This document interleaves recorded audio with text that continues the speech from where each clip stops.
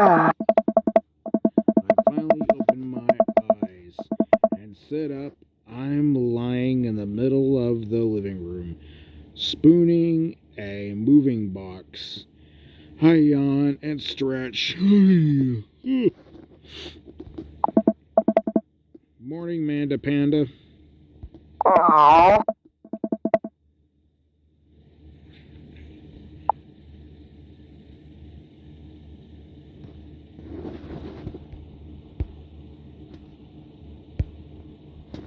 Build that dad.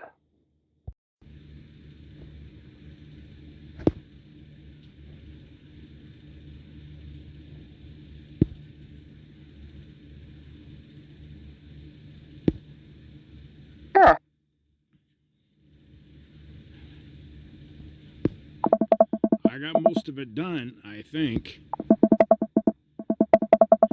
Searching around the room, it looks like I did a pretty good job. Every box is sealed except for one. Wait. Straggler.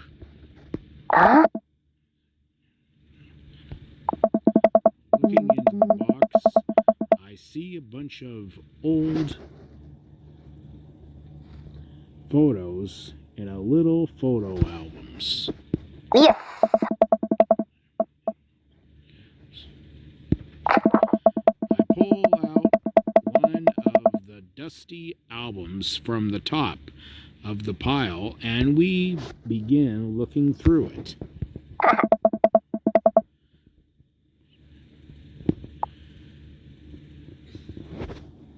The only way your mother and I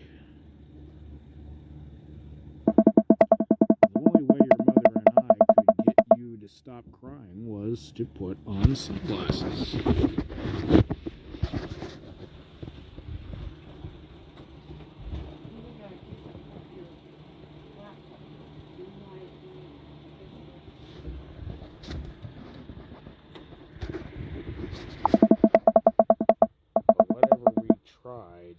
To take them off, you start crying again.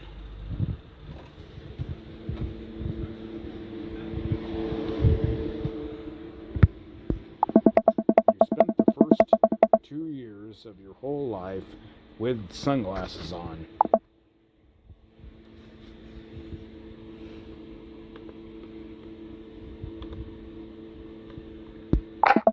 Halloween, when you were maybe 4,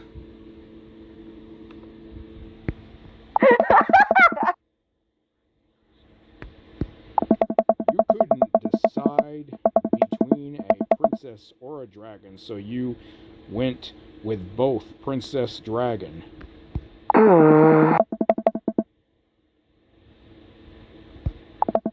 saw yourself in the mirror and realized you were afraid of dragons. Seeing yourself inside the dragon's mouth was a realization of your greatest fear, I think. And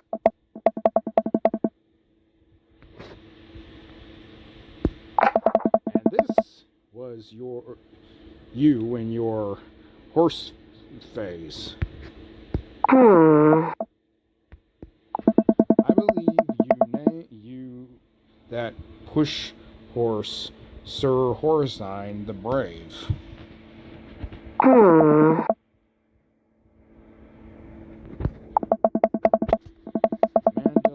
lunges for the photo, but I quickly snatched it away and hold it above her head.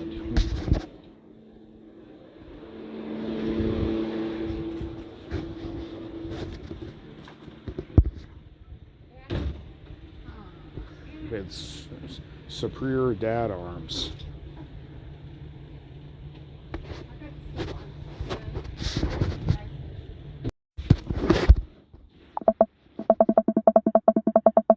Nice try, but this is important. Blackmail for later down the road.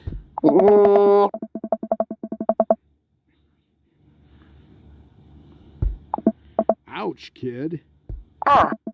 The communist Manifesto had a chance back in the day. I look off into the distance and reminisce about that Radhorn section. Hey, it's Emma P. Ugh.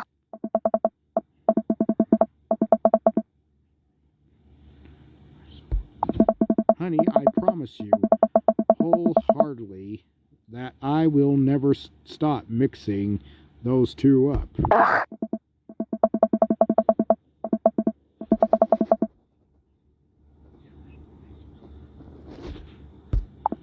All right, Emma P. was the one who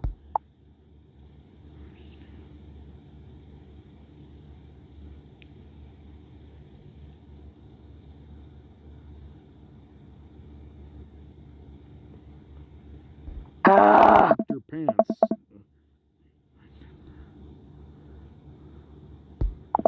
Oh. Huh?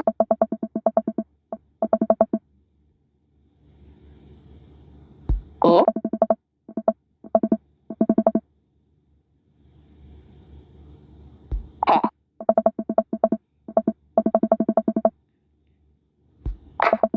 The first photography award you ever won. Ugh.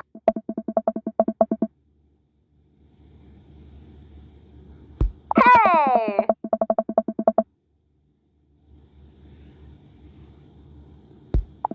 I think you mean food poisoning, you know, with a Z. Ugh. Still can't drive past McFridays without gagging. Still proud of you, though. Amanda reaches deep down into the box and pulls out one last photo. Huh? Neither of us said a word. We stare at the photo for a long moment. Aw. I finally decide to break the silence.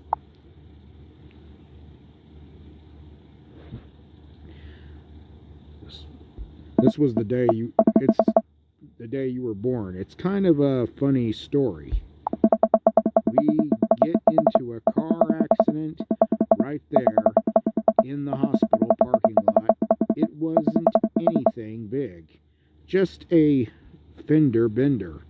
But of course, I was freaking out, and the little old lady who crashed into us was freaking out. And I didn't know what to do. But your mother, oh man. She holds my hand and looks me directly in the eyes, the camelest I have ever seen. Comment her, she says, "It's okay. It's gonna be okay." Aw. I stare at the picture for a longer, maybe too long.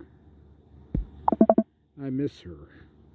I can't even imagine what it must be like for Amanda. Ugh. She pats me on the back. Ugh.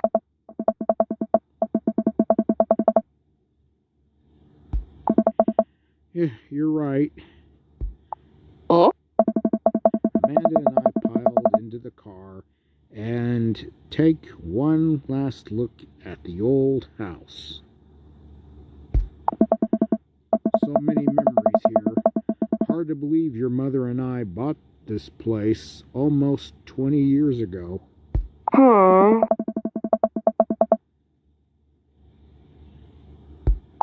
You always had very strong arms.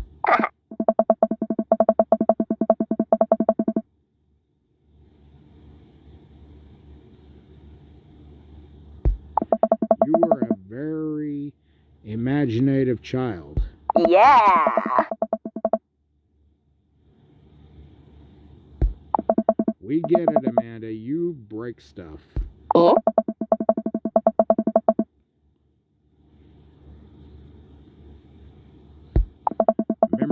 place to make and stuff to break. We sit in silence for a moment. I watched my daughter grow up in this house. It will forever hold a place in my heart, but it stings a little bit to leave it behind. I'm ready. The moving van begins to pull away, and I get the car into possession to follow it. I watch our old house, disappear in the view mirror. So what? I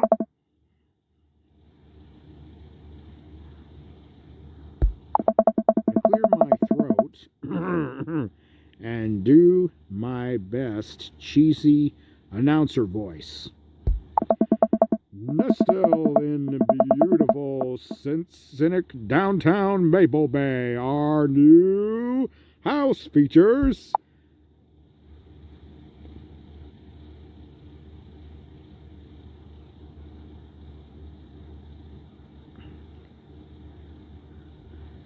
multiple places to sleep. Not only are there bedrooms for your sleeping pleasure, but couches and floor space where you can, yes, catch a wink. Yeah. You sleep more than anyone I know. Anyway, it's all smaller than our last house.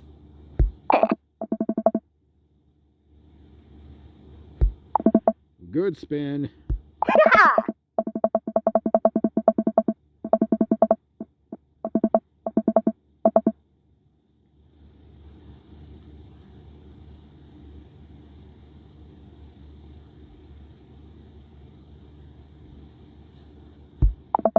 Amanda, you know you're gonna have to learn how to parallel park at some point, right? I think someone needs to do a 3-point turn on their attitude. Not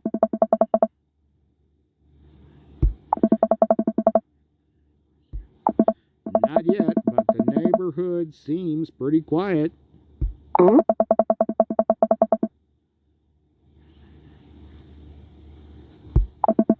are the very teen you mock when you say that, honey.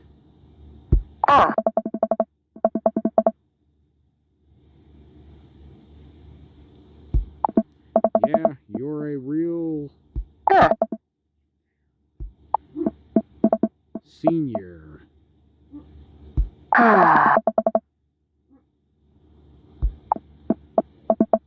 Citizen.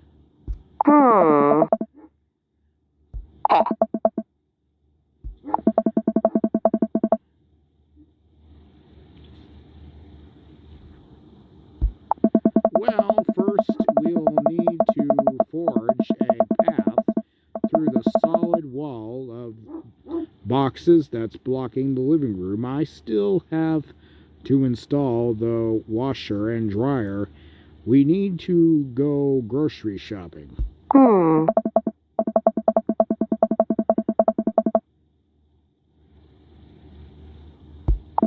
Okay, you're right. Well, get some work done and then check the area out.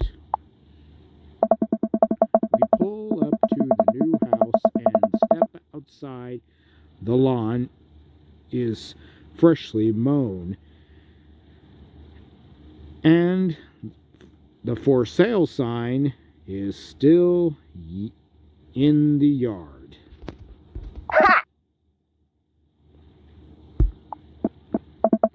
And with a swift kick from Amanda, the for sale sign is no more. Nice form, Sweet Pea. I'm so proud.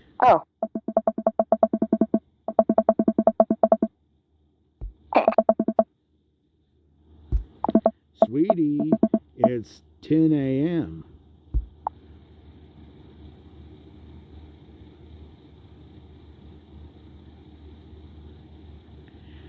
I need some coffee ASAP. I gotta get my hands on a nice hot cup of coffee, all bean juice, or I'm gonna be useless all day.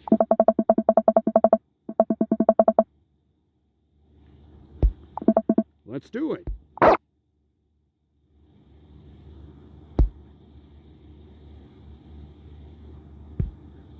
Ah.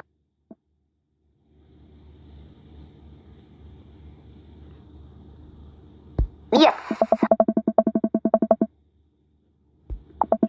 I mean, I guess, Hmm? why would I go somewhere else and drink coffee on a couch when I could just drink better coffee at home on my own couch and not have to make awkward eye contact with other people? At least when I'm home, some random guy isn't gonna come up and sit on the regular next to me, and I won't feel like a little weird about it, because technically he's not sitting at my table, but he's very much within my personal zone. And what's the inquitic when you have a dirty mug? Is there a bin? Do you go set it up on the counter because you don't know where else to put it? Or do you leave it there and feel your face flush hot with shame as you consider the possibility that there is, in fact, a bin somewhere just out of sight, and now you're that jerk who left their mug? Ugh. Yes, Amanda. We walk inside. Hey, The inside of the coffee shop is incredibly warm and inviting. Vinyl records line the walls, and patrons lodge ar- around on well-worn in couches. Some cool tunes spin on a record player next to a little stage. oh,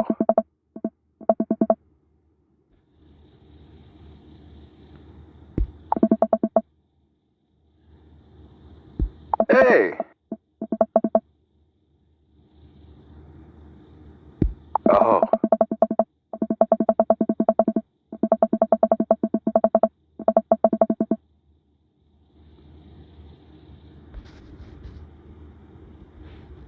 hmm,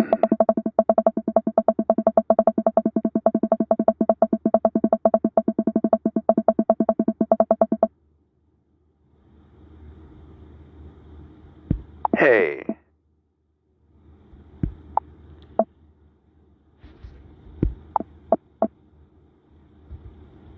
hmm, Ah. I scan the chalkboard menu and am immediately overwhelmed.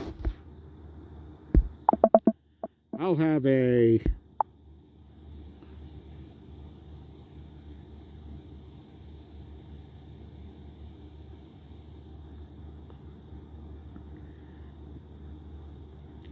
Fiji black coffee.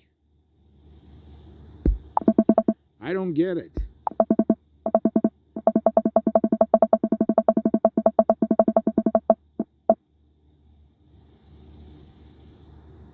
hey,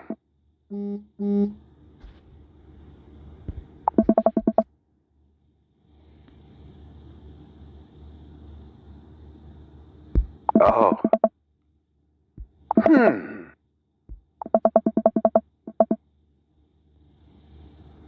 hey,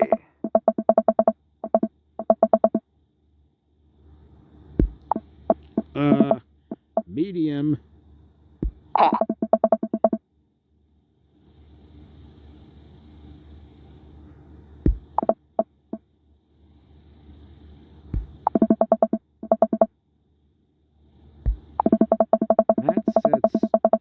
to making our drinks, and Amanda and I take a seat on one of the couches. What's his deal? Yeah.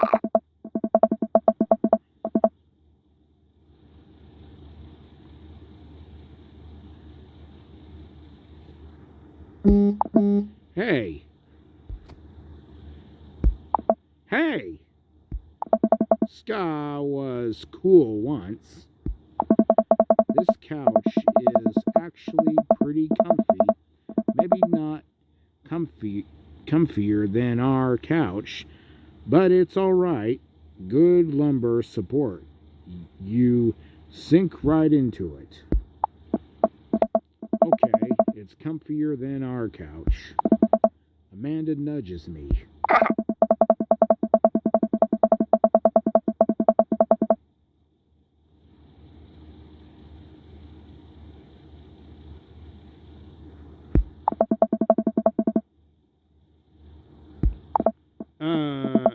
I don't know.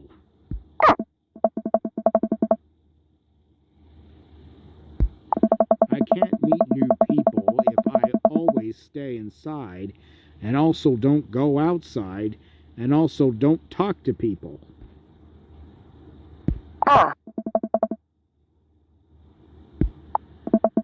Matt sets our drinks down at our table and I immediately burn the roof of my mouth. Ah! Good one.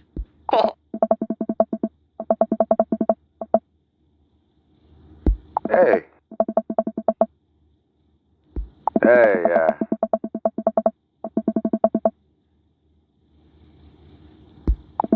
Yeah, I'm sure we'll maybe come in from time to time. Amanda kicks my leg, from under the table.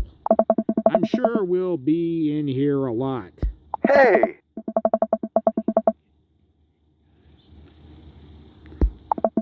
Matt goes into the back and comes out with a fresh plate of something that smells amazing.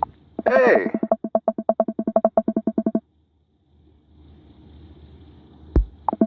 Well, I think we're gonna have to test it first, so we can get the full flavor profile of and really appreciate the flavor sensations of.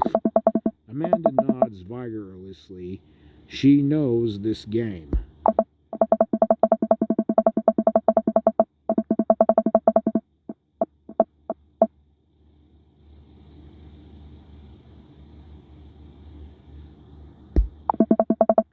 I've taught her well. We have trained for this day.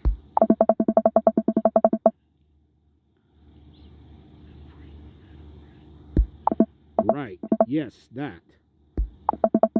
Matt serves us each a piece. Amanda and I happily chow down. Hey. Hey,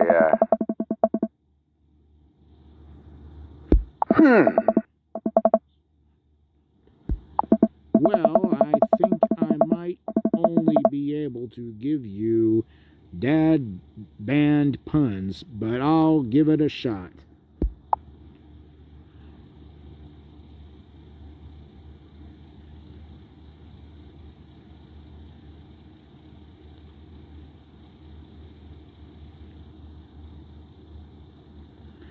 Grateful banana bread. Like the jam rock band fronted by Jerry Garcia. Oh. Really? Oh.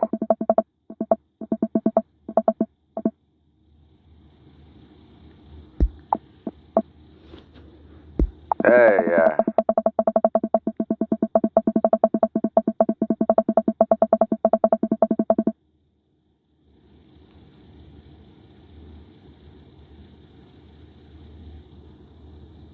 hey.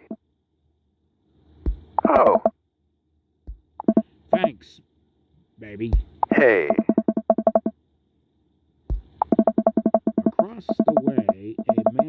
catches my eye. He sits by himself, brooding over a cup of coffee. Our eyes meet just for a moment. I hastily look away, hoping he didn't catch me staring. Who is that? We finish up our drinks and head out. Hey. Take care.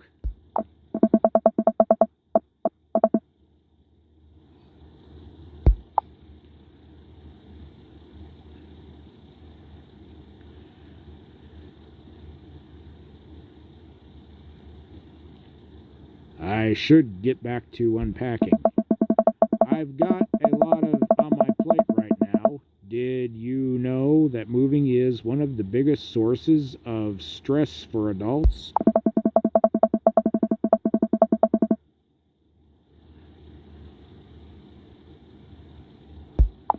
Probably. Do I smell bad? Amanda gives me a whiff.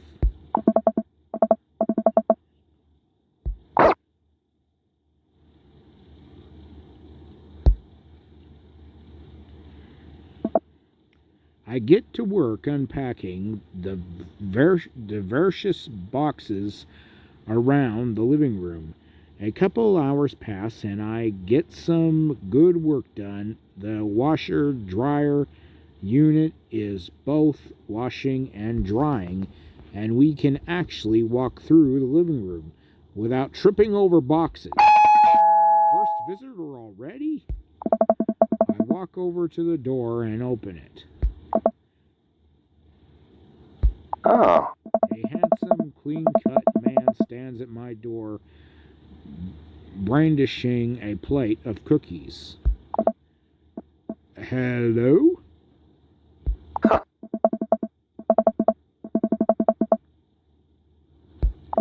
Oh, yes, hi, I'm Brian. That's what my name is. Oh.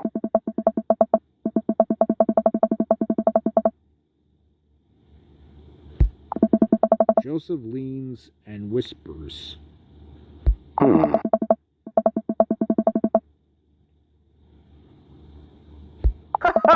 We both share a laugh. Kids, right?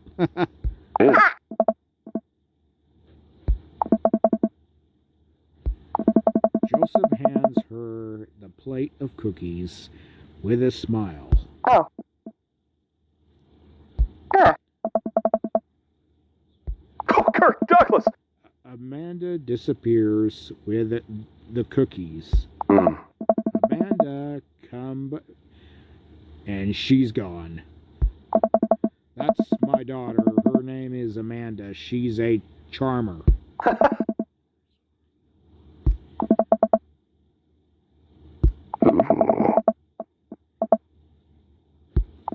I hear that. I mean, there'd have to be some to try raise more than two. What have you done? Oh, I meant.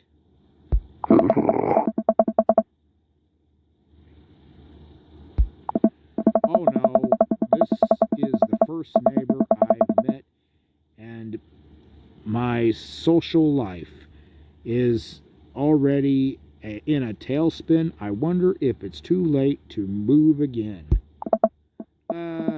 Yeah, okay.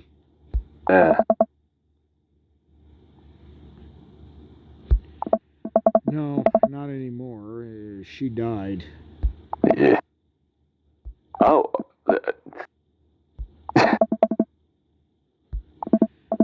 No, it's all right. Wow, this is uncomfortable. We stand there quietly for a moment, actually aware of how awkward we both made things. Oh. I look at Joseph quizzically, but calmly. After a second, I hear a knock on the door. Opening it, I see Joseph standing there with a huge smile.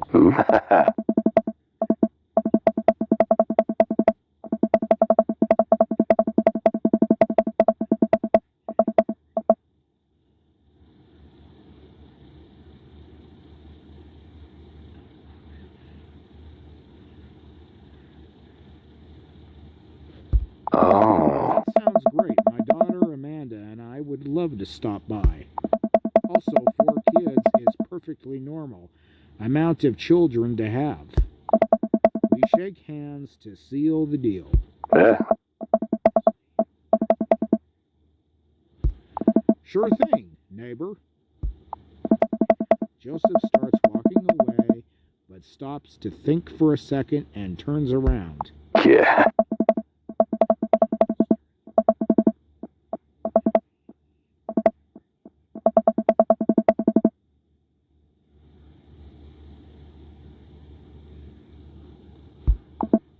Oh, I don't know. I wouldn't really consider myself a youth. Wink.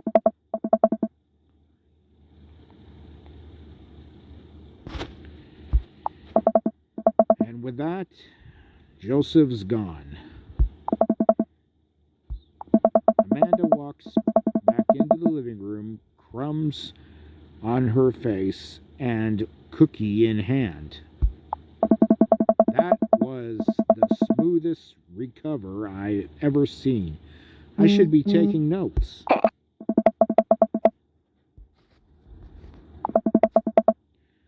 Where do those cookies go?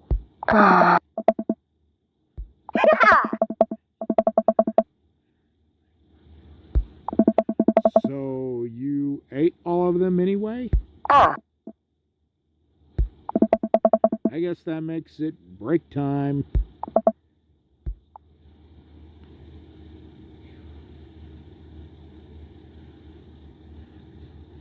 Joseph probably wants his plate back. I think we get a ton of good neighbor points if we bring this back.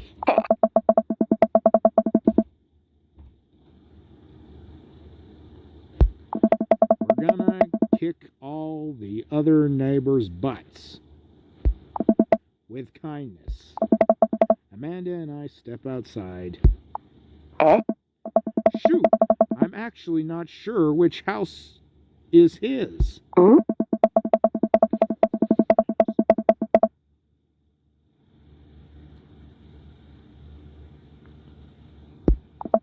Good eye, kid.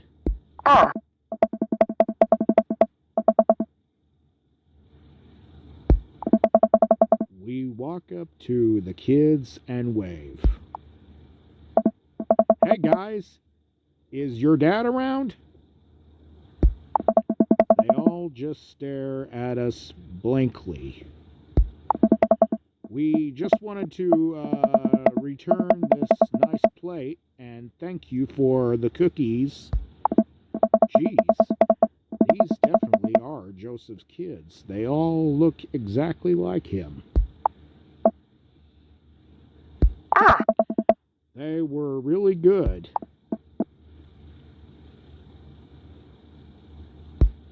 I mean, I heard they were good. I didn't get to eat any. I chuckle nervously.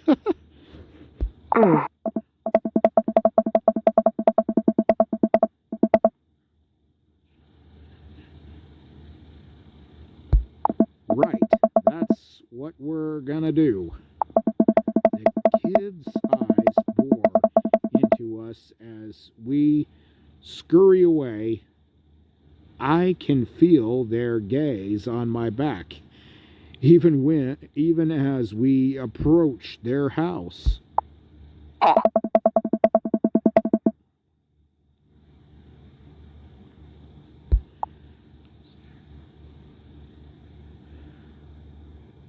Let's check. All right.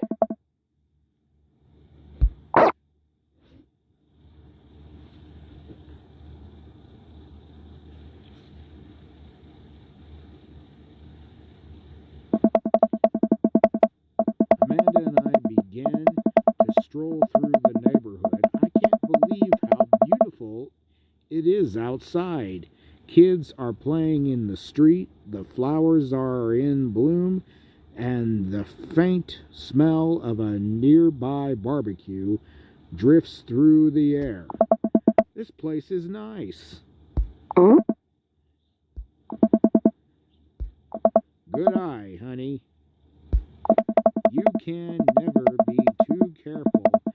See that baby in that stroller over there? Government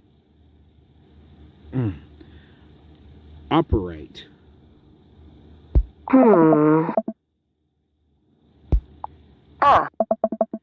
We walked for a while and eventually end up at a small park. Toddlers chase each other through the playground, and dogs of all shapes and sizes romp through the grass. It's pretty crowded, but Amanda spots a nice empty bench. We start to make our way over to it when... Huh? Ow! A frisbee suddenly hits me in the face. Woof! A corgi with a neat plaid handkerchief around his neck bounds up to me, wagging his tail.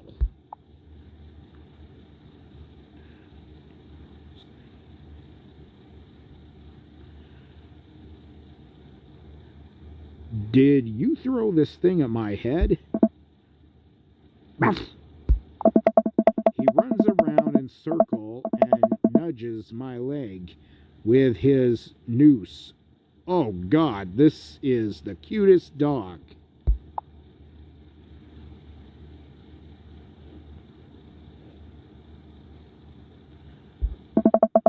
But where do I pet the dog?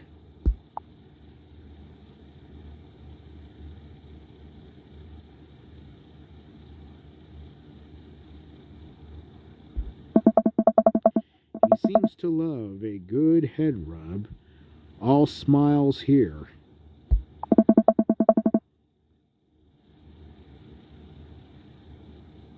A guy in a Hawaiian shirt jogs over to us and takes the frisbee from me. Hey!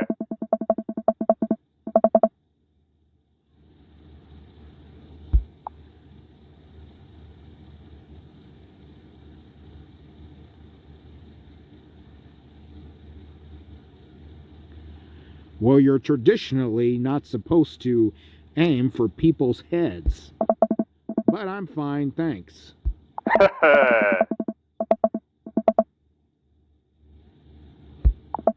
I'm Brian, and this is my daughter, Amanda.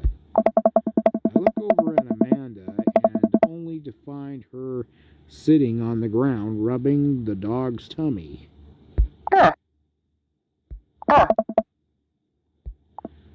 Ah, old Maxwell sure loves the attention.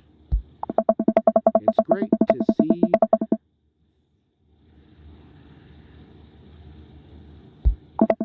Where's yours? Brian gestures over to a grassy knoll where a young girl sits on a checkered blanket. She's reading a book bigger than her head. She puts it down and heads over to us. Yeah.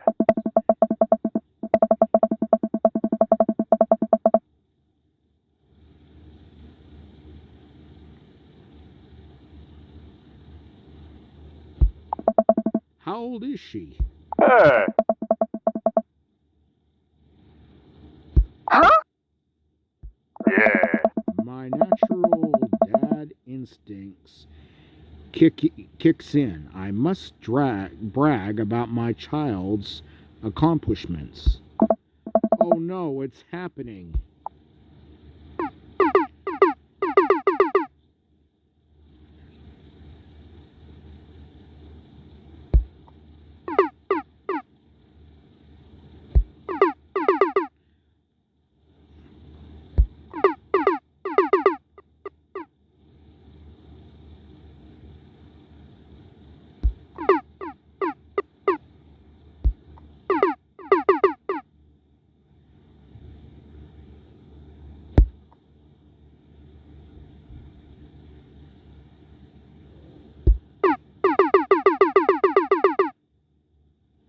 Amanda here just recently won a local photography award.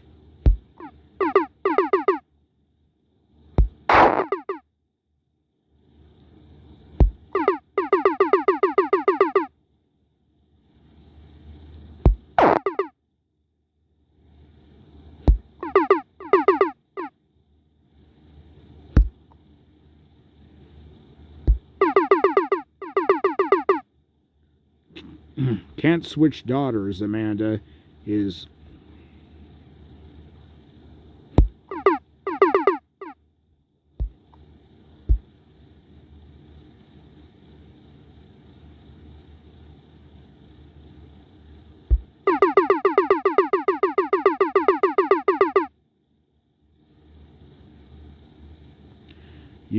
You unfure your wallet to reveal a tiny copy of a. It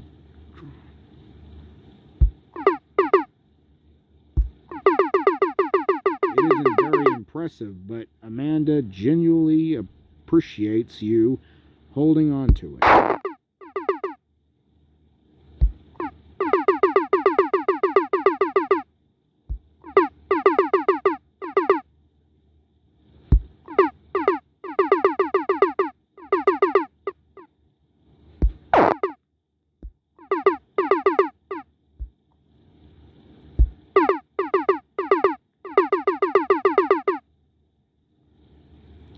Last week, unpromoted, Amanda's helped an old woman with her grocery bags.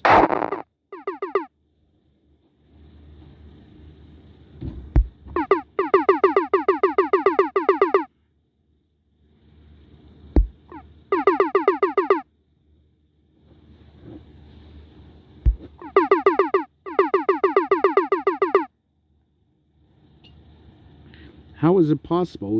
How is that even possible? Amanda could barely get one of those sticky things.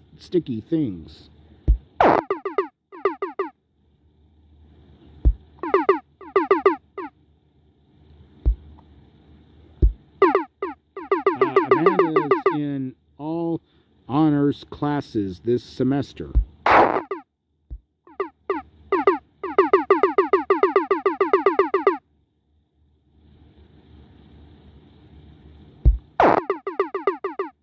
Even Amanda kind of wrestles at that one.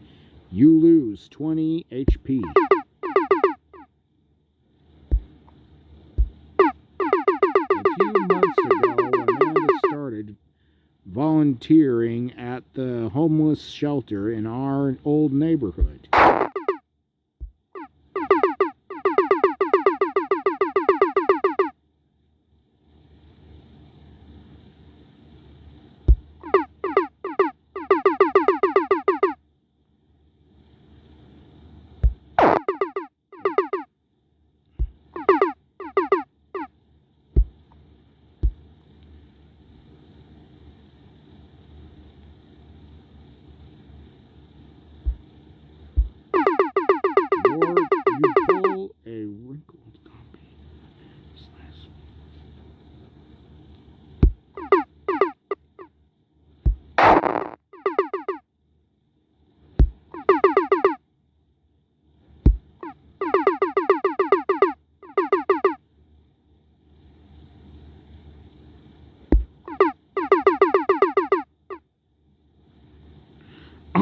Why did he have to be such a loser?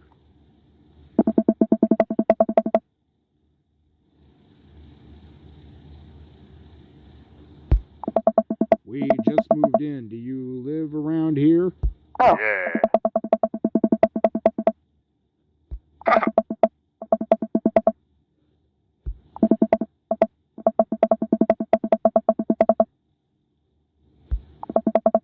I know that house. It's just like ours, but slightly bigger and better landscape. Does this guy have to outdo me at everything? What a lovely place. Ah.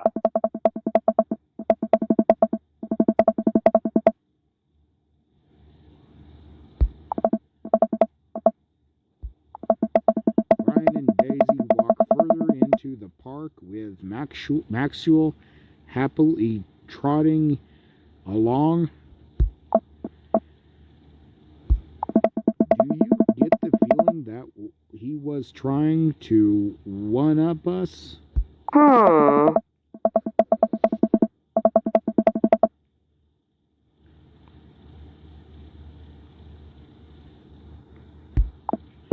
I believe you had a bit of a thing for horses.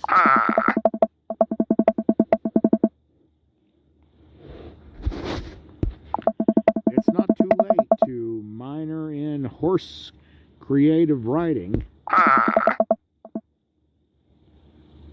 Oh.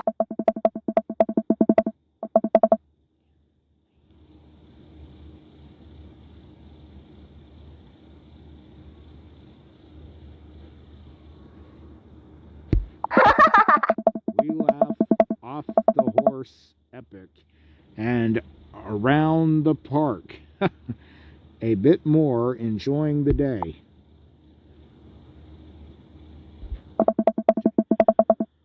Oh, this sunlight is making me real tired. I don't think I got enough sleep last night. Exactly.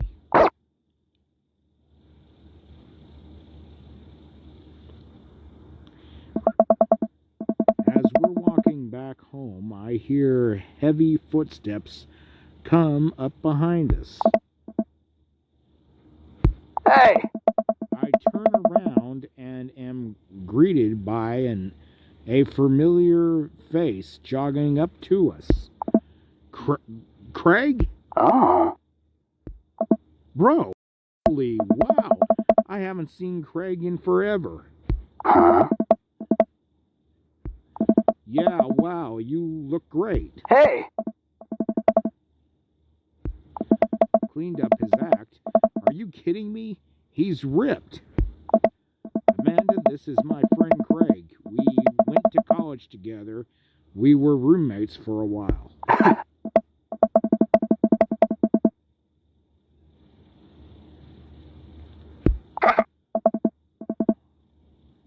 Hmm?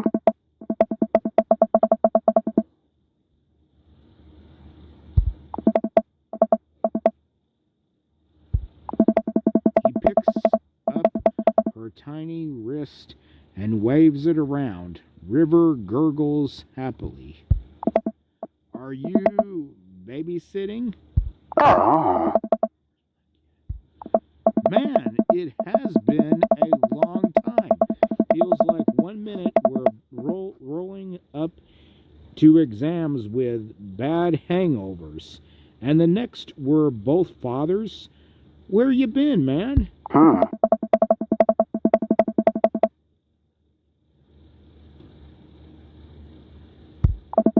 No kidding.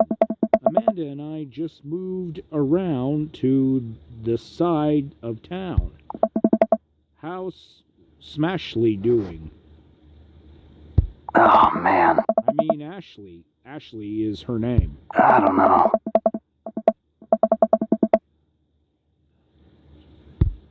Oh, dude, I'm so sorry. Nice.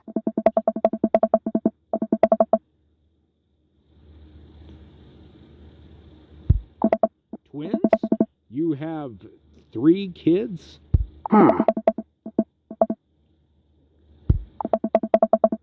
Keg, Stand, Craig. It's a father of 3. Hmm?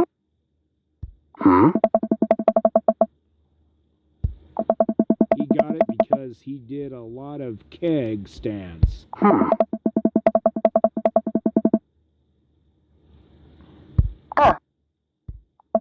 He was very good at it.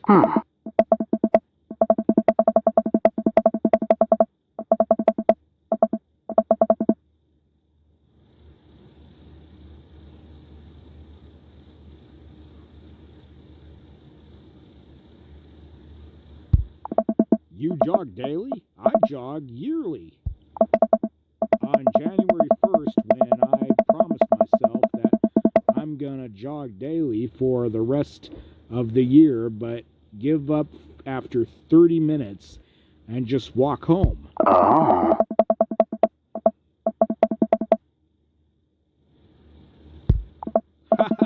I don't know. Hey.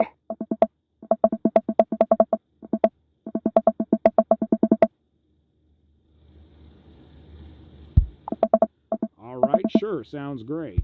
Oh.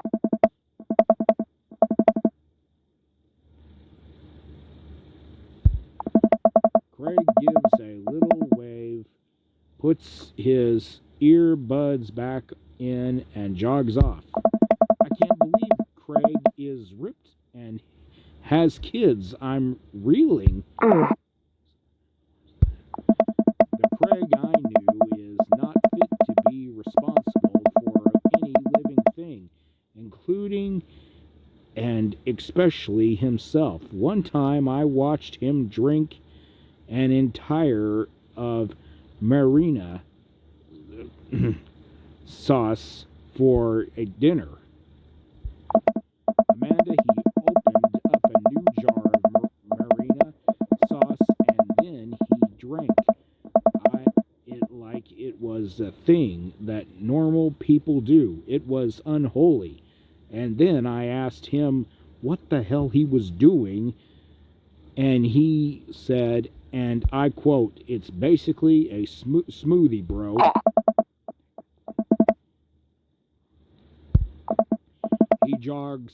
He was jogging. Oh. He's like a totally different person. Anyway, we better get home. I'll have plenty of time to reflect on how old I feel later.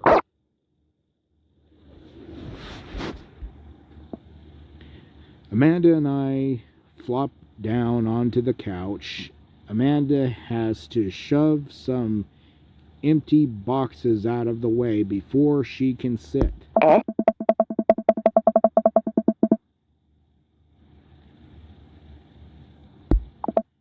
No, don't say that. I know. It's just you're my little girl. It's gonna be weird not having you around.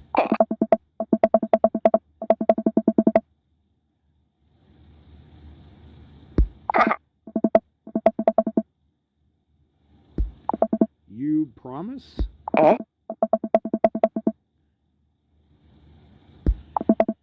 come on. I'll be fine. I'll get a dog or something. Yes.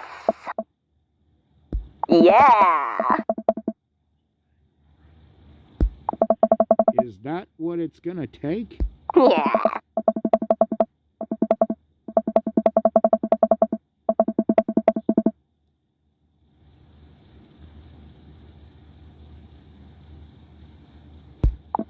Well, a dog is a lot cheaper than college. Amanda laughs. Suddenly, a pile of envelopes slides through the mail slot. Speaking of college, Amanda darts over to the envelopes and shuffles through them. She pulls one out and throws the rest back on the floor. Hey. Open it. It's just an envelope. She takes a deep breath and rips the letter open with her teeth. Well, we have a letter opener, but okay. I hold my breath while Amanda's eyes dart back and forth, scanning the letter. What does it say?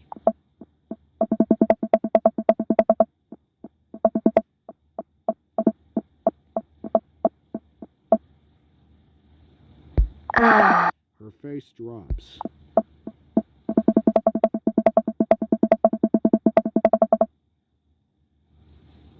Amanda throws the letter on the coffee table. Oh, sweetie. Oh.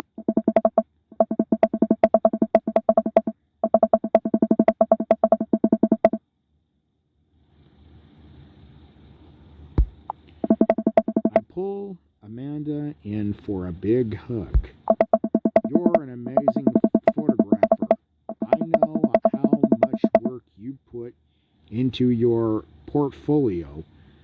Some other school is gonna want to snatch you up for sure. Huh? Are you actually fine? Are you just saying that? Hmm? Her face says the opposite, but I probably shouldn't push her on this.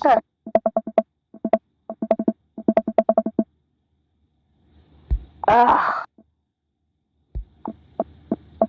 You need me out of the way because I'm painfully uncool?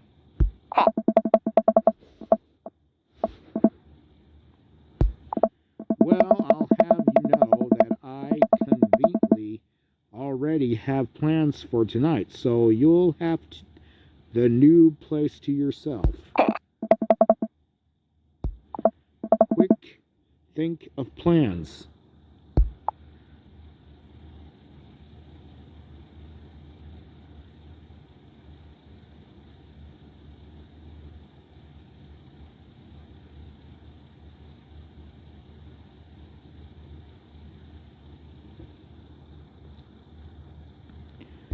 I am secretly mayor of this town.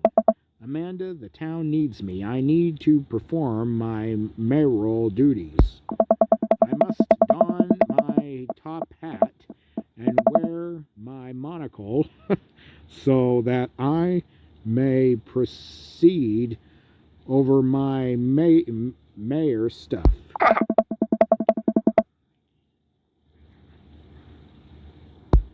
He was a mayor. He was a mayor, right? Hmm. Right. I'm just kidding. I'm actually going to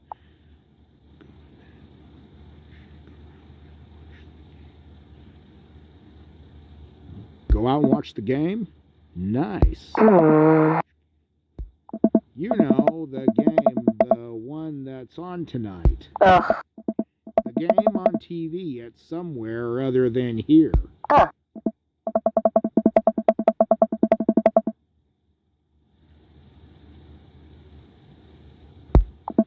I'm concerned you're hanging with the wrong crowd. Amanda shrugs. I would have expected you guys to be up to white collar crime, but this point, maybe money laundering at the least. Ah. You're kidding about doing drugs and crime, right? Hmm. Just making sure. I give her a pat on the head. Ah. Are you being sarcastic? Ugh. All right then. I do some light cleaning around the house and decide to clear out right before Amanda's friends arrive. Before I leave, Amanda stops me.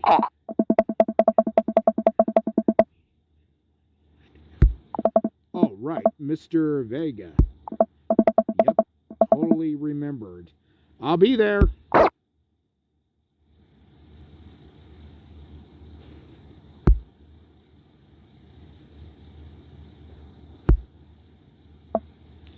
Wow, I guess I really didn't think this plan through. I'm not entirely sure where the closet bar is, and Amanda still hasn't showed me how to use the GPS on my phone, so I'm just gonna pick a direction and walk in it. Let's go this way. Cool.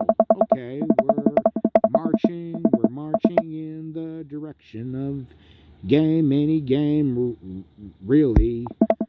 In the distance, could it be? A big burned out neon sign hangs above tiny dive bar, Jim and Kim's, huh? All right, it'll do. There, the bar is small and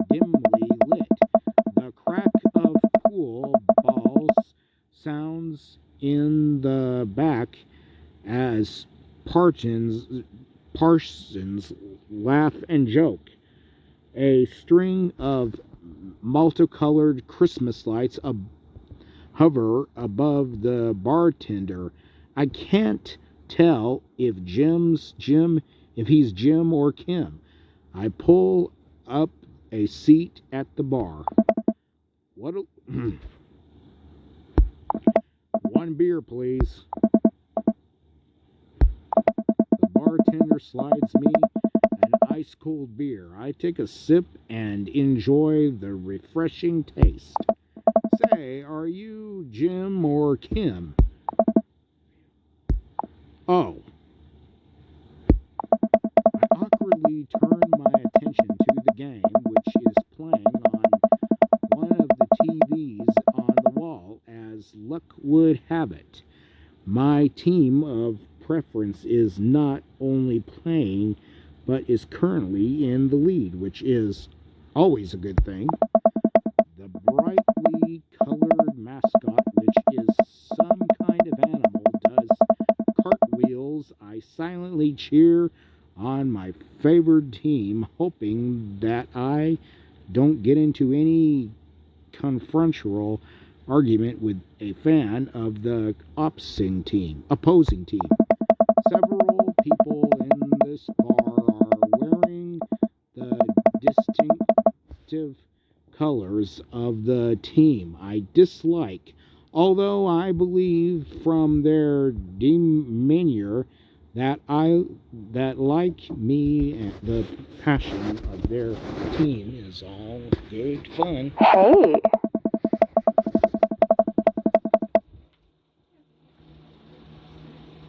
Okay. All right. Want to watch something?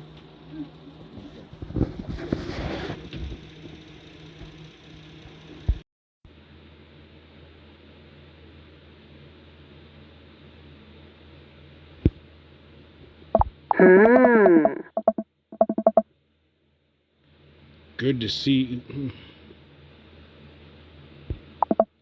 Oh no, I actually just moved to this part of town today. I'm Brian, by the way. Ah. Yeah, my preferred team is in the lead. If they keep this up, they'll win the game with ease. Hey.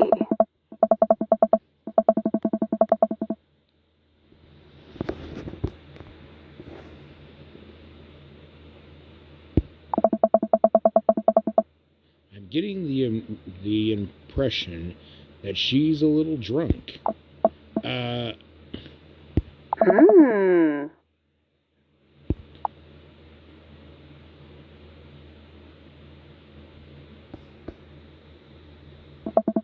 almost reactively signal the bartender and order Mary another glass of wine. Neil jokes back and forth with Mary. They're clearly friends, and this clearly isn't her first time doing this. She tips her glass at me. Suppose I... Hey.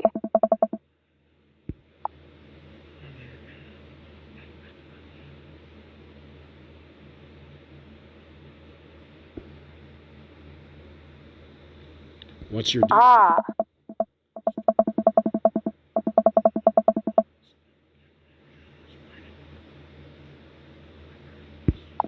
Really?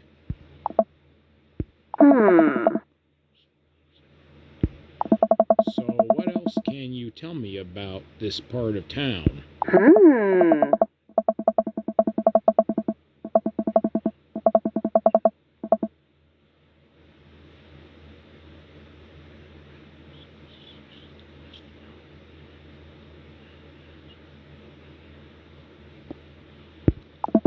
She takes a sip of her drink. That was a little too anonymous for my taste. She leans closer. Hey. Oh boy. maybe some other time? Come on. Mary saunters off, setting her sights on the newest bar patron to enter. I happily watch the game over another beer. The game has gotten close in terms of points, a little too close than what I'm comfortable with. After a particularly skilled player scores a number of points for the other team, putting them in the lead, I hear an affirmative grunt from another man at the bar. It's the brooding man from the coffee shop. He sits alone, sipping whiskey and watching the game as well. Enjoying the game?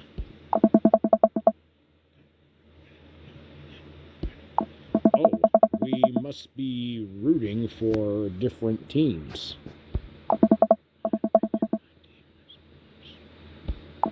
I have to disagree with that based upon our wine loss record. I'd say that my team is superior.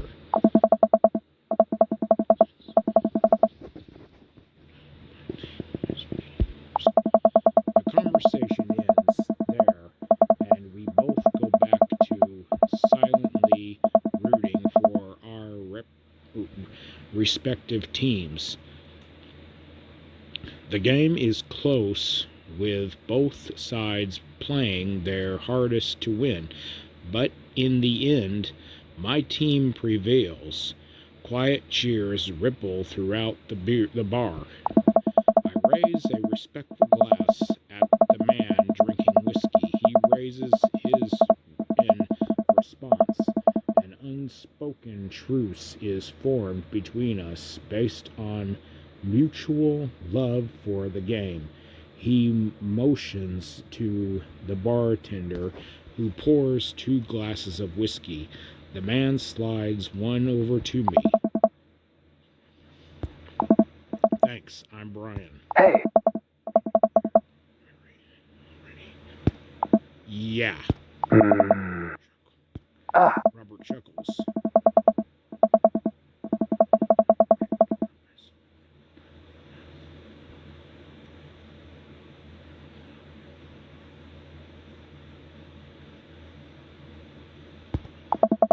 Is there actually a Jim or Kim that runs this place? Hey. Neil waves from across the bar. Hey. Okay.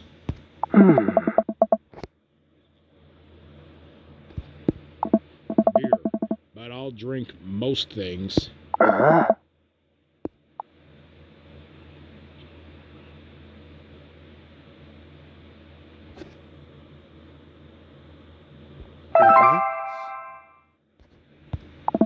Robert nods to Neil, who serves up 2 shots of whiskey. He hands one to me. We take the shots. The whiskey burns going down, but I try my hardest to not to look tough. Wait, I think this is what making friends is. Okay, Brian, this guy's out of my friend league, but I think if I play my cards right, we'll be pals in no time.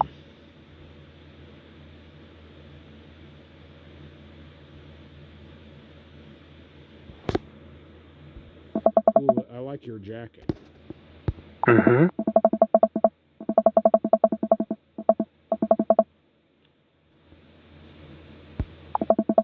Man, this guy is mysterious and cool. Way cooler than I am, at least. Robert signals the bartender for another round.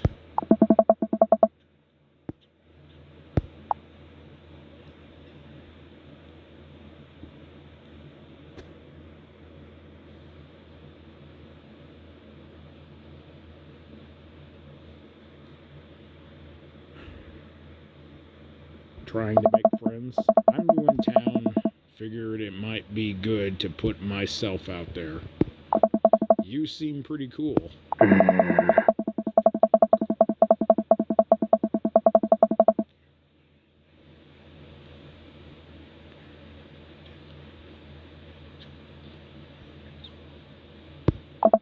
Really? Oh.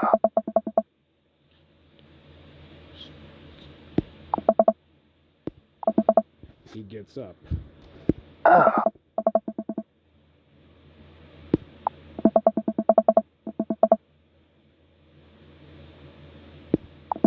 Ha! I guess so. I gotta admit that Robert has a gruff charm to him. If a guy like that thinks I'm cool, then I really must be.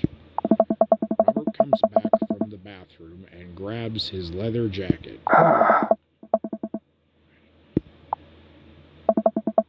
Robert and I leave the bar and find ourselves walking in the same direction.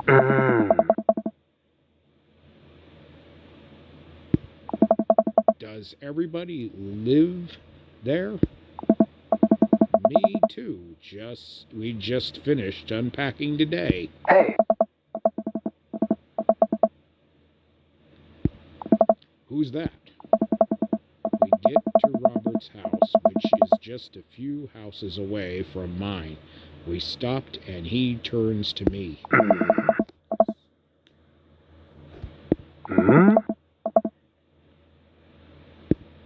What? Oh. A wave of realization rushes over me. I blush.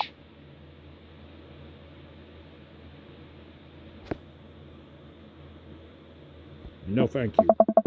I better call it a night. Catch you around. I head home, head buzzing with whiskey. What did he mean by, are we gonna do this or not? I plop down on the couch and I'm asleep before I even get a chance to take my shoes off.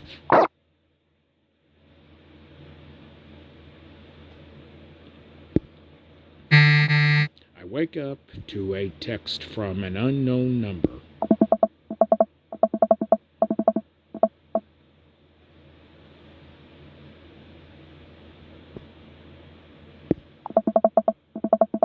Holy crap, it's 6 a.m. Who does 6 a.m. anymore without realizing it? I drift back to sleep.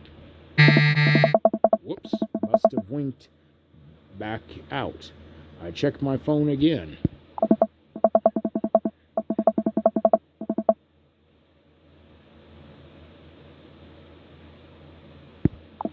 God, the last thing I want to do right now is to work out, but it is Craig. I do want to catch up. Go to the gym.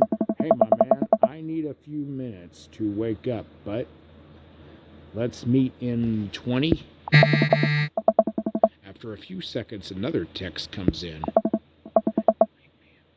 I stretch and my bones creak. I gotta stop falling asleep on the couch. I throw off my blanket and, hey, wait, I don't remember falling asleep with a blanket.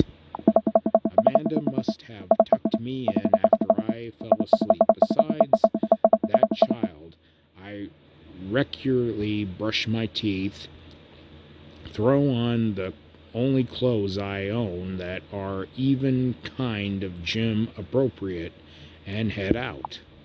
The neighborhood is quiet and serene. This is early in the morning. Birds chirp and the grass is still wet with dew. Surprisingly, the gym is pretty crowded. I spot Craig standing out front stretching, of course. He spots me and waves enthusiastically. Hey, good to see you, man. I'm definitely not as pumped up as he is. Maybe I should have had some coffee before I left.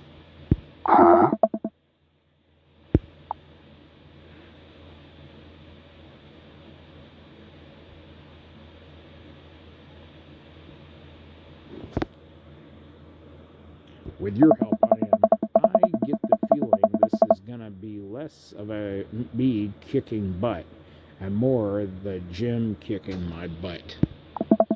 But I can handle it with you here. Oh. Hey! We head into the gym, and I'm immediately intimidated. All of these people look like they could break me in half, and it seems like Craig is friends with all of them. Oh. He high fives and finger guns all of the cool jocks in the room.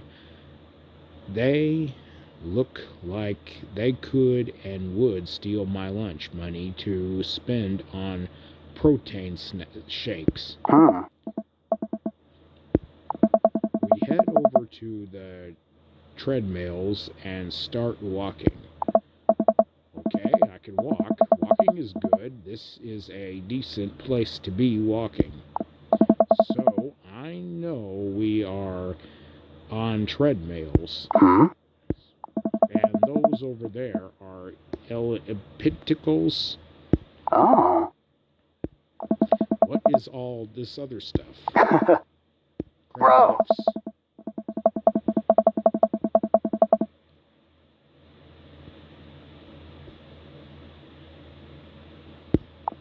I watch as a dude in a muscle tee flexes a muscle I didn't know existed on a machine I think was once used to process grain into flour. What is that? Why is that guy doing that to himself?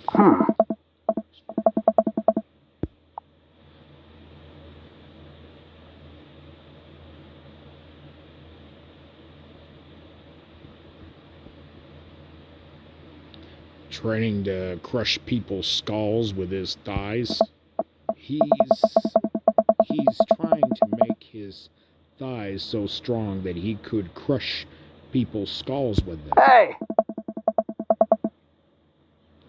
Oh no, Craig is turning up the speed. I better do the same. How long have you been doing the buff thing? Oh. And what do you do when you're not dadding or working or buffing? Oh. That still counts as both dadding and buffing. Oh.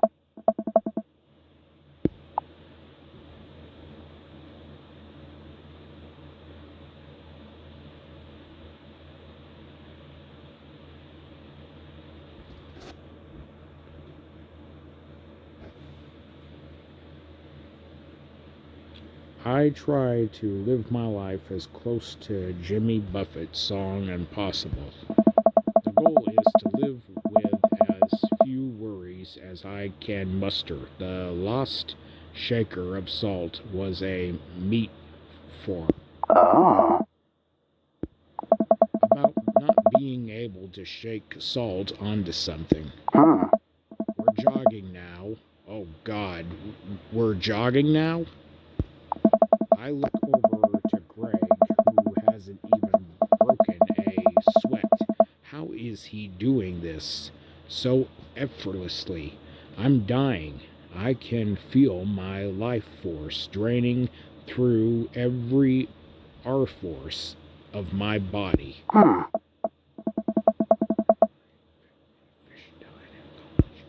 Huff. No, I don't like this story. Huffering. Oh my God, he is really bumping up the speed again. I guess I better do it too. Oh, this is fast. This is very fast.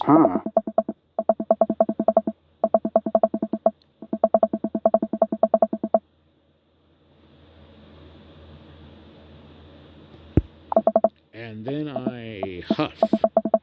Try to steal a fish from a fish tank at the party with my bare hands. like an idiot. Bro!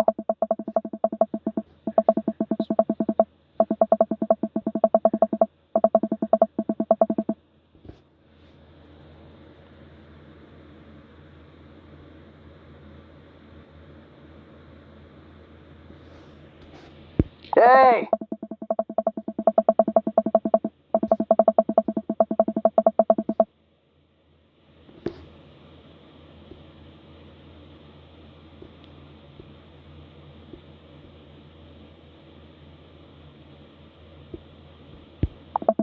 And the next day he's alive and well. Nice!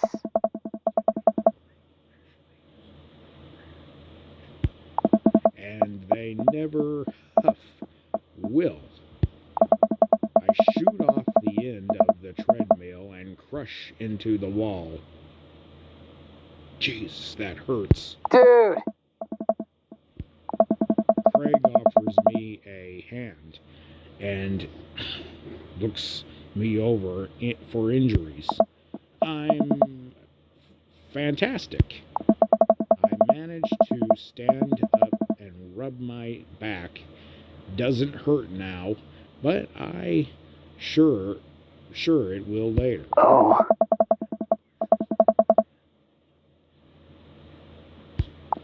Well, I think I might call our gym adventure here. Yeah. Hmm? Craig hands me a shaker bottle full of a thick green liquid. I stare at it with what must be apparent disdain. Huh? Oh, thank you. He wants me to drink it. Oh boy, here it goes. I take a small sip. It's actually delicious. Wow, this is really good. Bro! Hey!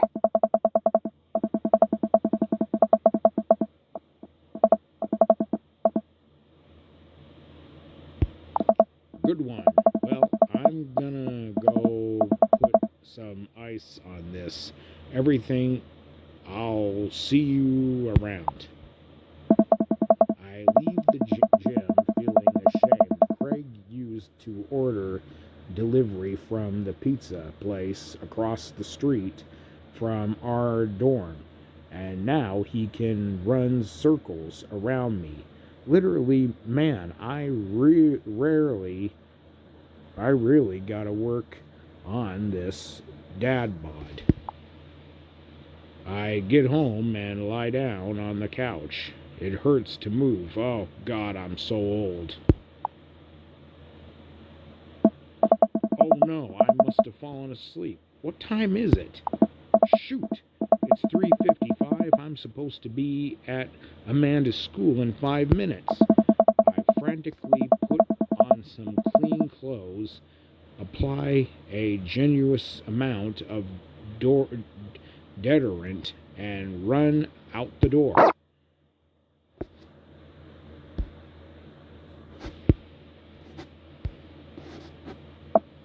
I arrive at Amanda's school and check in at the front desk. They give me a bright orange visitor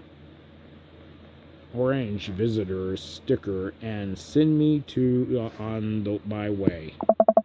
I'm barely awake and feeling pretty haraggered, but hopefully nobody will notice. I check my watch and am revealed to see that I'm only 2 minutes late. Wait, was it room 103 or 108? I spot a youth standing at his locker and approach him for help.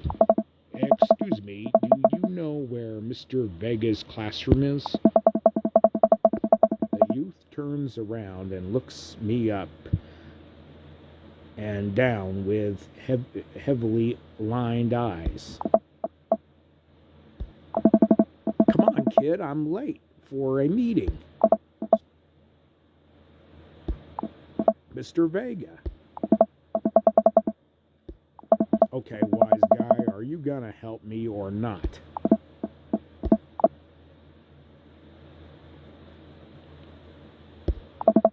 I head up the stairs and walk around, unable to find Mr. Vega's class anywhere. After a couple of minutes of searching, I head back downstairs. That punk youth sent me on a wild goose chase. I get back to where that low rent Gerard Way is standing, fully ready to give him a piece of my mind when I suddenly head pops out of the classroom next to his door. Oh.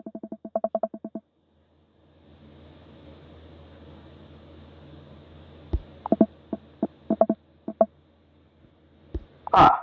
Wow. Now I'm officially 10 minutes late. I glare at him as he walks away. We're not cool. Hmm.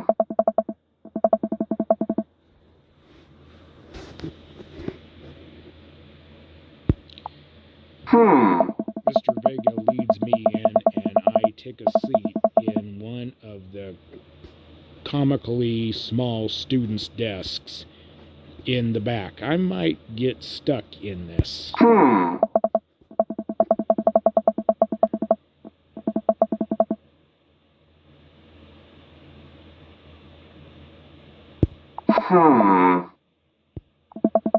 Colin stands up and does the thing where he blows into the crook of his elbow to make a fart noise. The whole class erupts in laughter.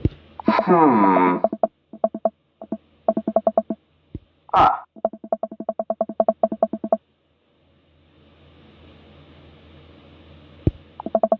The bell for the end of the period rings. All of the students immediately get up and make a break for the door. Whoa.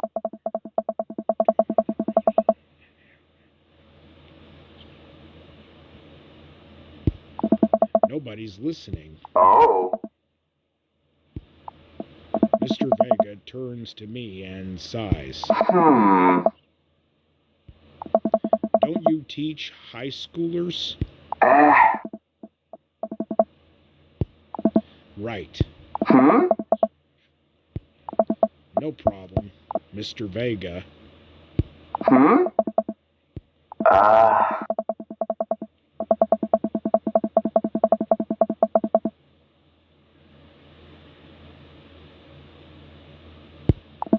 What's going on?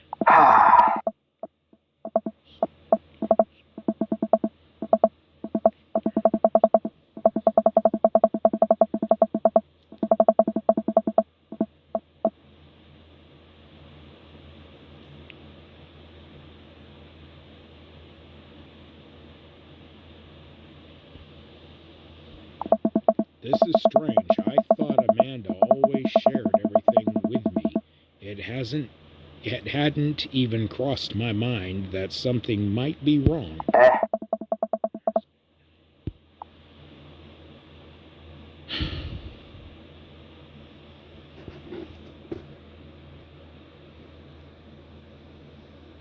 We just moved. Well, we just moved recently, but it was only to the other side of town, and Amanda was more excited about it than I was. Ah.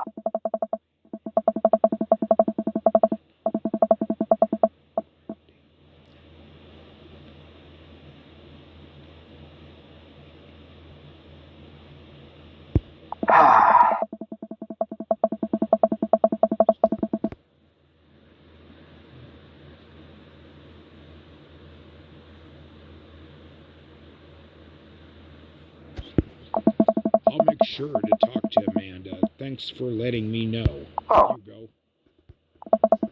On my way out, I stop thinking for a moment. I turn to Hugo. Hey, Hugo. Ah. They ever catch that rye? Ah.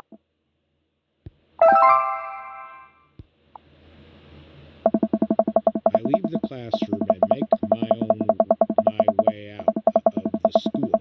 I'm still a little bit in shock that Amanda was able to hide this so well from me.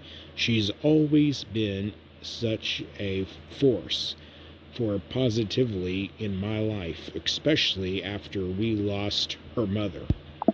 Amanda must be done with classes for the day.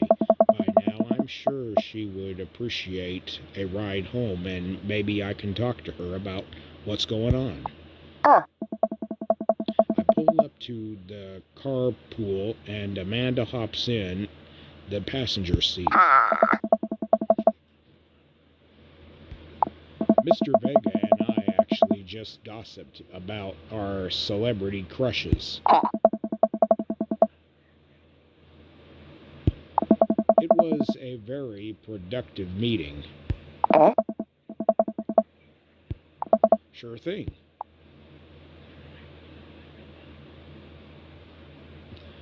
Let's go to the mall food court. Does that sound good to you? Geez, can't a dad take his daughter to the mall? I will buy you a thing singular. We drive in silence for a short while. Amanda plays a game on her phone. I should say something. You know, sometimes when a kid gets older, they find that they have to keep things hidden from their parents. And that's okay, because sometimes that's what kids do. And that's okay, but also sometimes it's good to have the parents' perspective, because maybe the parents have also dealt with similar situations. And maybe they're a little cooler than you give them credit for. Anyway, what I'm trying to say is that it's good to share love. Love you. You have a Twitter? Look, sweetie, Mr. Vegas said you haven't been participating in class and that you're not turning things in. I thought you liked Mr. Vegas' class. We pull up to a stoplight and I eye Amanda. She's still texting. I want you to know that you can talk to me about anything. I can tell that whatever it is, she doesn't want me knowing about it. That's frustrating. I heard Emma R's going to that fancy art school in California. That's exciting. Are you bummed that you guys aren't going to the same school? Amanda keeps texting. She stifles a laugh. What's so funny?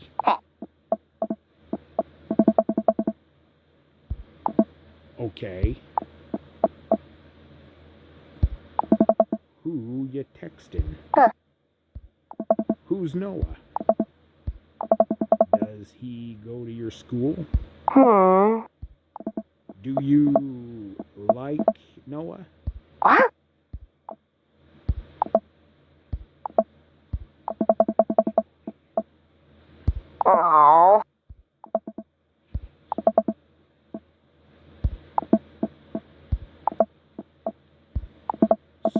Sorry, just asking.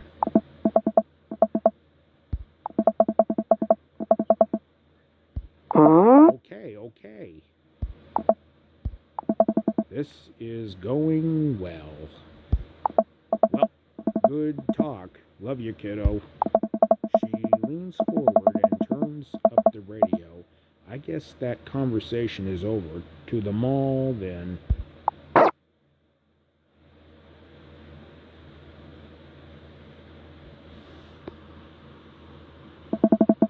We arrive at the mall, a big indoor shopping center with a couple different floors. It's kind of dead, but that doesn't stop a mall security guard from yelling at a group of loitering teens. Let's eat something disgusting for dinner. Yeah. Language, Missy. Hmm. Better. Hmm. We approach the food court and evaluate our potions.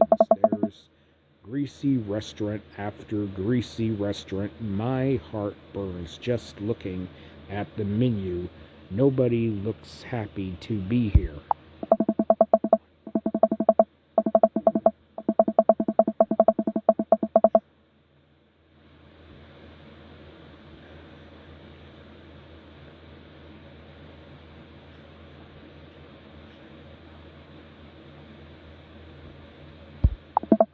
I extend my hand to her. Would you do me the honor of sharing some nachos? She takes my hand with a grin. We order a giant pile of chips and untrairly orange cheese from a very enthusiastic and possibly stoned teenager. We take a seat at a rickety table and dig in, but also strangely delicious. Hmm. We enjoy the freshest cheesy goodness together until we're all out of nachos. So, something's been bothering me for a while. Can you explain memes to me? Hmm. All memes. Oh. Amanda sighs deeply and places her head in her hands. Ugh.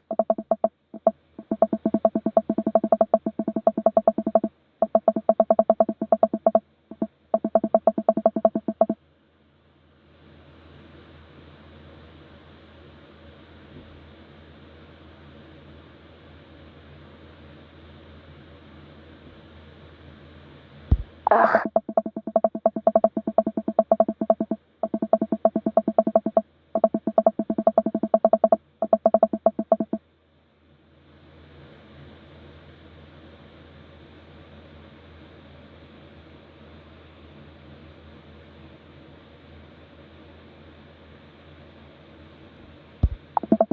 Oh shit. What up? Oh. Eh? Wanna go to that goth store? Hmm. You know, the one that's all black and tries to establish itself as anti-establishment despite being an exact representation of the establishment. You know, the one where you can buy chain wallets and it's basically an insult on what people thought punk and hardcore movements of the 70s and 80s. Hmm. The one you threw up in that one time. Huh. Hey.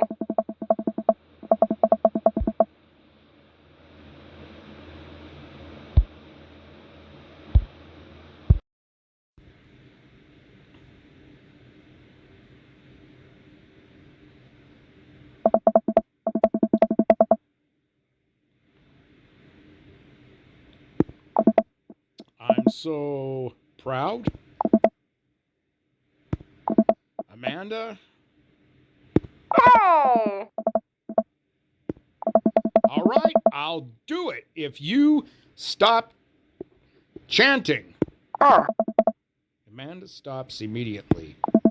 I clear my throat. Thank you all for joining us here today to commemorate on history movement and would forever shape history on a day very much like today. Some 5 years ago, our very own Amanda, Hmm. after begging her father to take her to Dead Goth and Beyond to buy rainbow suspenders, she proceeded to throw up all over a display of My Chemical Romance merchandise. Her loving father then had to pay for said merchandise, which to this day remains among our possessions. Thank you. Hmm. Amanda is moved. She begins clapping slow at first, then faster and more virally. Several other patrons turn their heads. One of them also starts clapping. I bow my head. Yes. While Amanda buzzes herself looking at band t-shirts, I try to find something of interest to myself. Not much for a dad to look at in a Dead Goth and Beyond.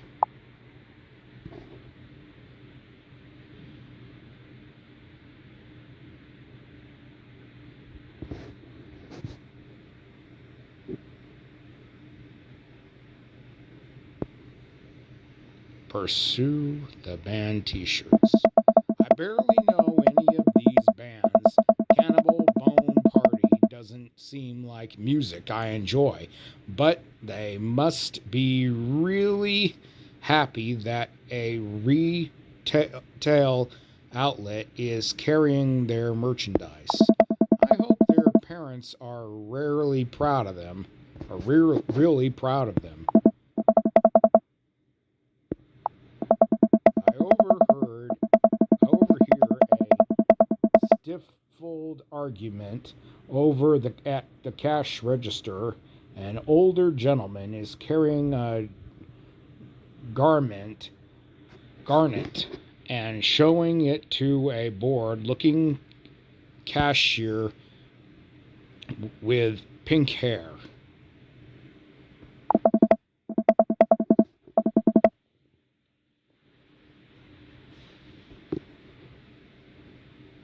What?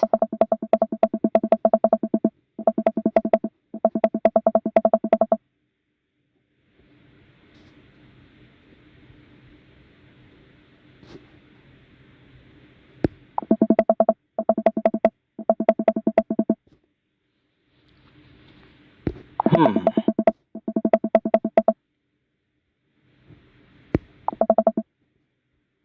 Huh.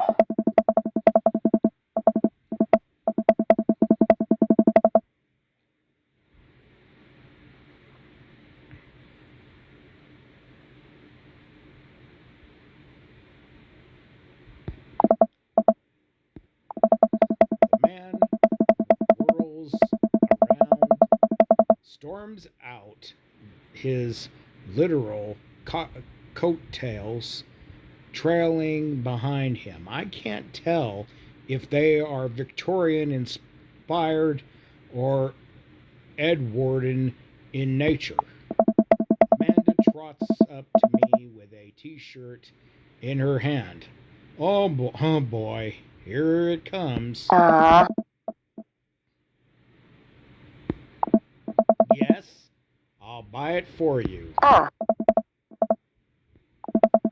least it's only one this time. Amanda plops the shirt onto the counter and grins at the cashier. Hmm. The cashier says nothing and rings Amanda up, radiating hatred. I hand her 20. So, what was that guy's deal? The cashier rolls her eyes so hard, I'm worried she'll pull something.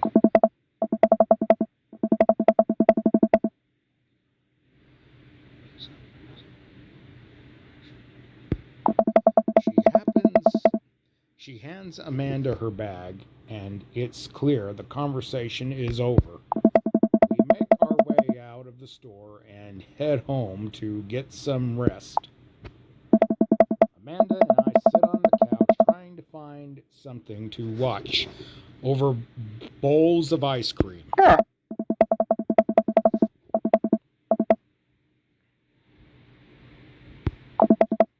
hell yes. They have to make it over the Canadian tundra before the ice road melts, but also they're hunting ghosts. Also, the trucks are haunted. This is an episode I've already seen, but it's one of the best.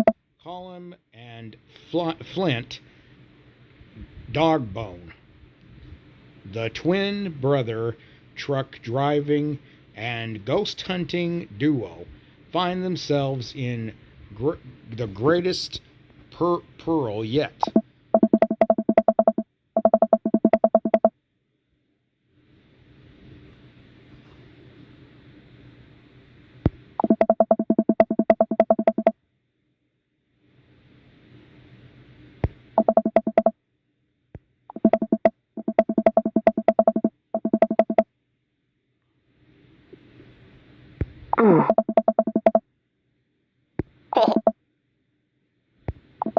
The episode ends and Amanda excuses herself to go and start arguments on the internet.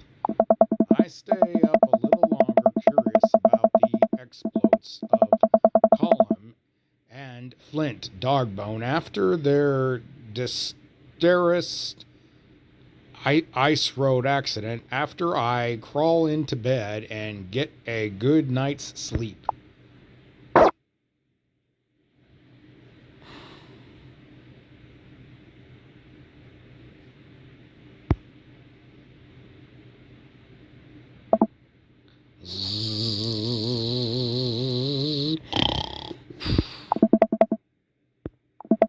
Five more minutes.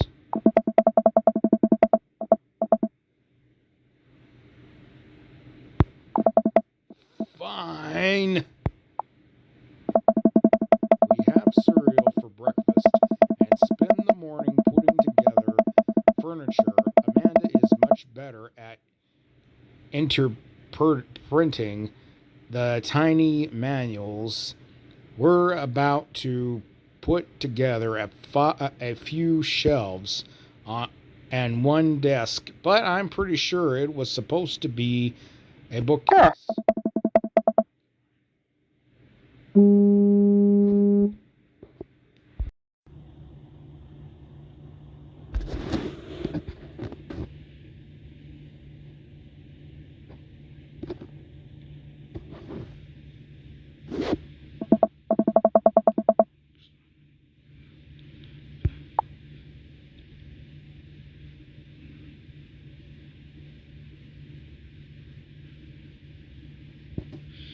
Excited to beef up my grilling skills. I'll see this as a learning opportunity if I can snake some hot grill tips. I think we can consider it a success.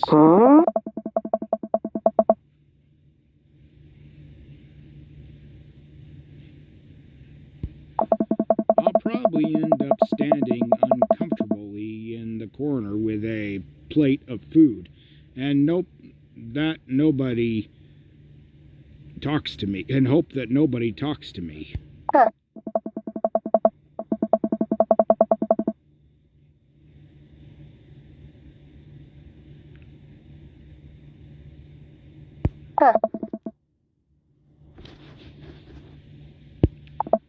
Well, we better start getting ready. We definitely don't want to be late. Hey!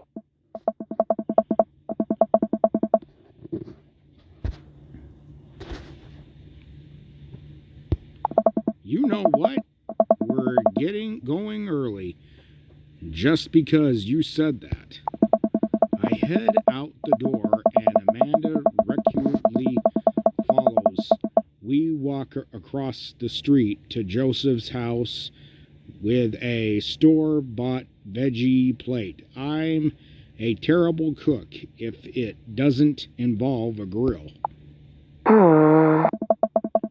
I guess we're not as early as we thought we were. Joseph's backyard is already packed with people, and the smell of hot dogs wafts through the air. Small children run through a sprinkler, and adults chat in small clusters. I set our veggie plate down on a table next to two other veggie plates. Huh?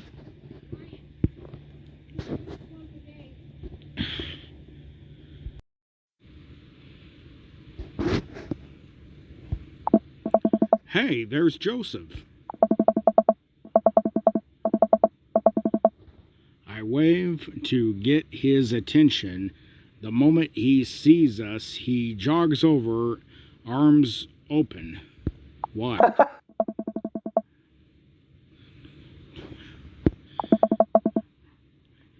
Oh.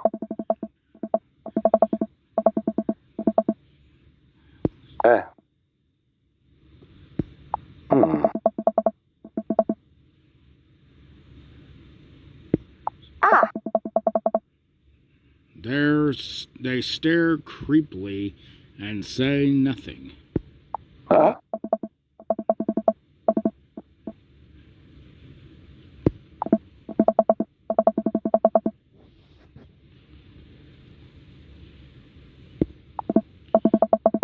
Oh no, it's the woman from the bar the other night. What is she doing here? Oh. Hmm. Joseph pecks her on the cheek. She smiles.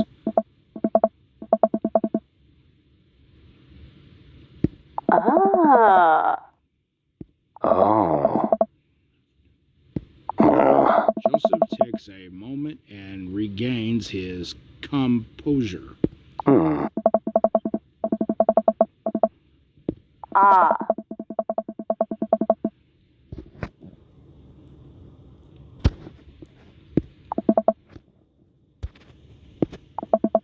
Nice to meet you, Mary, for the first time. Mary leaves. Oh, God, this is so awkward. I wonder if Mary knows that Joseph knows. I wonder if Joseph knows that Mary knows that I know. It takes all of my energy not to run away from the barbecue and start fresh in a new city. Yeah.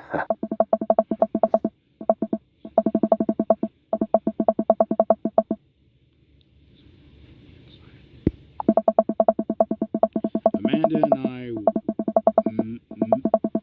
mile around and try some of the food spread out on the table. I pick at some deviled eggs. Amanda grabs a small paper plate and immediately begins piling it with baked cookies. Ugh, I don't want to have to make friends. Ah.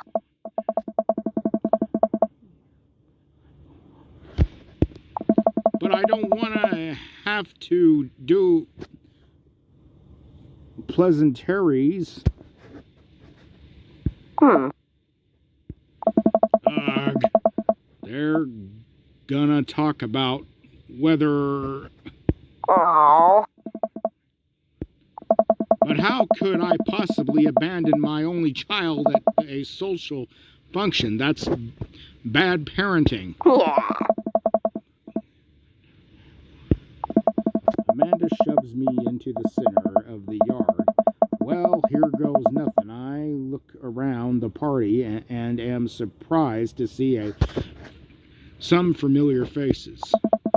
Isn't that Barista from the Coffee Spoon? Didn't I meet that guy at the bar? Didn't that guy throw a frisbee at my head? Isn't that guy who was throwing a fit in Dead Goth and Beyond? Isn't that Amanda's teacher?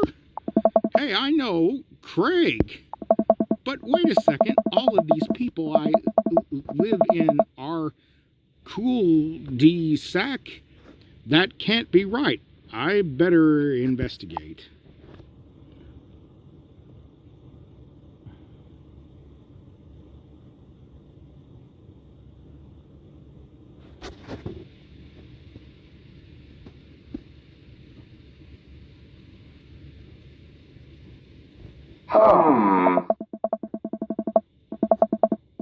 Matt and Hugo seem to be embroiled in an distance. Craig looks on, smiling politely. I walk over to say hello.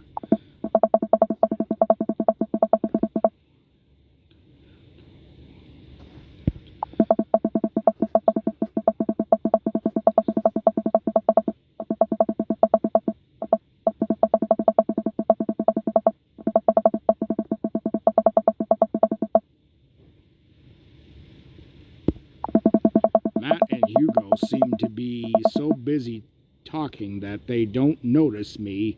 Craig leans in.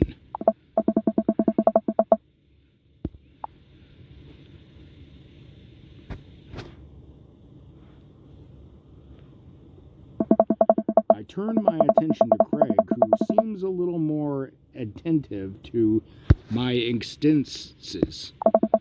How did residence training go the other day? Oh.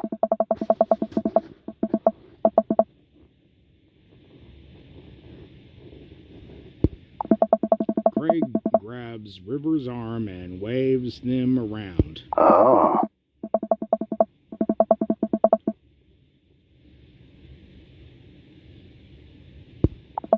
She must be a handful at that age. Nice. Hey. Craig grabs River's arms again and waves them around. Oh. Hmm.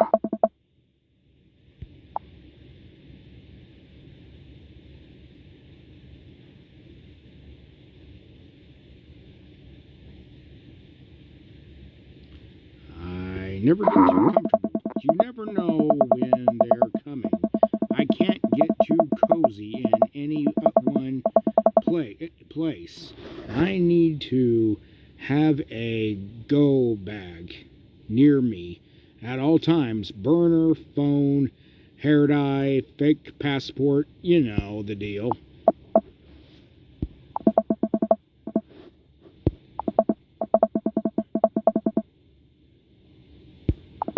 It's pretty nice. Everybody's been super friendly. Oh. Matt points across the yard to where Amanda, Daisy, and another young girl are playing. They're all sitting cross-legged in the grass, picking weeds and waving them into little flower crowns. It's pretty adorable. The girl I don't recognize jogs over to us. Hey.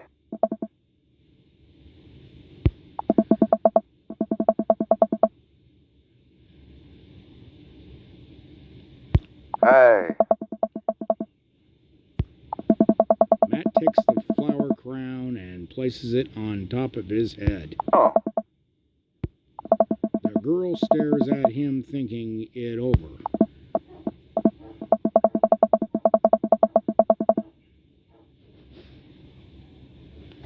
Oh. Hello. Amanda comes over with Daisy in tow. Yeah. Yeah, actually, Amanda, you remember the cool barista from the coffee shop, and my old college friend and your teacher. Hey. Yes.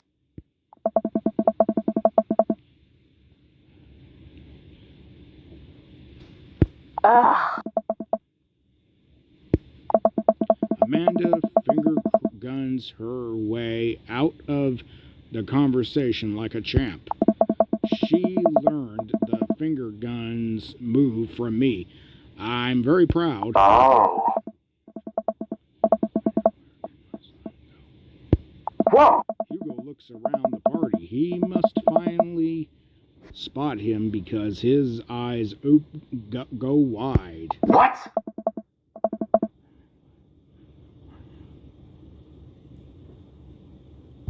Hmm? Ernest is holding a little cigarette. I see Ernest across the way. He casually takes a long drag of his cigarettes and then flicks it into a gutter. Hugo marches over to Ernest, and I turn my attention to Matt and Craig. Kids, right? Hey.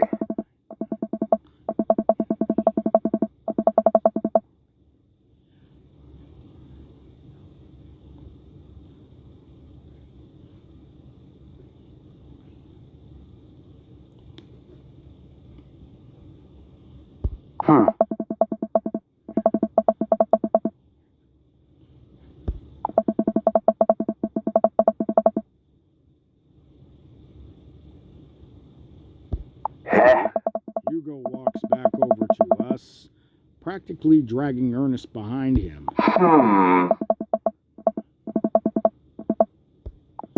Hello? Ernest looks away, sulking, his hands shoved deep in his pockets. Hugo nudges him impatiently. Nice to meet you, Ernest. What grade are you in? Oh.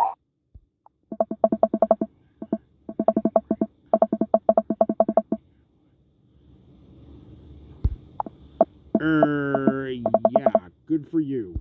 Oh.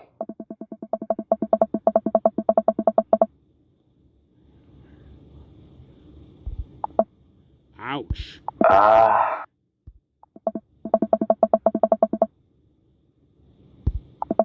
Ernest puts earbuds in and storms off to stand in the corner. Well, that was certainly something. He seems nice. Hugo puts his head in his hands and sighs. Oh.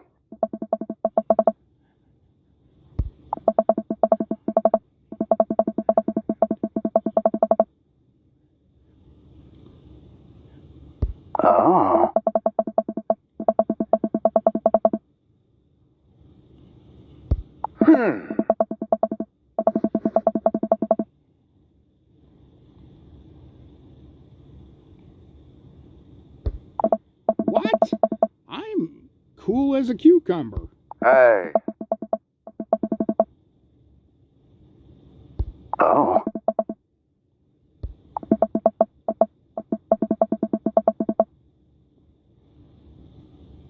I don't know. Hey.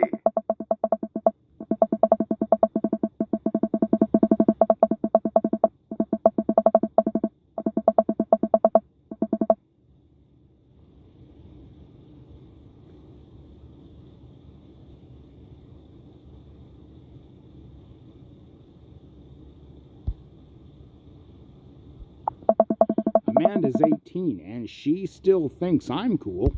Oh. I yell across the yard to my daughter. Amanda, I'm cool, right? Amanda just laughs. She keeps laughing. I see your point. Oh no.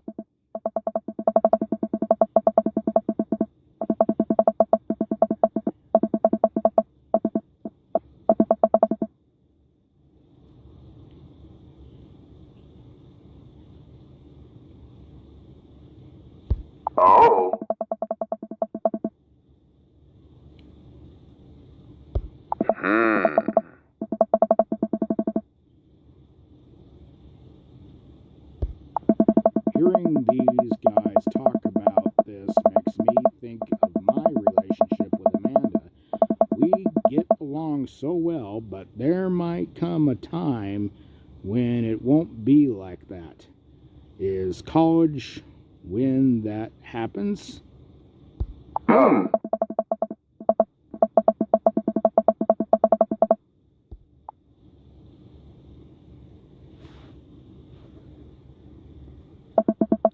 I spot Joseph chatting with the guy from Dead Goth and Beyond by the grill. I wonder what they're talking about. I walk over to them. Huh?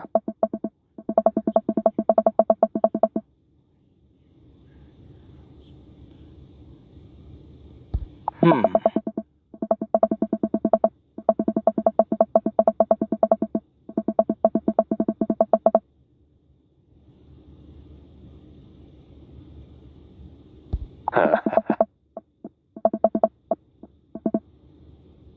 Ah. Oh.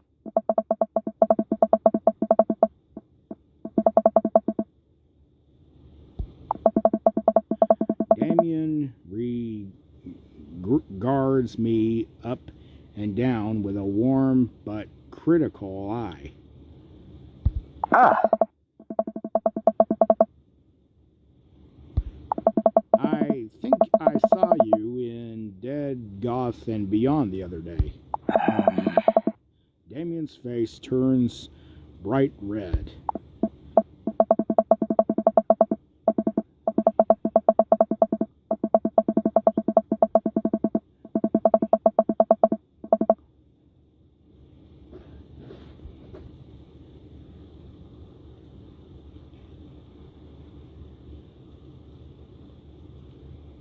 Hmm.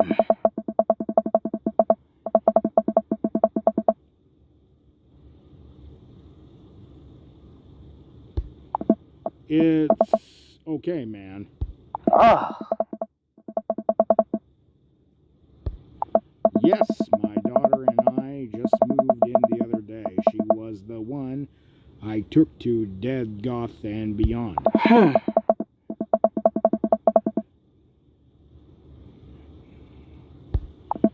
I think for a second I look over to Amanda, who's hanging out with some of the older kids in the neighborhood. Oh Hey, my. Amanda, would you consider yourself goth? Amanda yells back.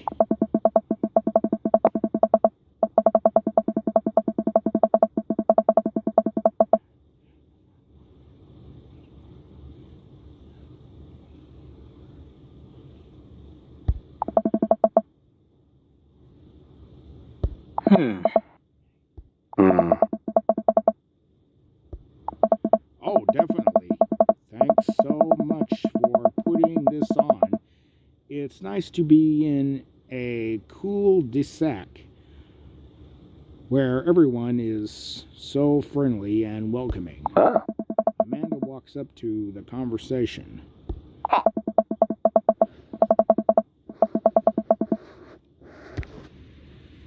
Oh.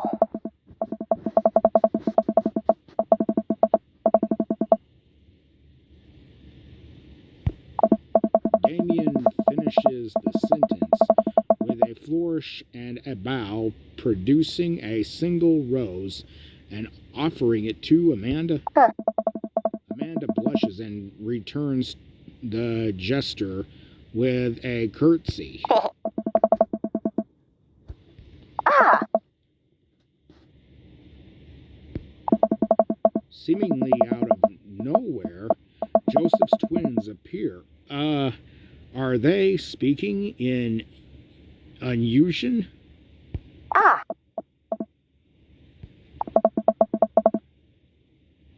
Hmm?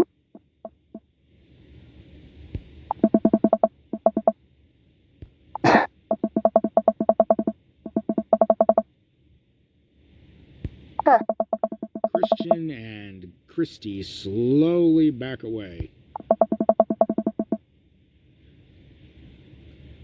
Mary pops into the conversation, wine in hand. Yeah. Mary takes a long sip of the wine.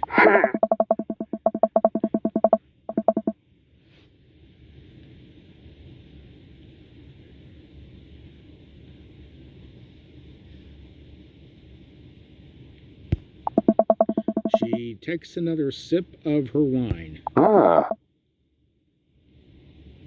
Ugh. Ah. Ugh.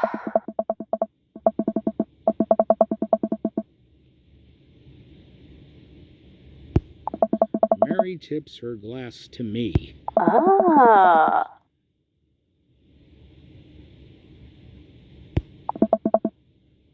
Ugh.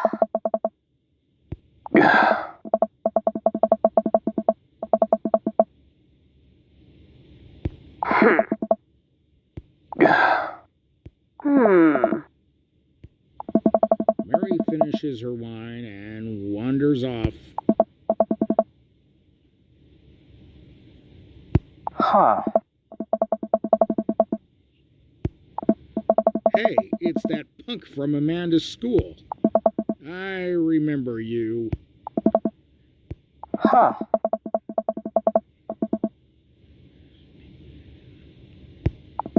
Lucy bows. Lucien bows again.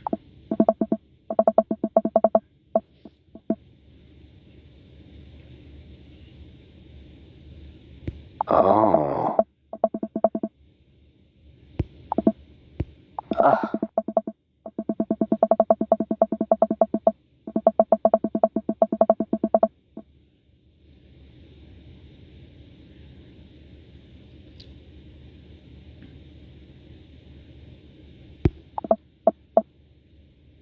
Yeah. Joseph turns to the grill. Just a hint of a tattoo peeks out from underneath his sleeve. I can't believe I didn't notice it before. It looks like the bottom of an anchor. Yeah.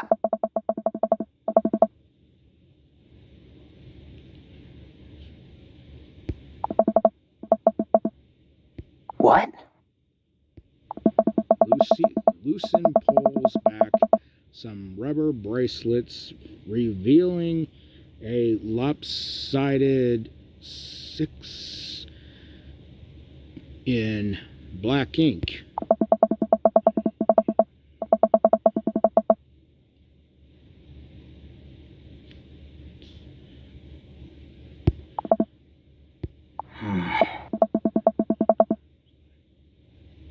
Oh.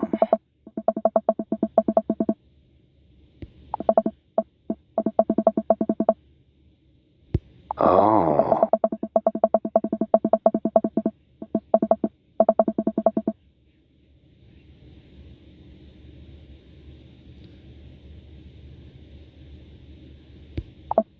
Man, Joseph is way cooler. Is a way cooler youth pastor than I thought. I just figured youth pastors popped out of the womb with a Bible. I wonder what he did before preaching.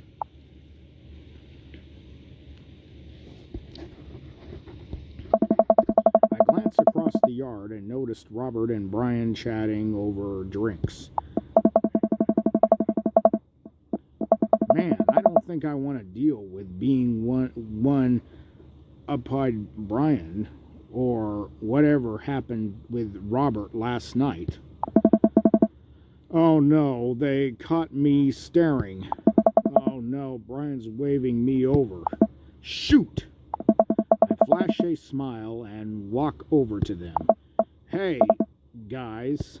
Aha. Brian, how the heck are you?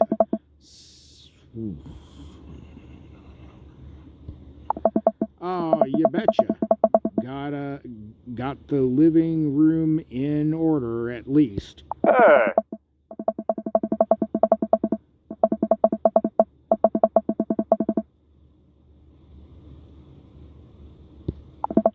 Oh boy. Ah. Yeah, we've met. Robert Reed is whiskey.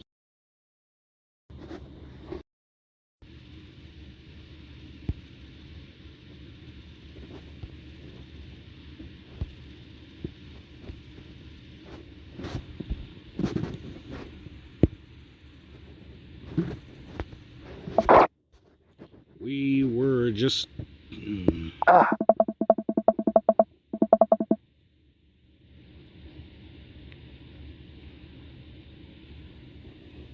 Oh.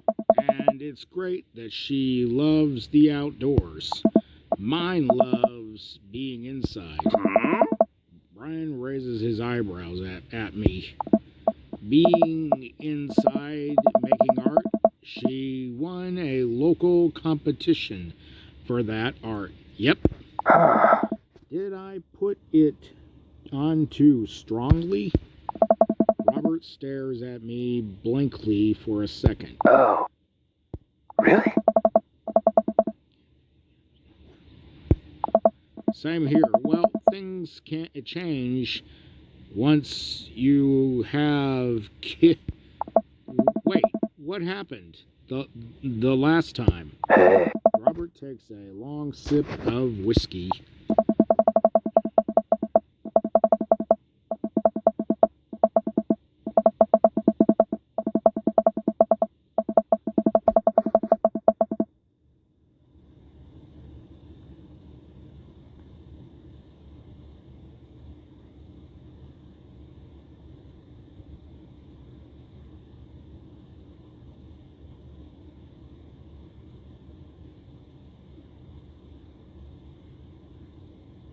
Huh.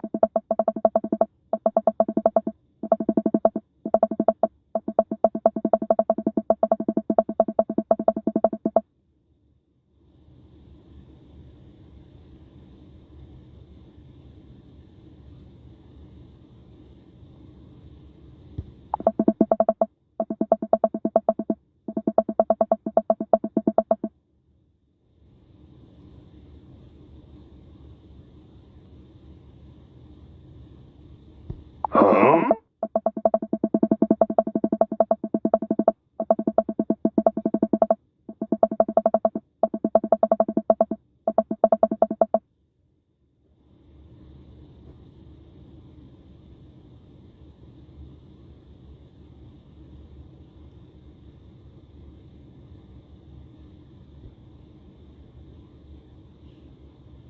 Mm. Brian and I stare in disbelief. Robert takes another long sip of whiskey. Hey.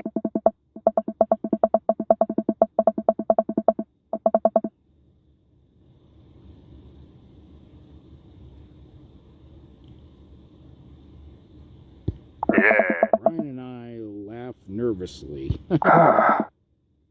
Brian and I tense up again. Oh.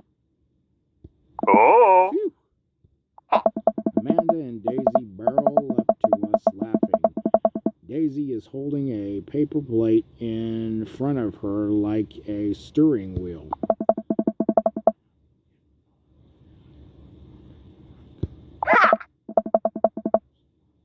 All right. Oh.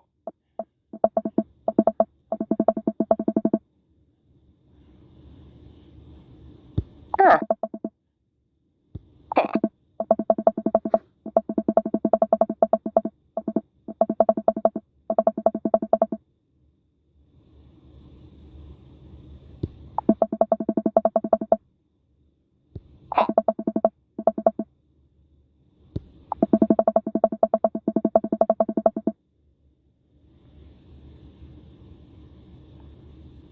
Mm-hmm.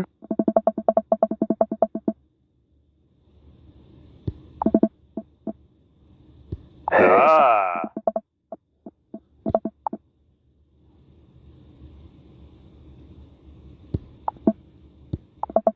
Amanda and I love that show. Hey.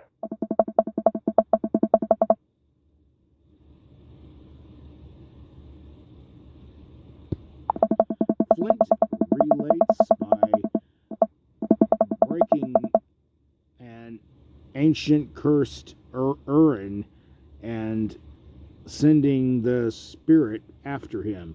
Yeah, it's such quality reality television.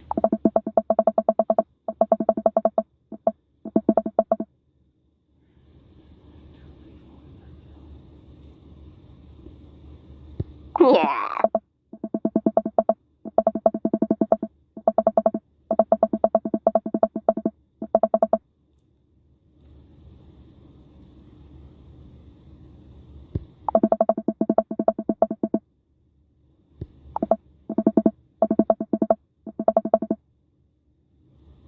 Huh. Amanda gives Daisy a handful of gummy worms from the snack table. They eat them with mock disgust. Yes.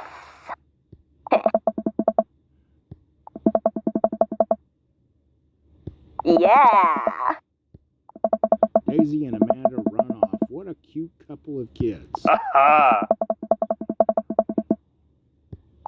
I guess Amanda just sort of has a way with kids. Yeah.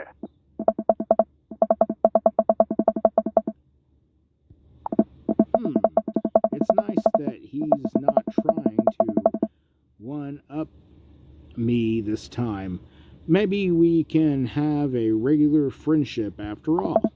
Really? Hmm?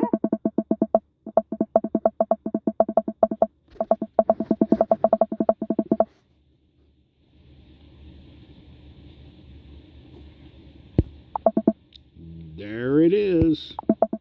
I wouldn't worry about it too much. Amanda was shy at Daisy's age, too.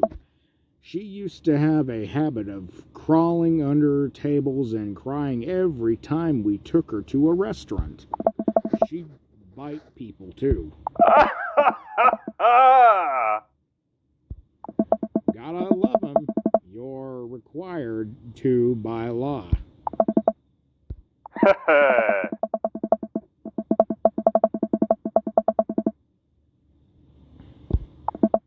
They do seem to get along really well. But the thought of continually hearing about all of Brian's accomplishments is rough. Yeah, that'd be nice. Hey!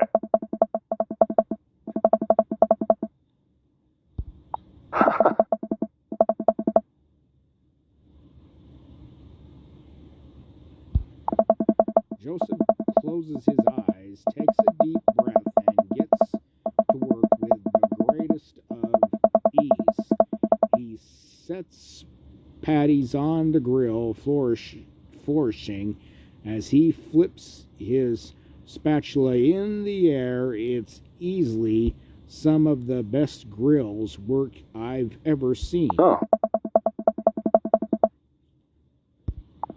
He's working faster now, effortlessly tossing cheese onto patties and perfectly grilling onions on the side, one after another. The dads take notice and crowd around Joseph to admire his masterful technique. Oh.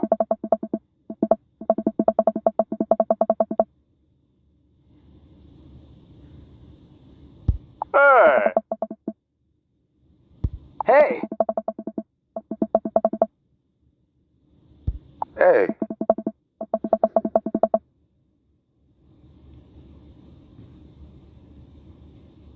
Ah!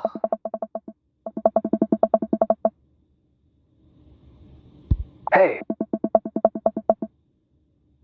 Mmm!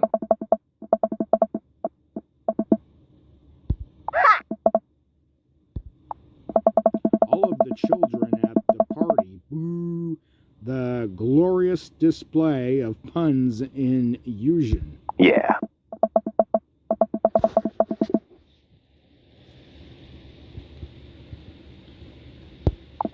Amanda groans. We all grab our food and hang out enjoying perfectly cooked cheeseburgers. Yeah. Man, it's so wild how all of us dads live in the same cool D sack. Hey.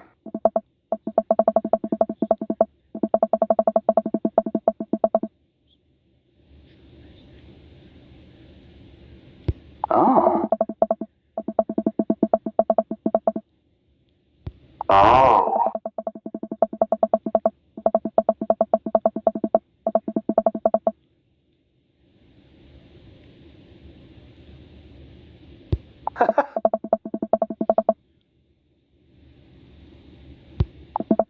Dad book?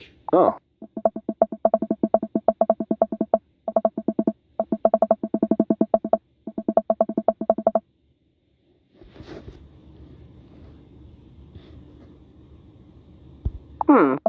Sorry, I'm just an old-fashioned dad. Social media goes over my head sometimes. The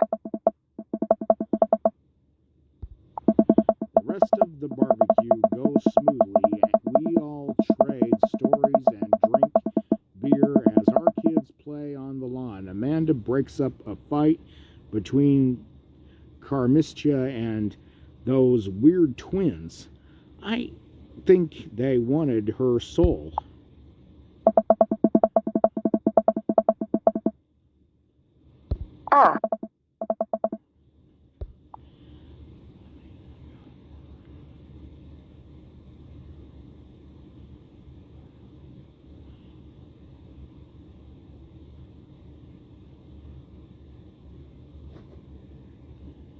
I mean, I got a burger in me.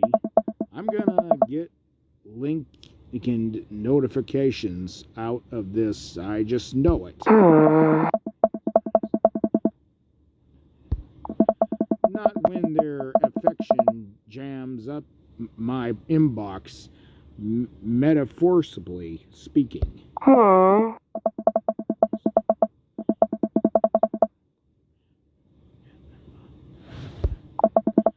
Maybe I will if I ever figure out how social media works. I have a good feeling about this place.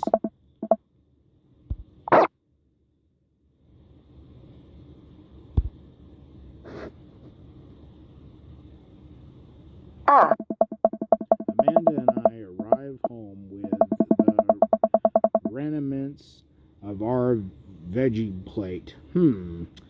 Seems like nobody was really into the cauliflower. Any big plans for this evening? Oh? Of course, just keep me posted and be home before midnight. And be careful. Yeah. Make good choices. And call me if you need anything. What?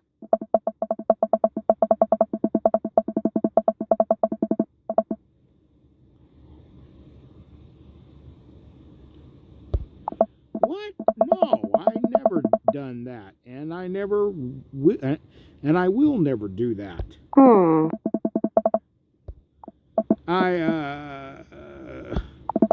My plans were kind of to eat ice cream and watch TV with Amanda, but I'll find something to do. I'm gonna...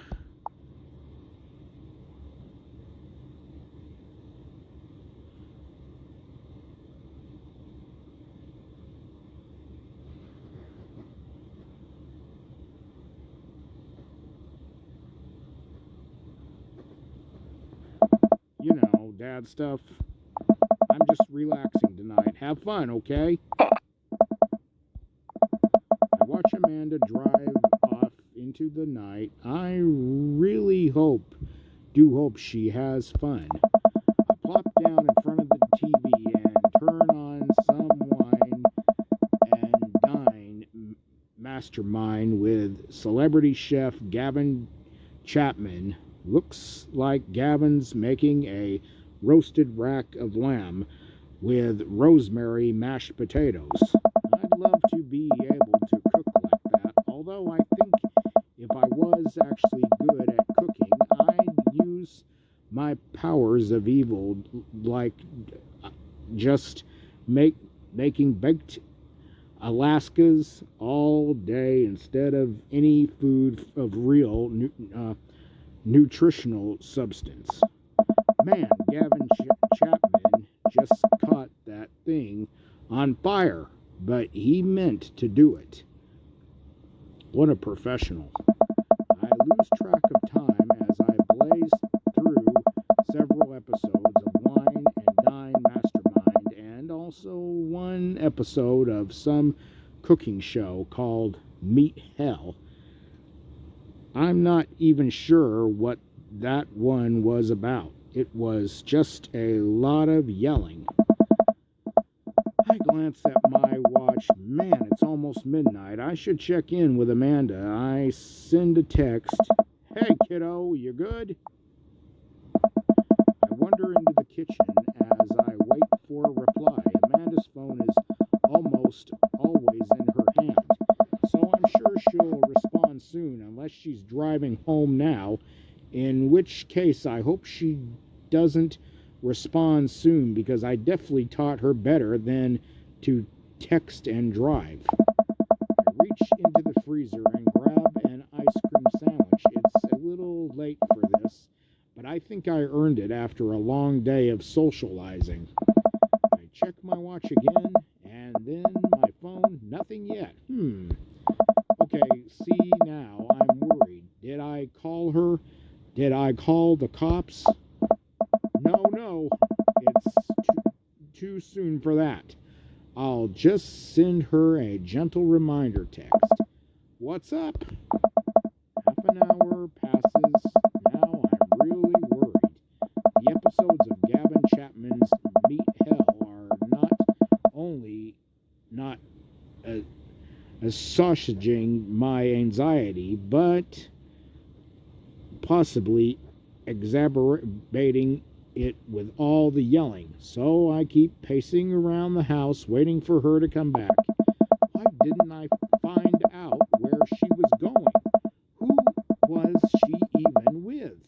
Why don't I know any of her friends' phone numbers? Why don't I know any of her friends' full names? Who is Emma P? I decide to send her another text. Amanda, please text me and let me know you're okay. I can't help but think of all the awful things that could have happened to her. Okay, thank God it's her. Amanda opens the door and shuffles in. Finally, she's back home. I'm glad she's okay. Sweetie, thank God you're safe. Ah! But now that I know she's okay, I'm really mad. Why didn't you answer my texts? Amanda pulls her phone out of her pocket. Oh. She starts to walk to her room. Amanda Ann? Huh?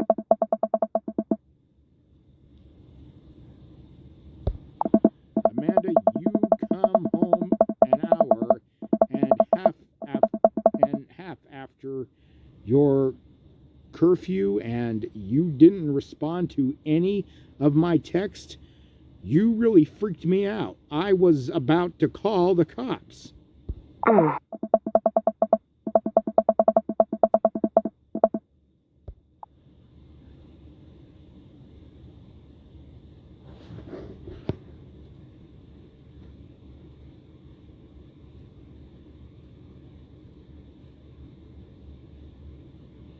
I was scared. You weren't responding, and it was just like when your mom. I have to stop myself from tearing up. What?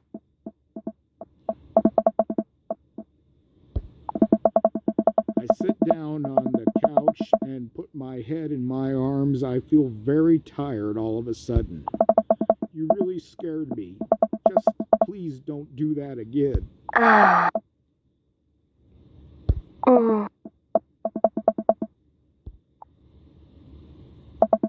Amanda closes the door to her room, and I head to mine. Jeez.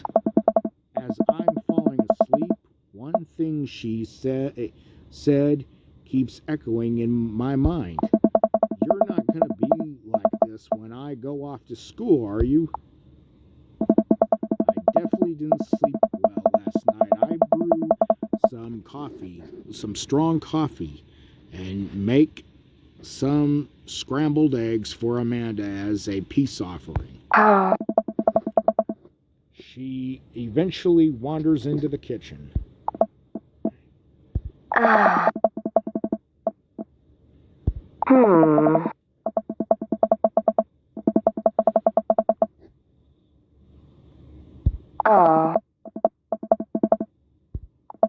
Well,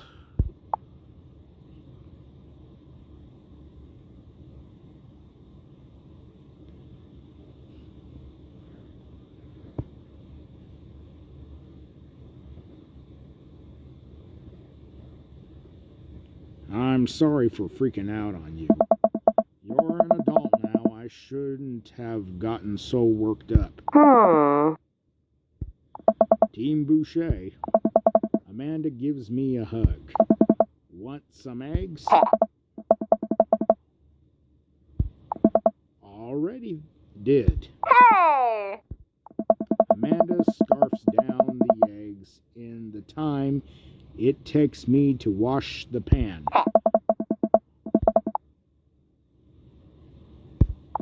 Wait, one more thing before you go. What's Dad book? Wait. What's a social media platform? Come on, Amanda. I'm an old man. I can't put together a dad book profile on my own.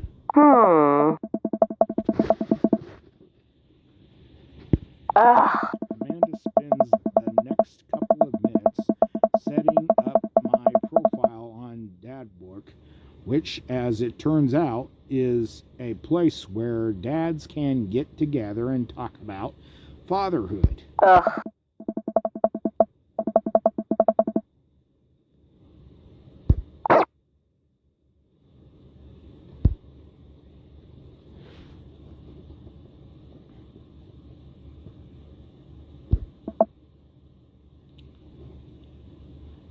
On a Friday night, you are most likely to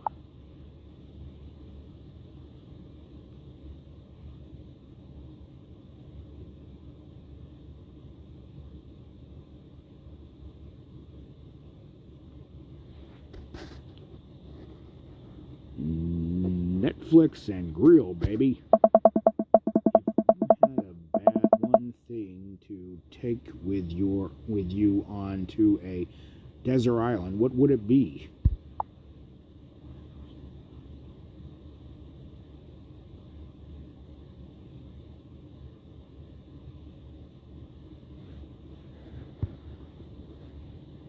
A boat, obviously.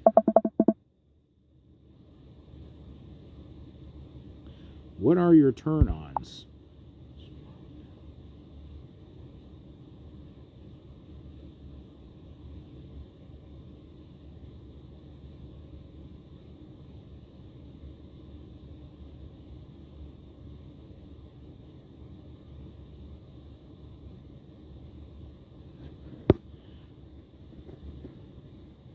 A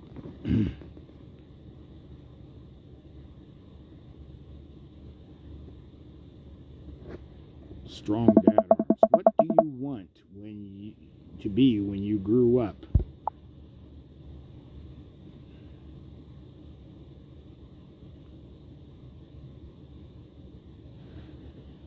A good father. What's your favorite movie genre?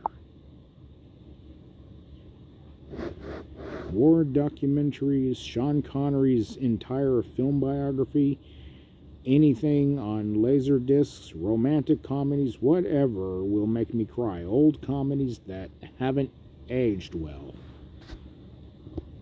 Romantic comedies. What's your ideal date? napping together, doing a 100.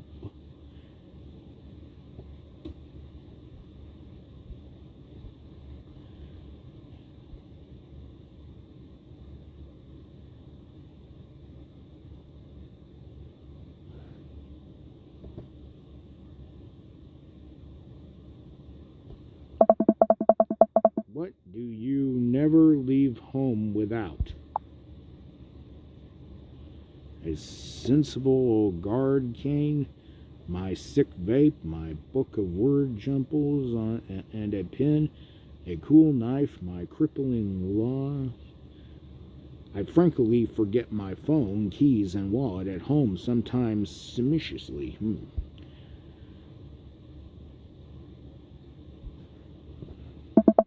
I spend a lot of time thinking about corroboratory theories, how proud I am of my child, potential ends of the world. If I'll ever be able to love myself as much as I love my grill, when I can get a cup of coffee, lawnmower modifications. Profile complete. Yeah, that was actually kind of fun. I could totally spend all day on here just looking at people's profiles. Yes.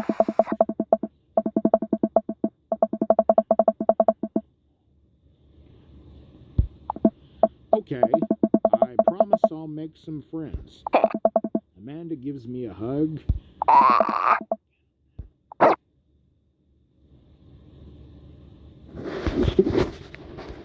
Welcome. You've got dads.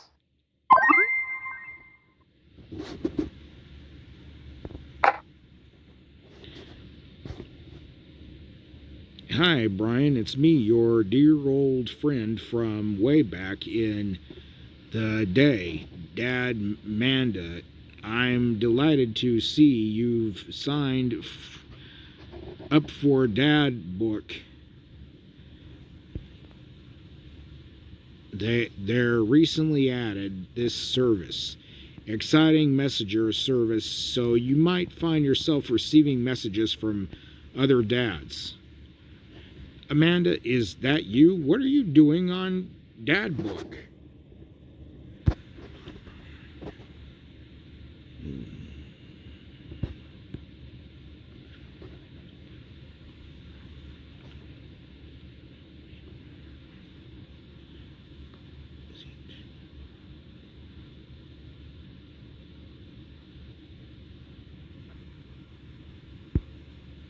Amanda, you know I didn't go to business school.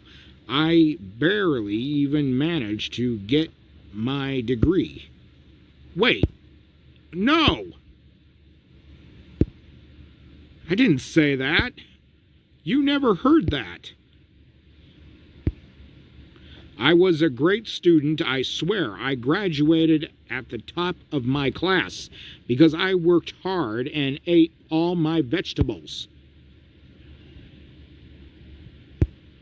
Wait, do you even remember what I majored in? Cool.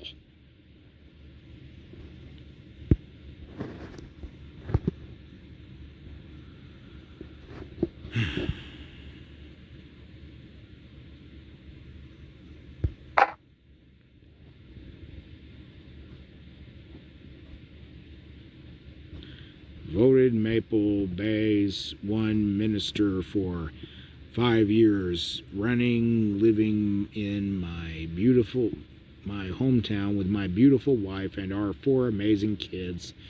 If I'm in church, you can catch me out on the open water setting sail on the seas of adventure. I love playing guitar and crushing my kids at Candyland. On Friday night, you are most likely to lead a community in fun mixture. If you had one thing to take with you onto a desert island, what would it be? My string, what are your turn-ons? My loving wife, what did you want to be when you grew up? Ship captain, what's your favorite movie? Feel-good movies? What's your... Okay.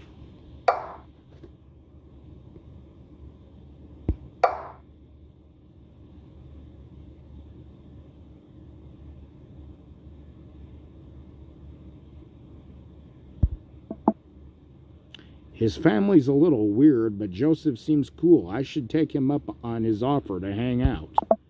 Wait, how do I hang out with a priest? I don't go to church. Should I be Jesus-y? Imagine Joseph's family staring at me as if I fumble through some sort of prayer attempt. Maybe not too Jesus-y, a light smattering of Jesus. Will he want me to pray? Is he going to pray at me? Do I have to pray at him? Gah!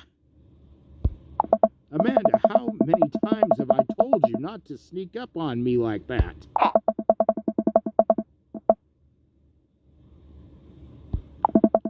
Her eyes are a little puffy, almost as if she's been crying. Hey, are you doing okay there, kiddo? I'm fine.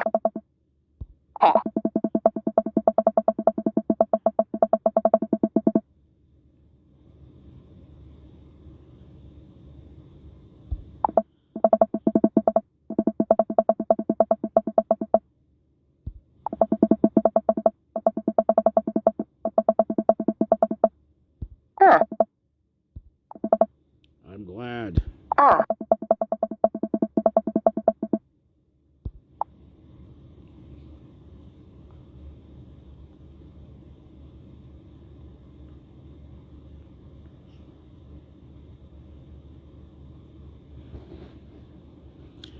Remember how you used to be afraid of aliens? Oh no. You have to tell me what's actually wrong. Why are you lying to me? All right. I don't believe her, but I'll let it go for now. Amanda looks over my shoulder at the screen. Joseph can't...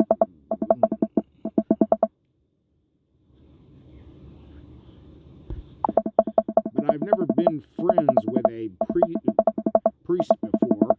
What do I talk about? My favorite Bible passages? Ice cream? Socials? Kahaks?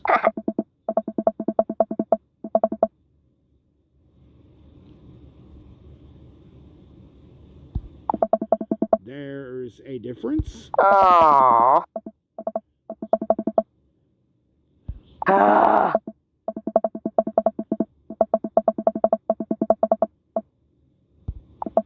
Isn't that a little too business casual? Eh?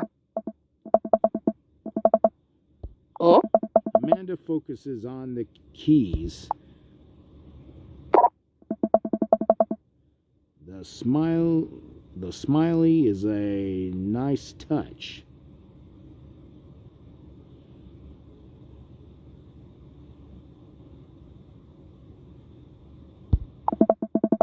Almost immediately I receive a response.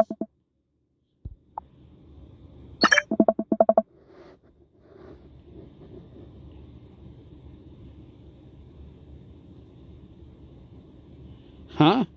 That wasn't so bad.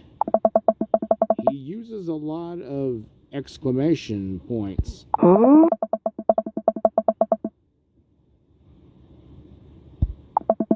I'm willing to let it slide this time. I respond back.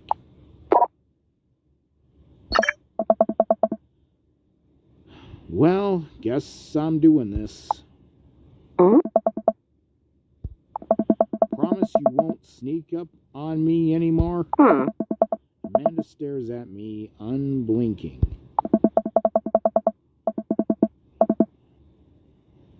Oh.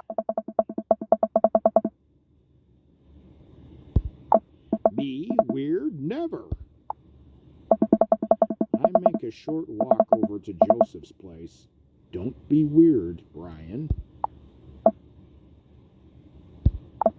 But what if they hang up a bunch of crosses or collect those little porcelain babies? What if they're all praying? Do they pray before dinner, during dinner, over the porcelain babies?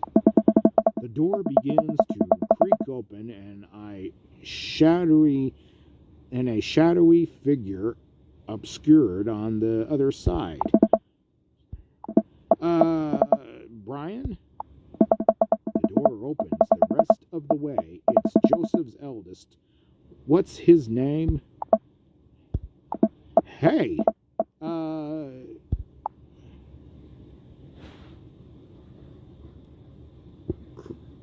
Chris?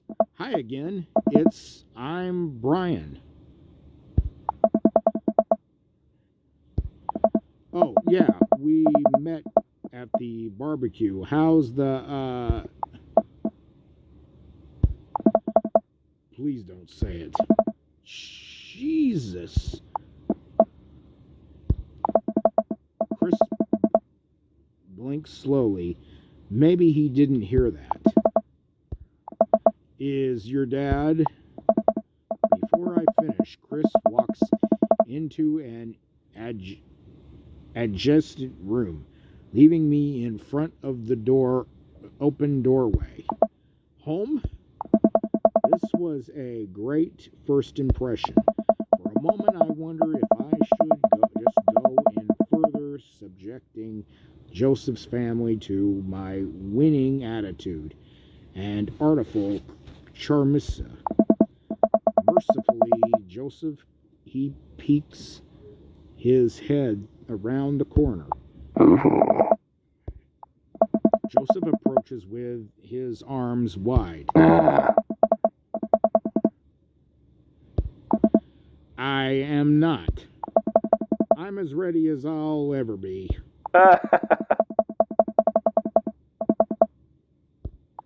Oh. Joseph leads me into a bright, spacious home full of natural knickknacks. This isn't what I imagined at all. It's actually pretty charming.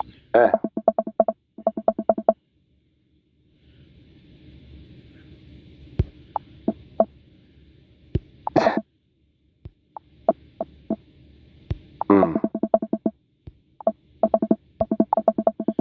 try to make eye contact with Chris, but he keeps looking away.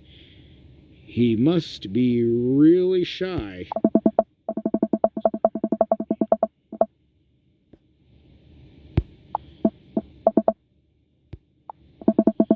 Chris seems to relish the chance to escape the conversation and quickly vanishes into his room. Joseph turns to me and apologetically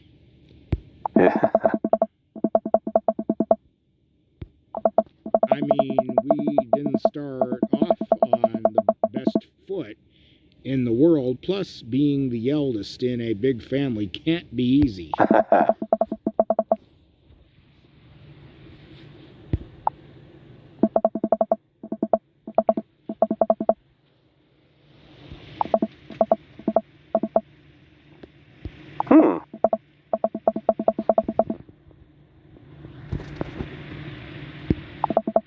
Creepy twin Shoddick?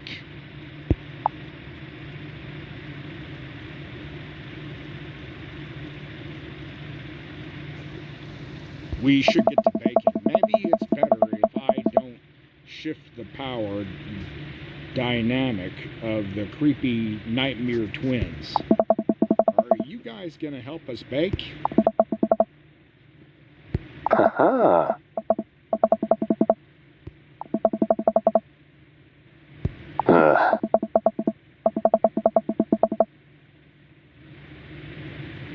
Hey. Christian and Christy run out of the room giggling. After relative silence. Joseph turns to me, grinning sheepishly. Oh. Nope. Norm MacDonald! We both start laughing, but are interrupted by a loud crash from the kitchen. What now? No one responds. Joseph furrows his brow and motions for me to stay where I am. Joseph rushes into the kitchen. I remember this with Amanda. Half of fatherhood is trying to keep your kids from finding creative ways to killing themselves. And he's got 4. Talk about worry. I take a seat on his surprisingly priced-in couch and twiddle my thumbs.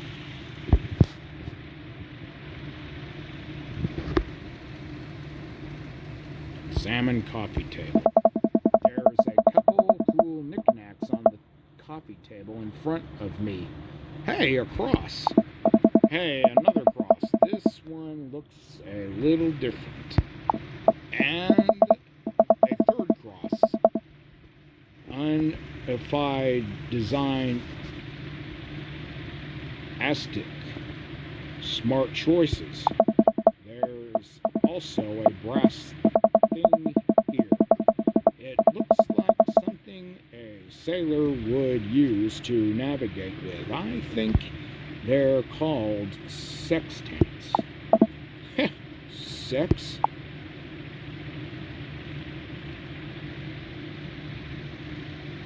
Examine bookshelf.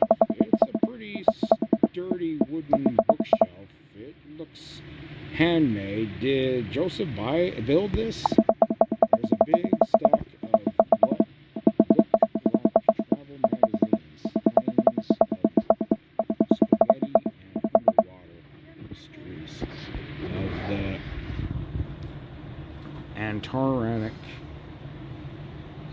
Antarctic, and on and on. Seems like Joseph really loves a good adventure.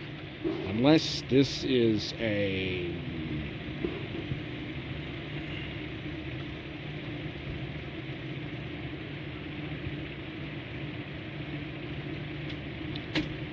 merry thing, who knows? Next to them are a couple of different Bibles. Looks like he's covering all the Bible bases. King James, New American Standard, the Bible for teens. He is a cool youth minister after all. A higher shelf, there are a bunch of old romance novels, judging by the wine stains. These must be Mary's. The newest one looks like Hot Body Johnson's Sex Detective. The 8th installment in... Wait, this is a series? Examine floor. Well, you have this many kids and things are bound to end up on the floor no matter how hard you try to keep it clean. I spot a terrifying cloth doll that appears to have had both arms pulled off several times. It's been stretched back together a lot. The tag says C+C, of course. I set that down and spot a houseplant. Hey, little guy. Keep being you, tiny houseplant.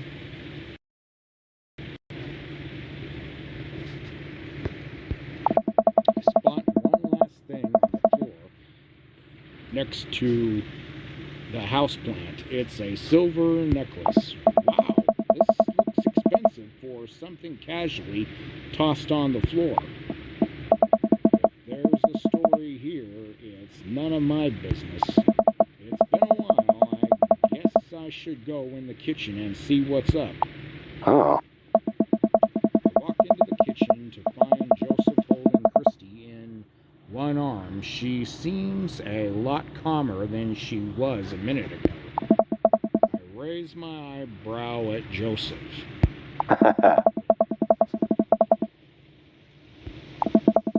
Where's Christian? Hey.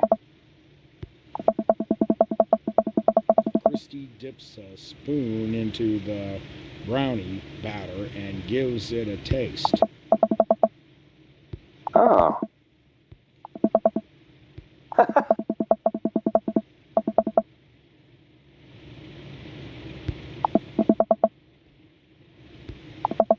Joseph begins tickling Christy with his free hand between the laughing and squirming. I don't know how he's got a hold of her, but that girl is locked in place. The man is a professional child wrangler. Christy fixes me with her best puppy dog eye. Aye.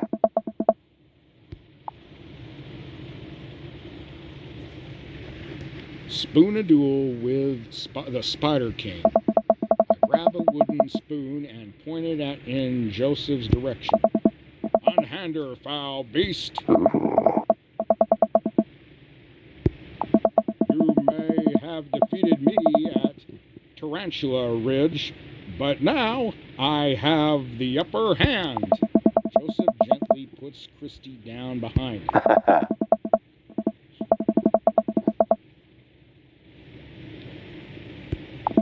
I'm no more fly, Spider King, now in grade.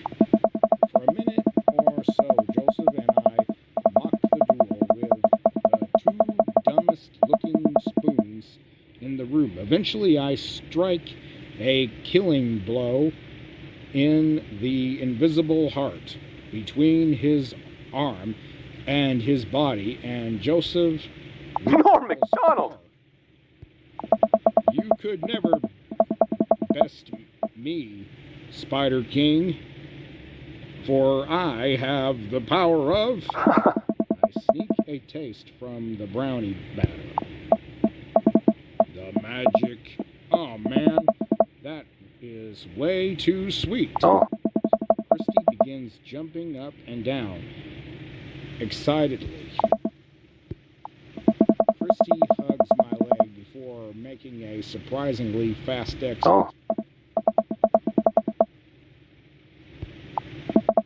Christy hesitates, then shakes her head. No again? Oh. Joseph looks confused. Oh.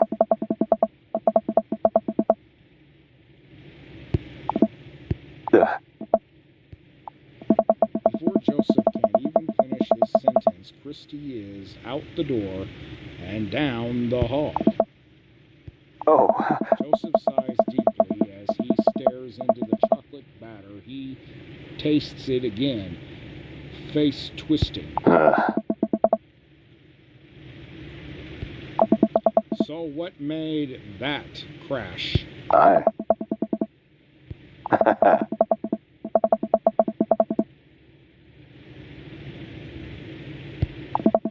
Now we're both looking into the batter.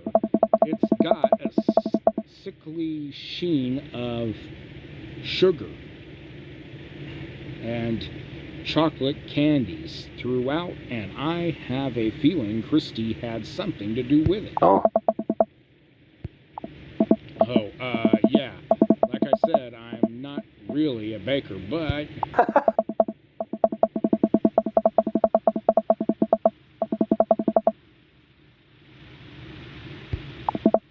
Probably. Wow. He certainly looks confident. All right, Brian, you baked the cake from a box before. Once. How hard could this be? Oh. Mario battles, save me. Joseph and I set to work cracking the eggs and mixing the things, and then pouring the things according to how we assumed the back of the box would tell us to. Things go according to plan, and soon enough enough, we have a solid batch of brownies. Hey. Joseph has a little dot of batter on his nose.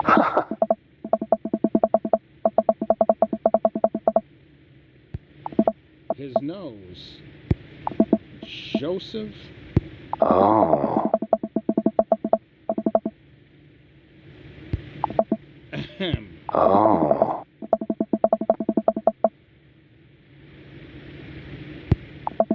Joseph, hold still. Huh? Thumb in position and got it. Yeah. Joseph's eyes go wide as I gently wipe the chocolate off his nose. Is he blushing? No problem. In less than a second, I licked the batter off my finger. It's really good batter. We should find Christy. Hmm. Joseph quickly composes himself. Hmm.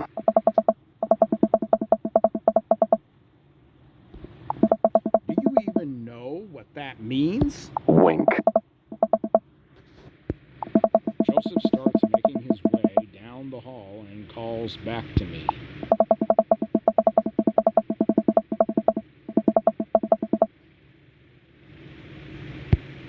Oh.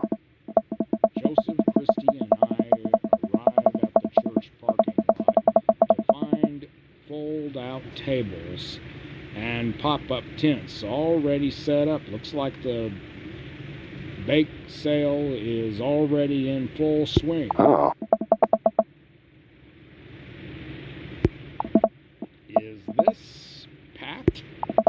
There are a few people milling around. Must be a value pack. Hmm.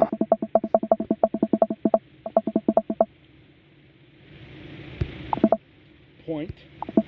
Christy rockets out of the car and into the lot. Is she running on jet fuel? Oh. Oh, yeah.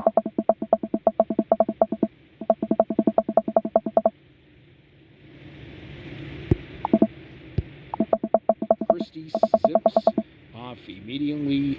Joseph seems unconcerned. Does she always run that fast? Excellent.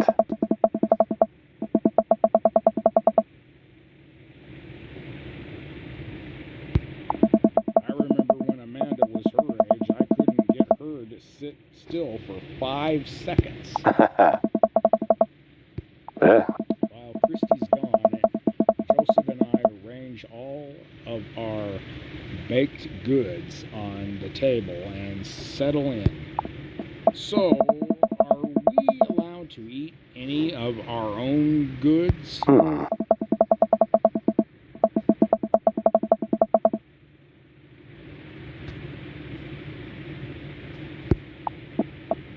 Does he actually? Hey.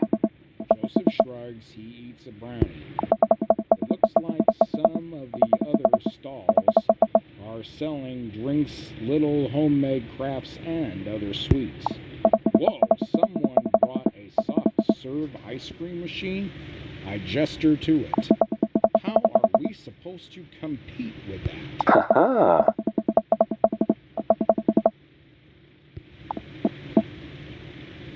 Oh.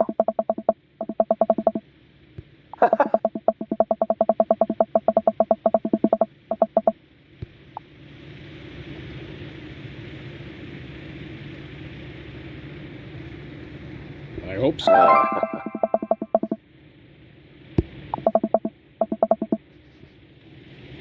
Yeah. It's not long before we have our first customer. Hey. Matt, Kermistia. Great to see you guys out here. Hey,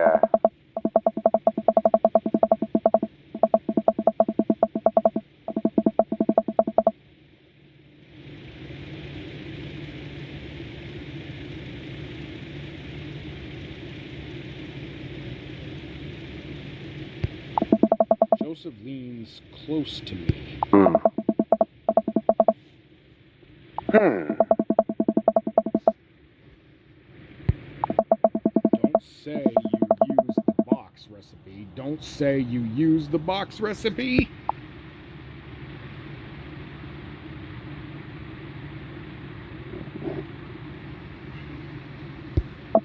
Can't go wrong when it's spelled out for you. Joseph gives me a look.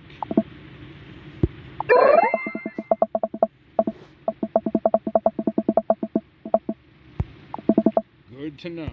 Hey. I ring them up and high-five Joseph as our happy customers walk away. Oh. Yeah, I'm hot off the good feelings from the last sale. Who's next? We sell brownies to a bunch of people I don't recognize, but who clearly know Joseph.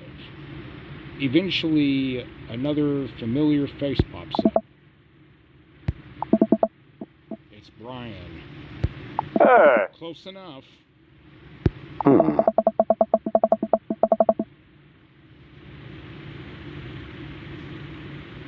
Hey. Must resist. Urge to be competitive.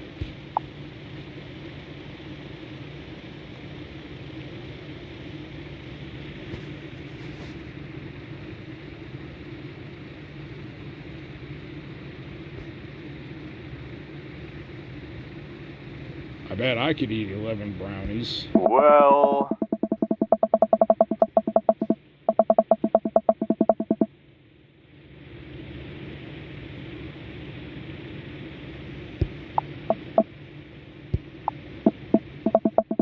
Twelve brownies.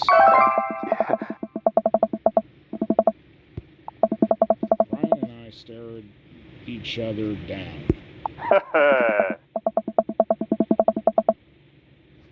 Oh.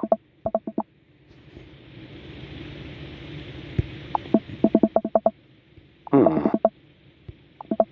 Joseph leans over to me. Aye. Really? Oh.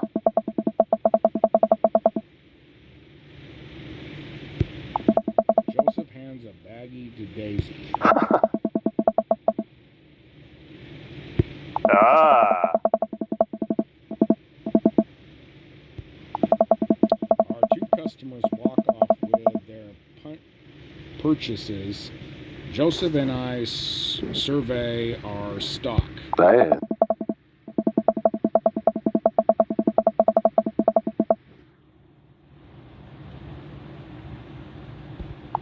Wait, what happened to the pews? Oh. I would have gone for young man and the sea, but I can respect that.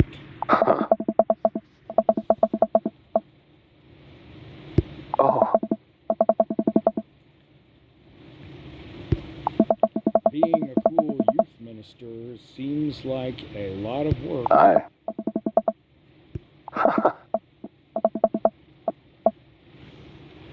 Hmm. What? Ooh.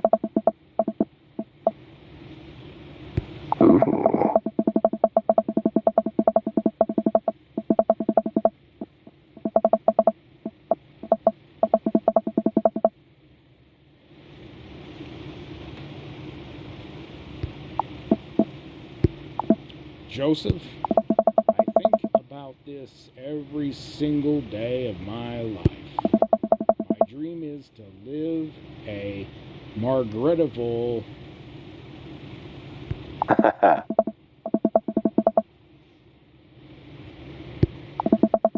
We make a couple more sales to some more church partings. Everything seems to be going smoothly. Off in the distance, I spot my old buddy Craig. Craig, Yeah.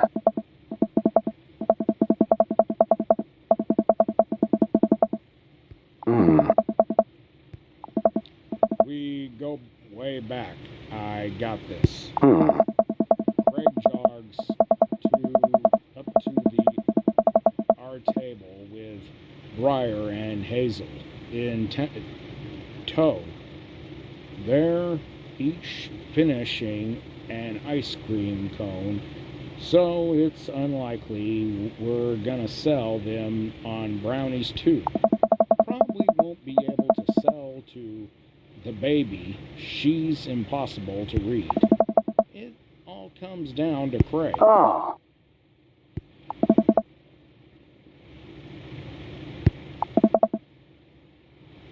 Oh. Hmm?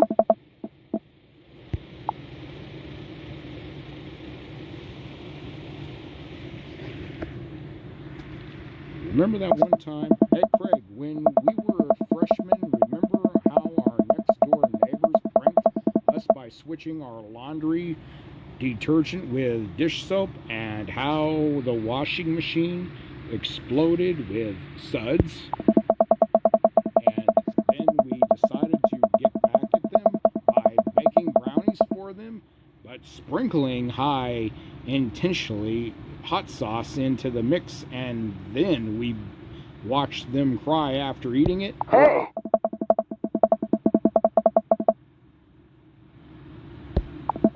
Anyway, these brownies are like that, but without the hot sauce. Maybe you should get one more for old time's sake. Craig thinks for a second. Oh. Eh? Oh. The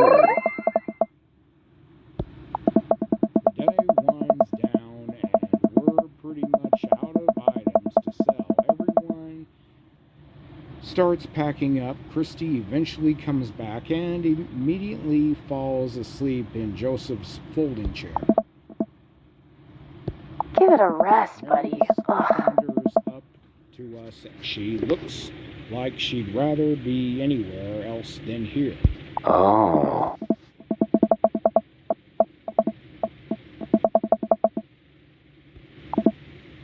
Oh. Hey, Mary. Mary eyes dart over to me.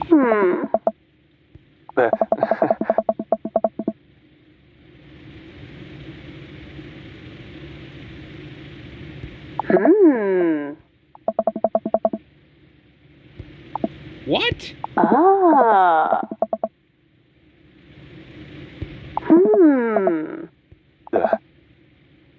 Ugh.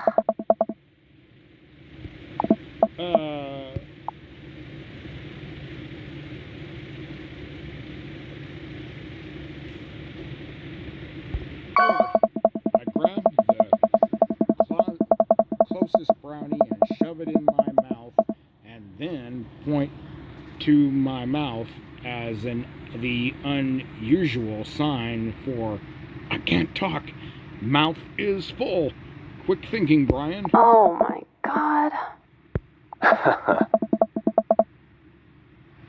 Ugh. Joseph doesn't respond, trying his hardest to keep his cool. Oh. Ah. Mary turns her attention to me. I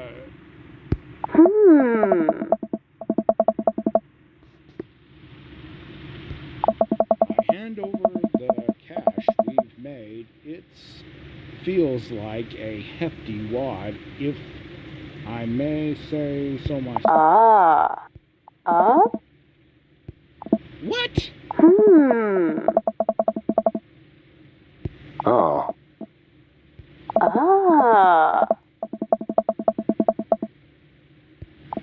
Mary leans in and whispers to me. Mary walks off without saying goodbye. Yeesh!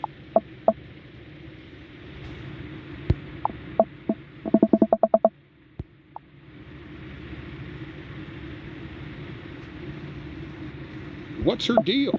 Wow, what's her problem? Ooh. That Sounds like a lot of button pushing. Joseph shrugs.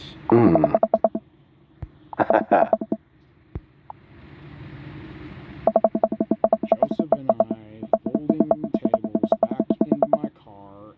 Christy nods off the moment Joseph straps her into a car seat. Yeah. I drop Joseph off in front of his house.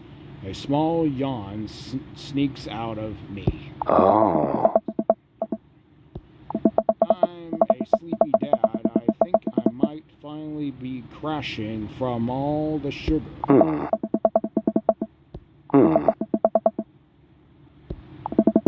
Happy to do it. Also, happy to eat brownies. Oh.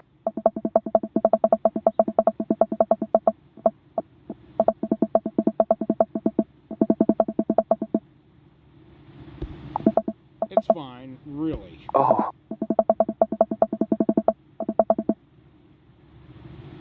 Oh.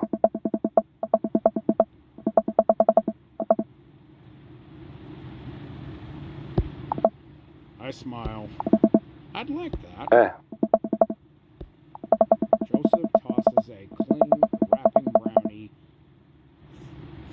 through the window. It hits me in the face, but I'm able to catch it. Joseph, please don't leave me alone with this brownie. But Good one. Joseph walks up to his home. He waves at me before carrying Christy inside. Well, looks like it's just you and me, Brownie. Saves the brownie for later. I pocket the brownie. This might come in handy down the road. I step inside to find Amanda doing homework on the couch. Hi, child, that I'm required by law to care for. How's homework? Really?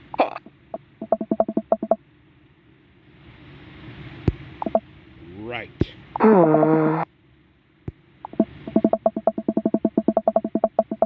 Good. I think I really could have made a good life for myself as a brownie salesman.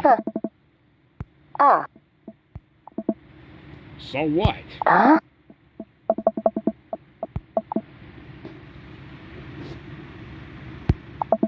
think for a moment and realize that I still have the brownie that Joseph gave me.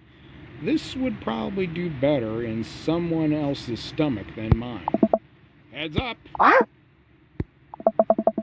hurl the brownie towards Amanda. It hits the wall behind her and falls on the ground. She scoops it up and smiles at me. Yes. I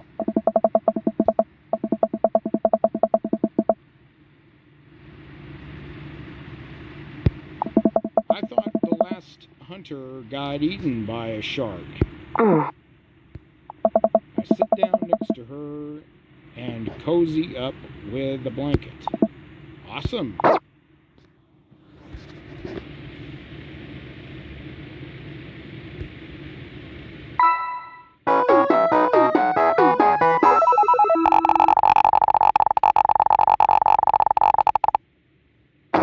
Yeah, I mean, you look great. That was fun.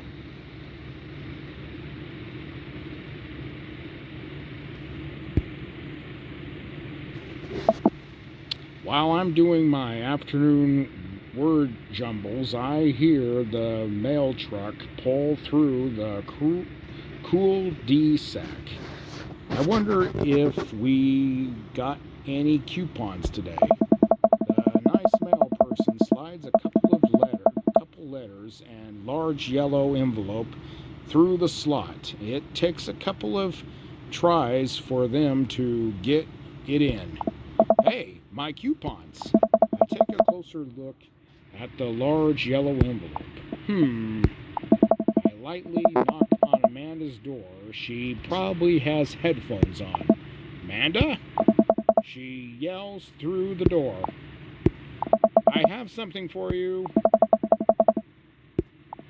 Okay, just thought you'd want this big old envelope we got from... Hiya! Yeah. Immediately, Amanda pushes her door open.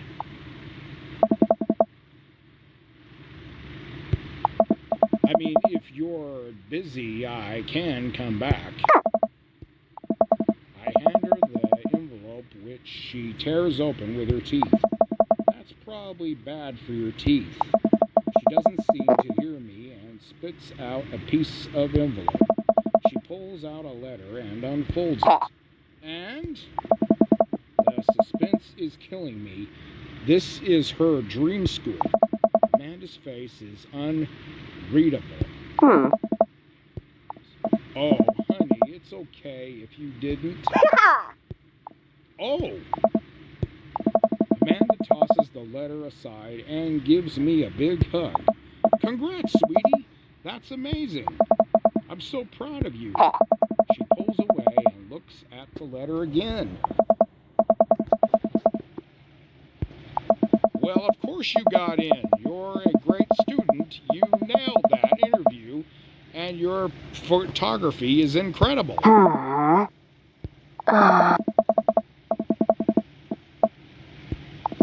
I think for a moment, Hiya was one of the more expensive schools that Amanda applied to, but I know she's had her heart set on it for the longest time. It'll be tough, but we're gonna make it work. Of course.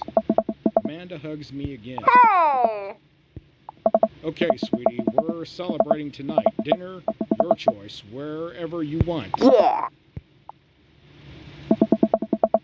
Amanda and I walk along the bayside, tearing into our foil wrapping burritos from a nearby food truck. You could have chosen anywhere in Maple Bay. Cost was not a determined factor.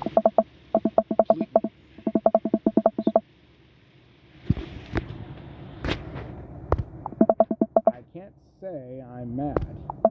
Amanda and I sit on a patch of grass and watch ships sail lazily through the bay. Hey.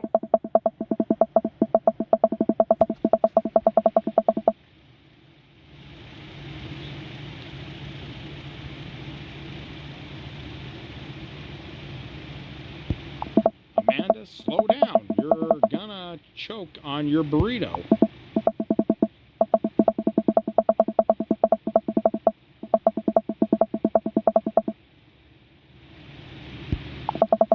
It's nice to see Amanda so enthusiastic about Hiya, but I wish she wouldn't do it between bites of her burrito. I thought I taught her to chew with her mouth closed.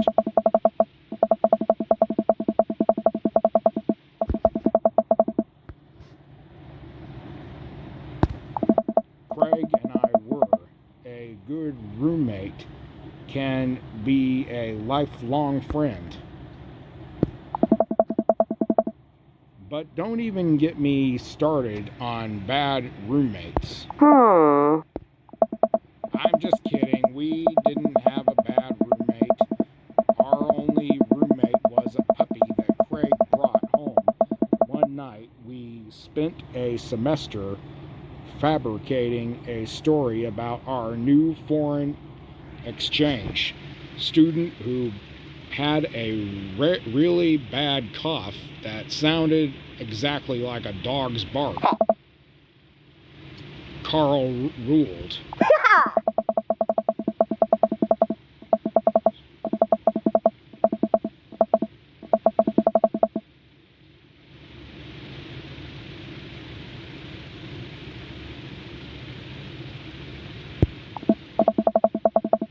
Oh boy, I think I'll leave all that up to you. She's so excited. I don't want to disappoint her, but I need to be real for a second. So, you know I had that talk with Mr. Vega. What? No. I don't want to put a damper on the good news, but I need you to knock it out for the park these last few months of school, okay? If you really want to go to Horns, we need that scholarship money. I know you can do it. I pat her on the back.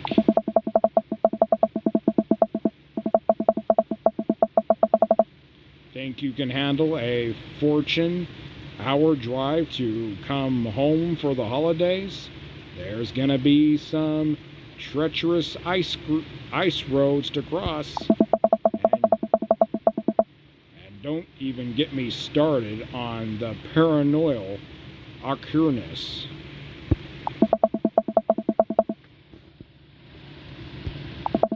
My eyes immediately, well, up with tears. Sorry, I'm just very, very proud of you. You're all grown up now, and you're such a good person, and I hope you know how important you are to me. It's too late, honey. It's happening.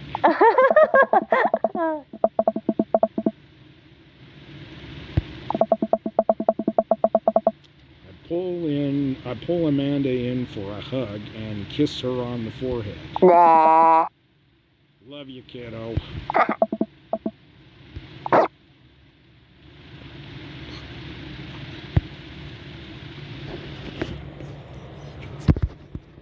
Welcome.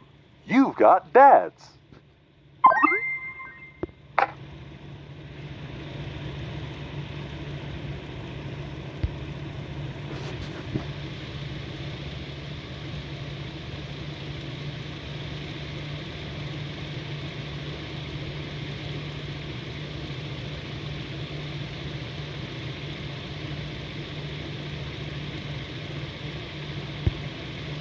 Whoa, why can't I see Damien and Hugo's chat? Am I a hacker? But I don't even have a hacker allies. The feds are gonna bust down my door any minute now. I've gotta destroy this computer.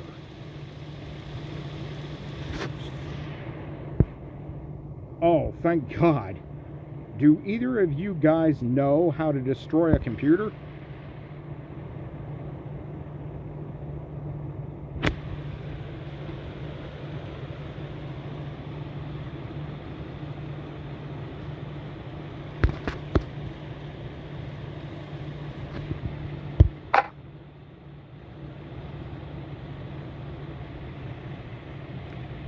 Dad of 3, business, interpreter, and fitness enthusiast.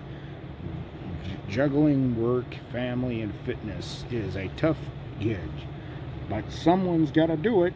On a Friday night, you are most likely to get one least good cardio session in. If you had to take with you onto a desert island, what would it be? A box of energy bars? What are your turn-ons? A sub 6 minute mile? What do you want to be when you grew up? Beer pong world champion. What's your favorite movie genre? Buddy cop movies forever. What's your ideal date? Scaling a huge dangerous mountain for fun. What do you never leave home without? An extra tube of energy gel. I spend a lot of time thinking about my mile time used to be so good. What happened? Have I peaked?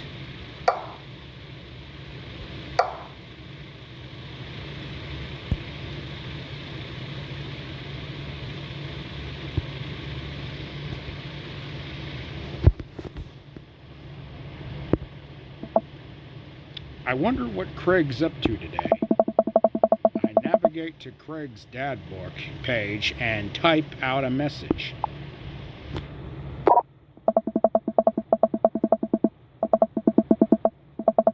Hey, bro. Or should I say, neighbor, let's catch up like old times. A couple of moments pass before I hear a ding on the computer. It's a message from Craig. That was quick.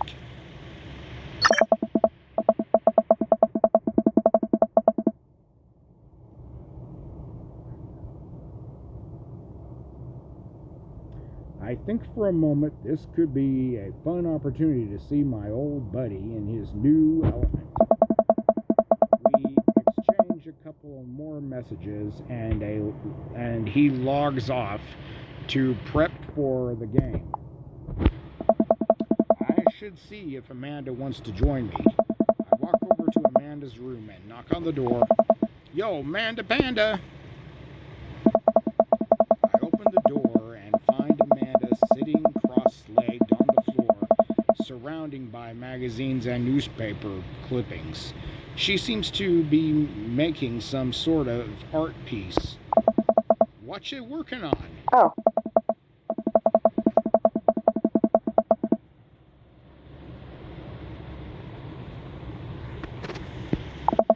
I take a closer look at her collage. That's a lot of dogs. Craig invited us to a softball game. Wanna go? Oh.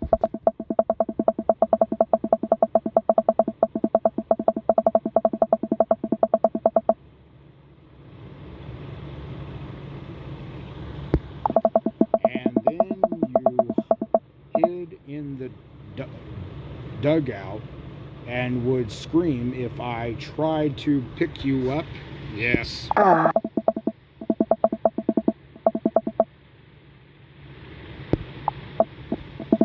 So, does that mean you don't want to go? Amanda gets up and looks at me dead in the eye, determined.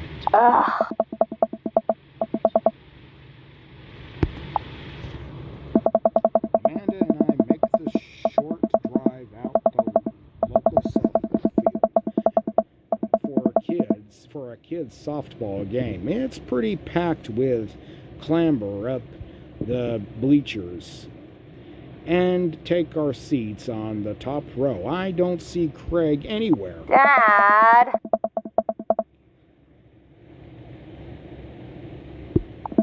You know that your relationship with softball is different from everyone else's relationship with softball, right?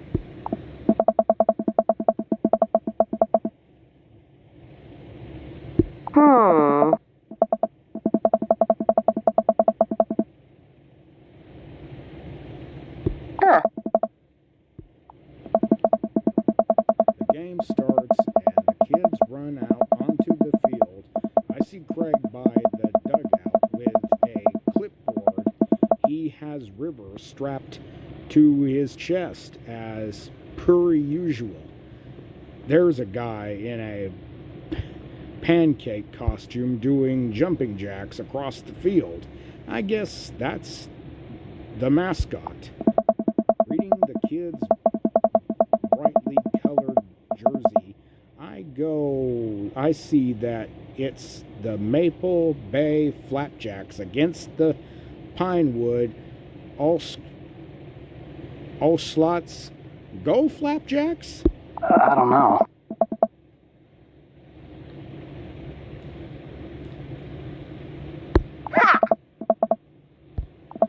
How much do you know about softball?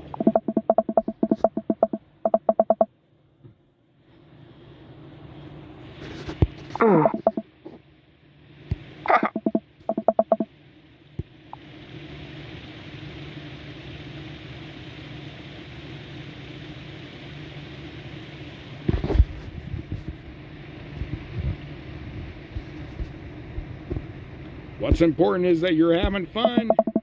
Go, friendship and kindness.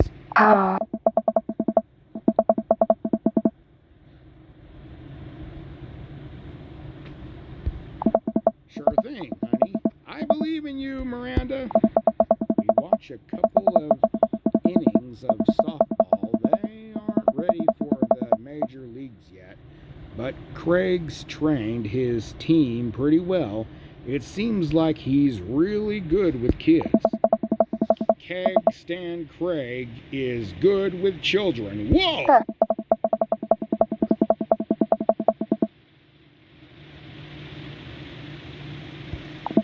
Amanda, dear, you have to let it go. The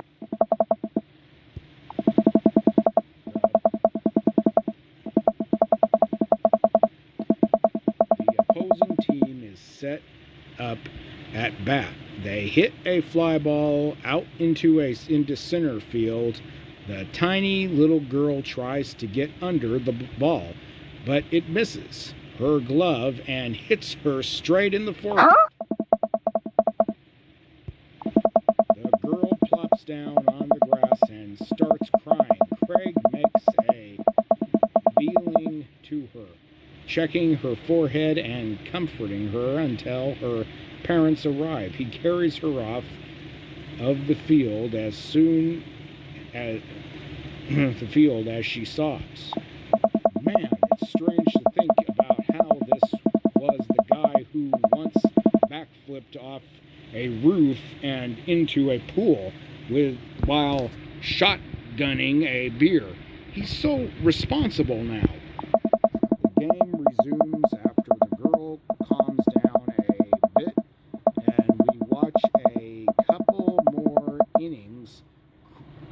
Craig's team is crushing the other team in the ninth inning. The Ocelots seem to have given up by this point. I see one outfielder eating fistfuls of grass. A batter on the other team knocks a foul ball into the stands. I follow the trajectory and, oh no, it's coming right for me. Oh no, oh no, oh no, no, no, no. I close my eyes and brace for impact. I open my eyes and look over to see Amanda holding the softball, staring at it in amazement. Whoa! You saved me. You did it, Amanda.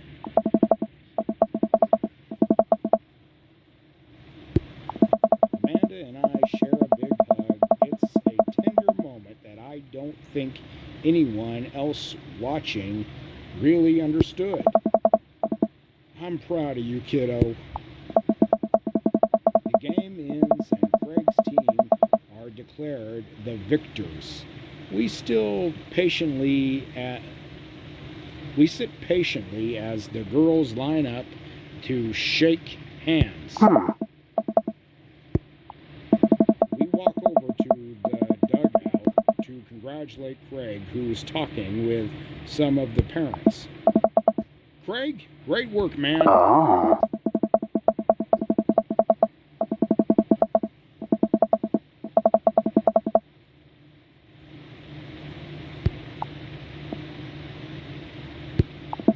Hey, killer playing out there.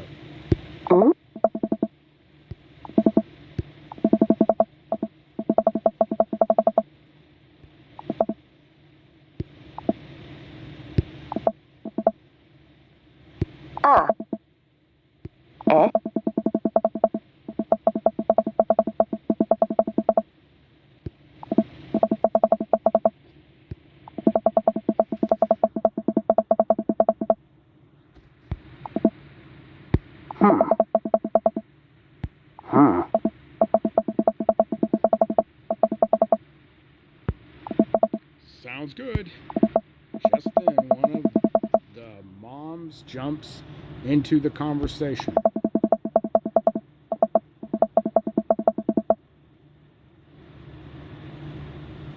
I don't know.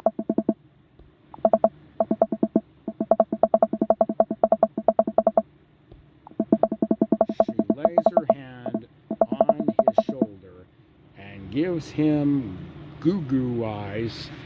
Man, this mom is laying it on thick.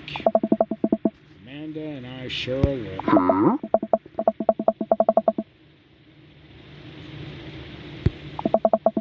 The mom looks slightly put out, but covers it up with a smile.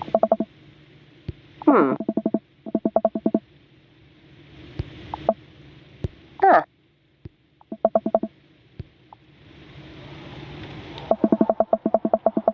An endless stream of girls clad in softball gear pile out of a Minville and into a local pizza buffet, which is actually called Thirsty's Pizza. Amanda and I trail behind them with Craig. Reminds me of all the awful pizza we put into our bodies back in the day. Oh.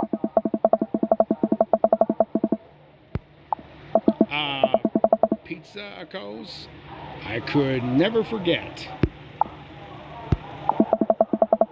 How did we survive college? Hmm.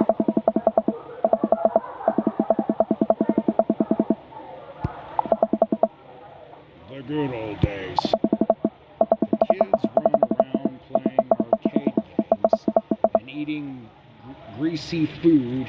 Amanda and I jump on a couple slices of Metacore pizza. Hmm. Ah. Oh.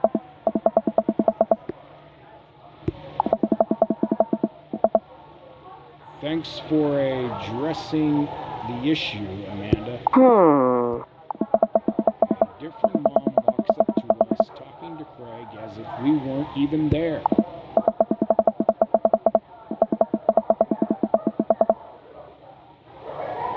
Hmm.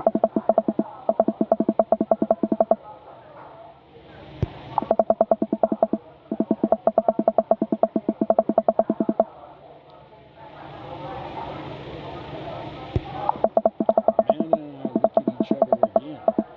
Craig gets it from all angels, huh? Craig smiles sheepishly. Oh. Craig holds his fist up for a fist bump for the mom in what I think is maneuver to lighten the conversation. He looks super uncomfortable. I should throw him a bone here.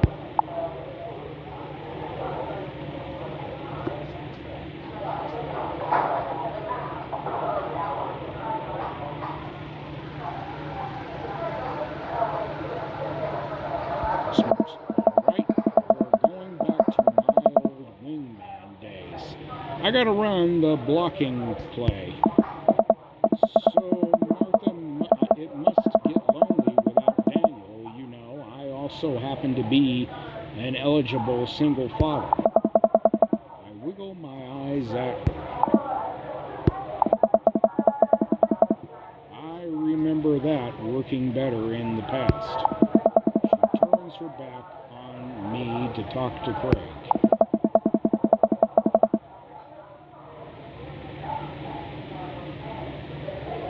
Hmm.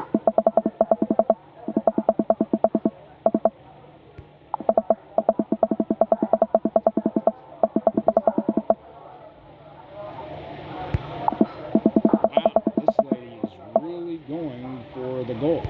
Nice.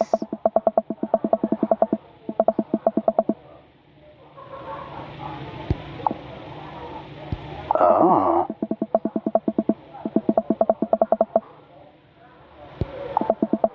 Martha angrily turns her attention towards her daughter.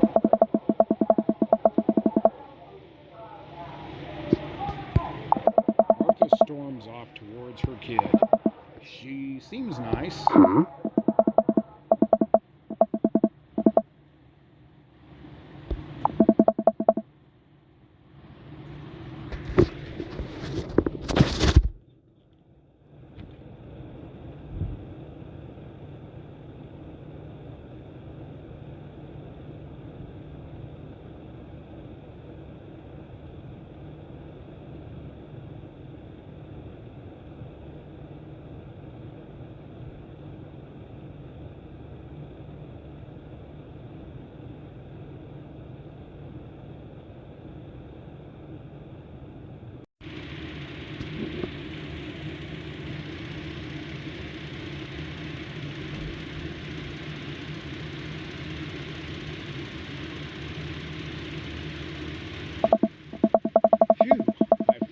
think I have time to talk to Craig now. Man, you're a busy guy, huh? Hmm?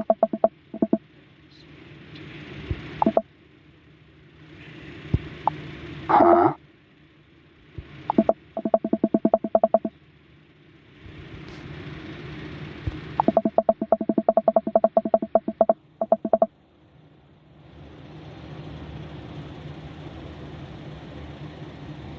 Oh, man.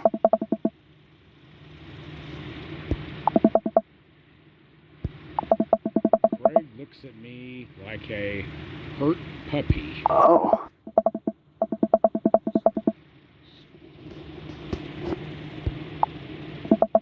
It's all good, buddy. Craig runs off with his daughters, and I'm left alone with mine. Man, I was really hoping to hang out with Craig more today, but it seems like he's getting dragged in every direction. It definitely wasn't like this in college. I feel like we might be a third wheel here. Eh?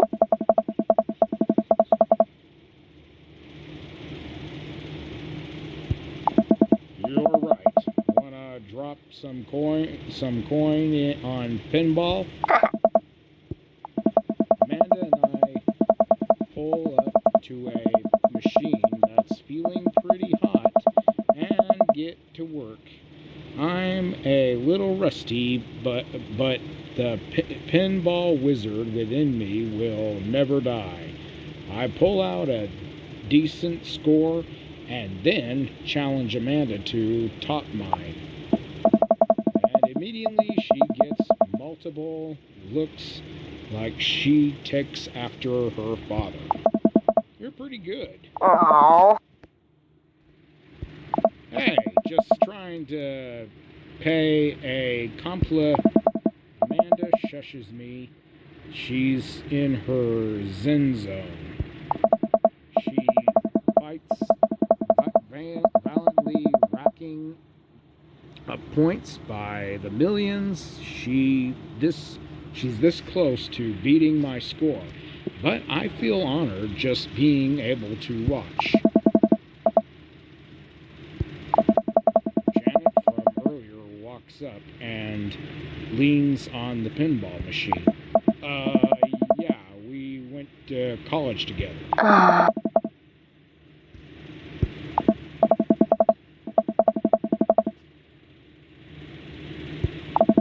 Oh, I honestly don't know if I could say. Hmm.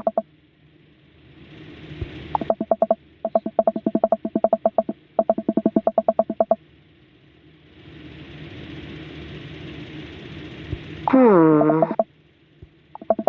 All of a sudden, a buzzer sounds, and the game is over. Janet made the pinball machine tilt. What? Ugh.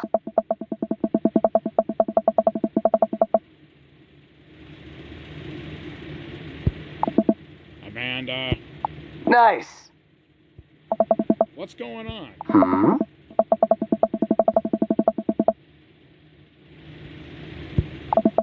I wrangle Amanda and say some quick goodbyes with Craig. We head out of the pizza place, finally. Amanda promises that she'll keep the couch warm for me and heads home. Huh? Not at all, dude. It's good to finally get you all to myself for a second. River burps.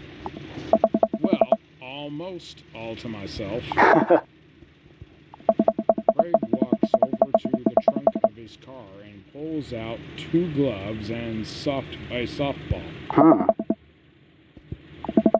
This might be less catch and more you throwing at the ball and me running after it, but sure. We stand in the middle of the empty baseball diamond and start tossing the ball back and forth. Hmm.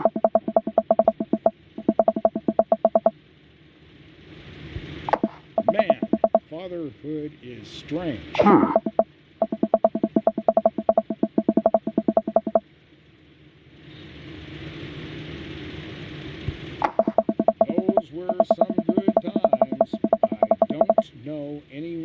else who could pull off the rare horizontal keg stand. Oh. I haven't properly hung out with Craig in so long, I don't even know where to begin.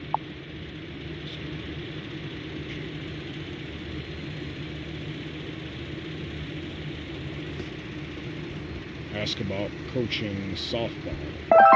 So is softball coach the life you wanted, or was it the life that was thrust upon you?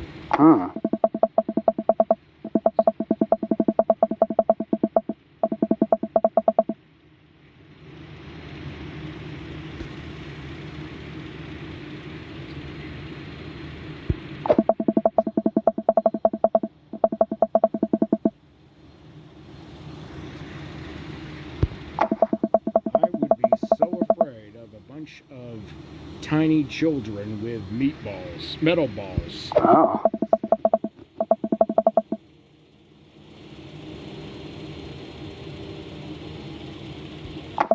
They'd take you down like a pack of velociraptors on a T-Rex.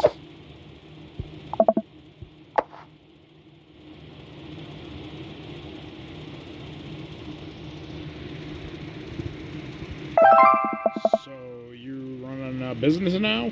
Bro.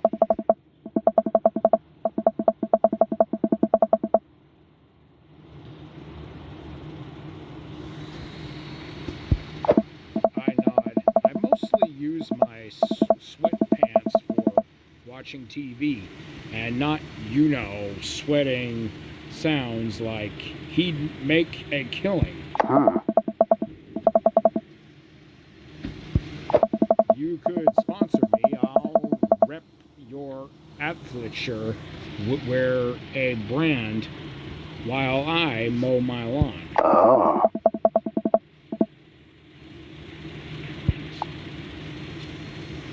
I can't believe you're a father of those three.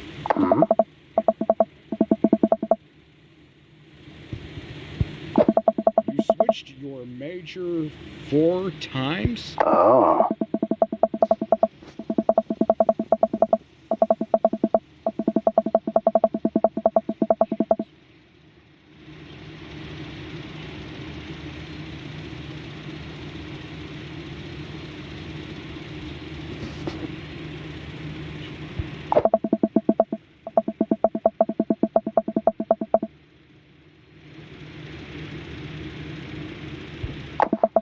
I had the exact same feeling when Amanda was born. It was the best thing to ever happen to me. It could be the only thing that ever happened to me. And I would still be proud of the life I lived. Oh. Must be good to get away from the softball moms for a bit, huh? Huh. Yeah, that was a lot. Are they always like that?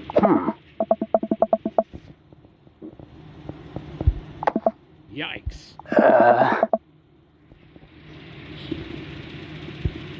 Well, what are you interested in? Huh. Oh. That hot silence? Bro. Oh.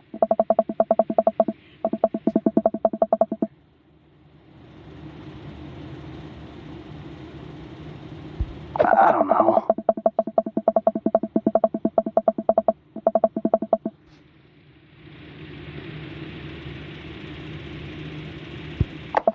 Buddy, I hear you. Oh.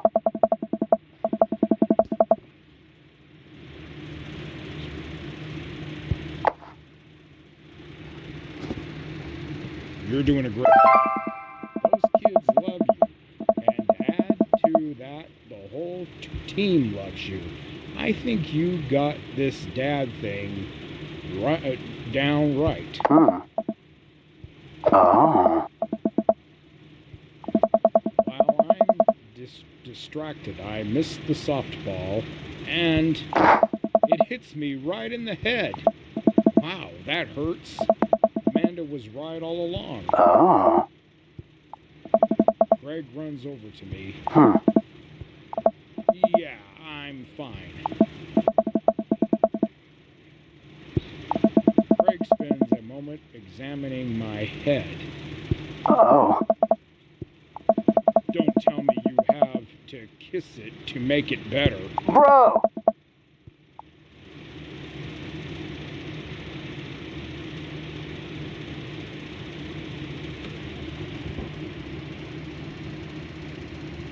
Kissing is for the weak, and I'm super strong. I do a couple of push-ups to prove how strong I am. Regular ones, not the modified ones. Those are quitters and people with good knees. I'm a strong dad who is capable of raising children despite past mishaps with prodigal objects. I get up and dust myself off. River yawns.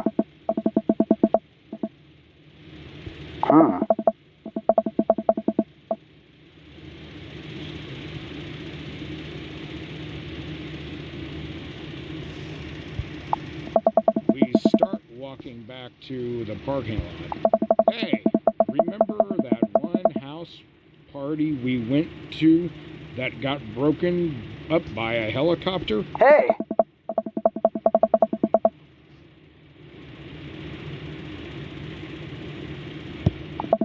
But the other side on the fence was a parking lot where a bunch of cops were parked. Oh. We just walked straight past them, like we were out for a stroll.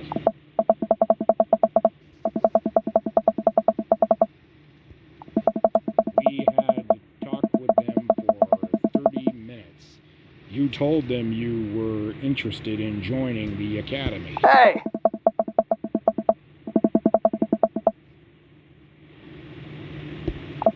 Man, college. Huh? We get back to our cars. Greg pulls me into a hug, or at least as much as we can manage with a baby between us. Guess not. I'd like that. I yawn as I walk through the door, spotting Amanda hunched over her collage collage glue stick in hand, burning the midnight art oil.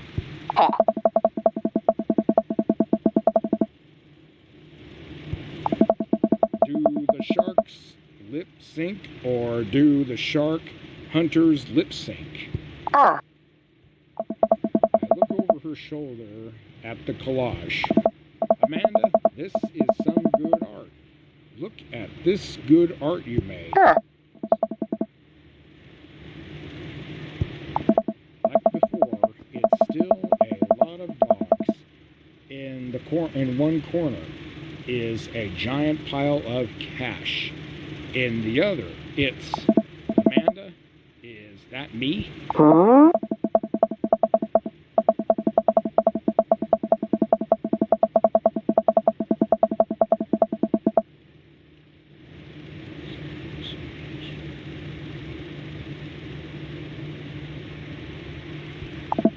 Oh, now you've done it. Get ready to watch your dad cry. Here it comes. It's happening. Oh. You did this with your good art. She pats me on the back. I wipe a tear from my eye. It was good. That Craig guy sure is busy. Hmm. Also, I'm very proud of you for facing your fears today. How does it feel?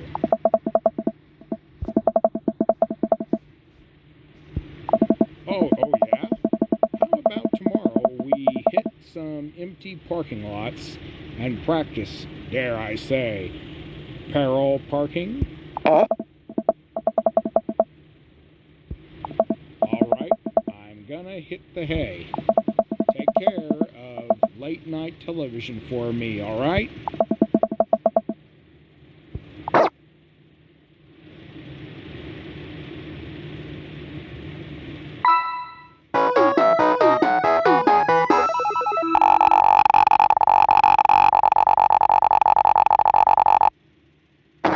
Man, that was amazing. Just like back in college. I've missed you, dude.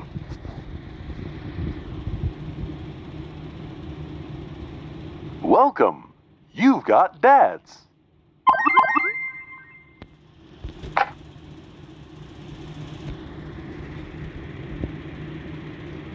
Try and listen up in the past.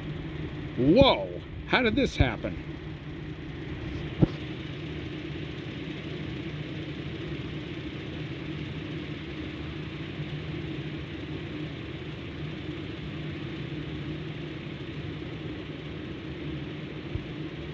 I forgot I did that. I forgot how I did that as well. The future is amazing.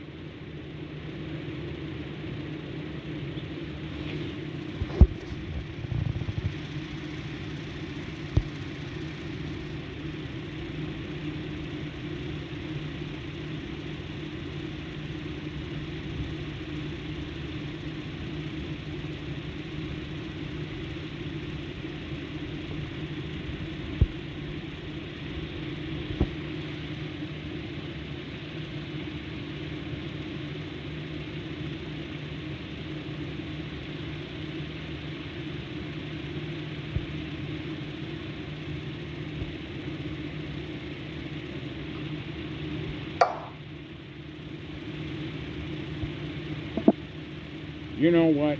I've earned a treat.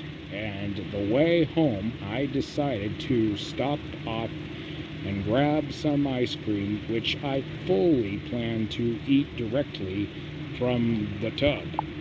I spend a lot of time trying to figure out just which type of ice cream I like to eat directly from the tub.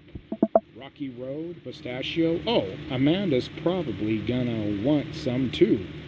Better get 2 tubs. She loves cookie dough ice cream, right? I turn around to see Ernest leaning up against the wall of the convent store. Ernest?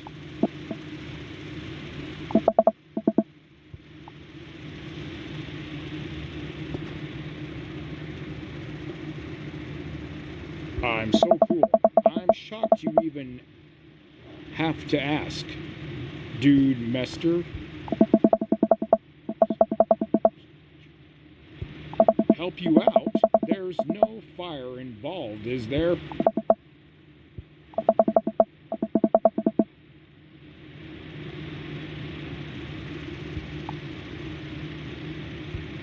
Ernest, what's a liquid?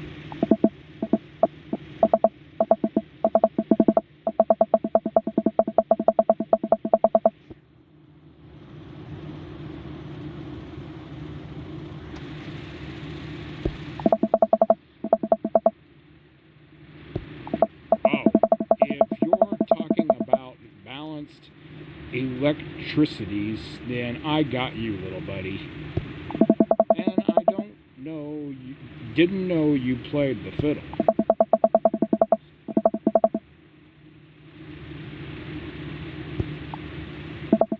I picked up a tube of pistachio ice cream for myself and a tube of cookie dough for Amanda. I search around for the blue Chrysler Void stereo. but can't seem to find any. I turn to the cashier. Say, where's your finest e-liquid? First of all, my daughter is older than you. Second of all, I'm flattered. I switched shampoo recently. Is that taking some years off?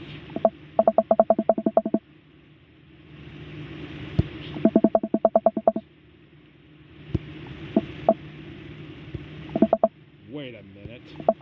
Are you just trying to butter me up to get me to buy more ice cream? Because it's working. I glance outside the spot. Ernest is staring at me. Double wait a minute. So you're telling me that e-liquid is not a sports drink? Ernest is watching us intentionally through the window. I better go give that kid a piece of my mind. I see.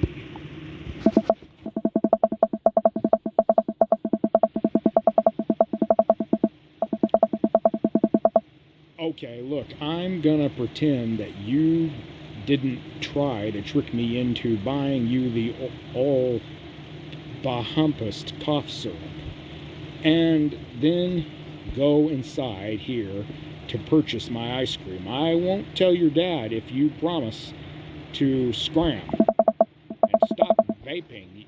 You'll get popcorn lung.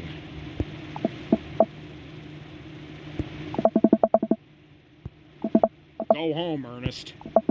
As I'm walking back inside, Ernest calls after me.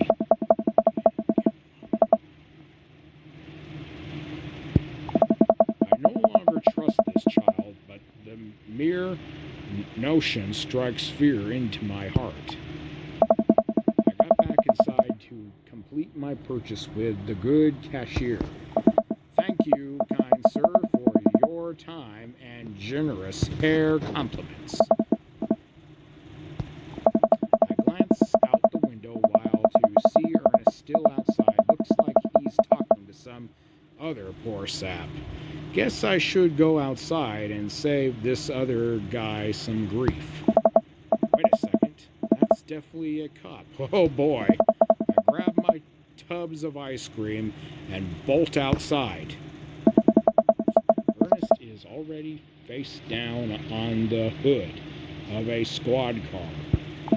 Ernest, did you seriously try to get a cop to buy you e-liquid?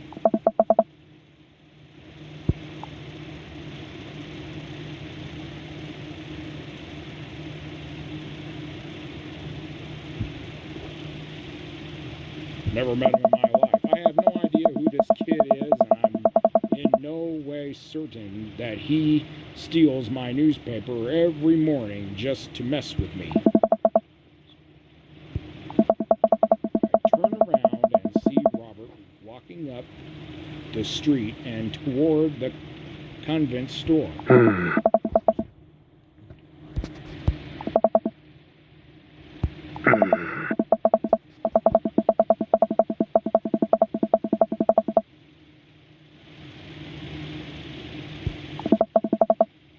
There.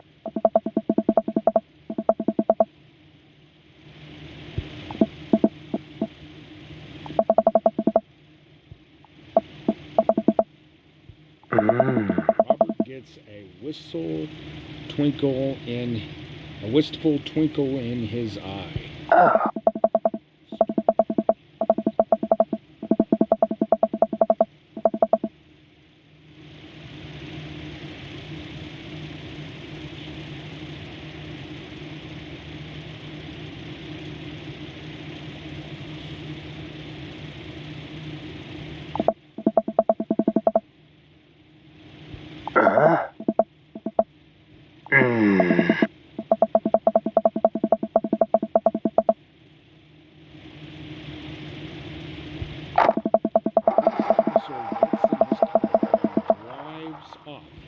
I'm stunned by how cool Robert was just there. Ouch. Huh.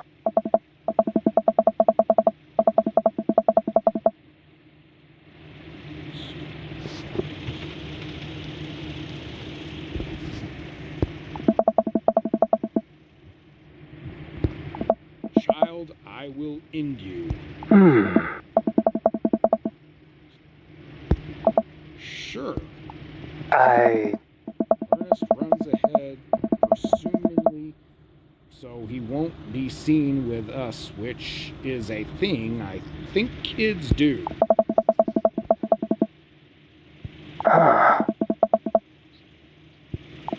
Seems like he tortures his dad.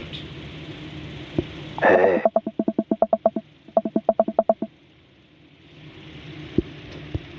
What? No, he did. I pat my back pocket.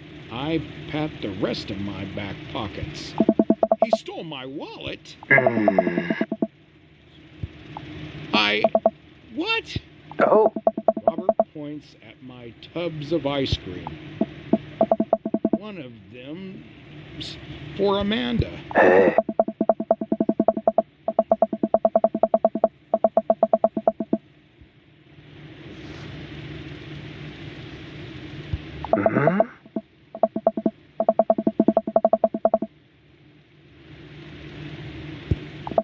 But these were on sale. Oh.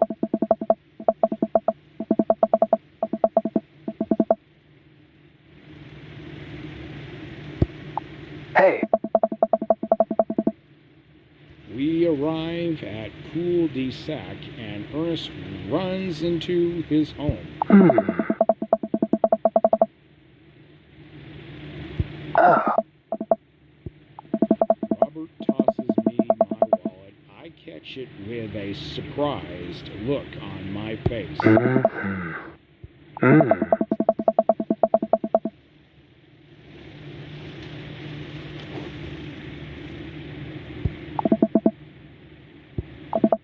See ya, Robert. I go back inside my home, ready to spend the rest of the night with 2 tubs of ice cream and also Amanda.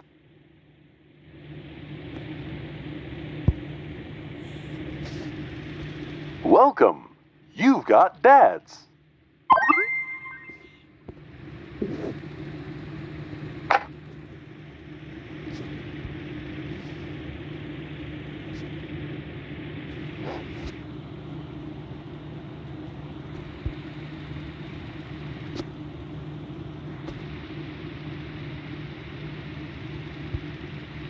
Whoa!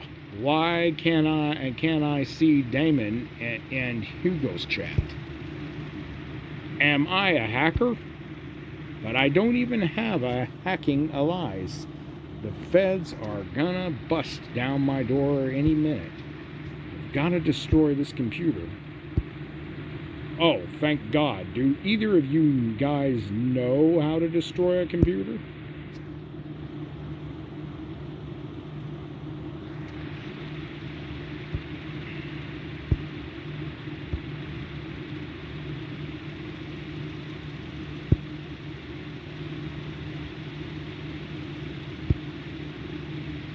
Art is good. Let's go see Art.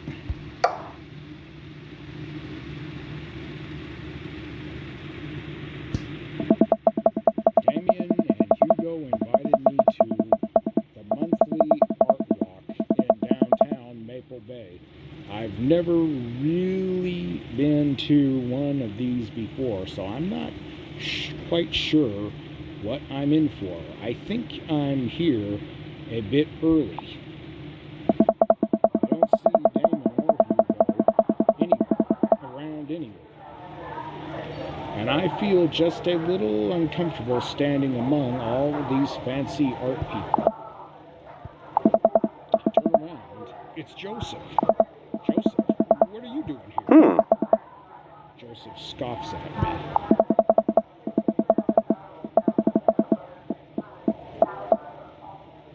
Oh.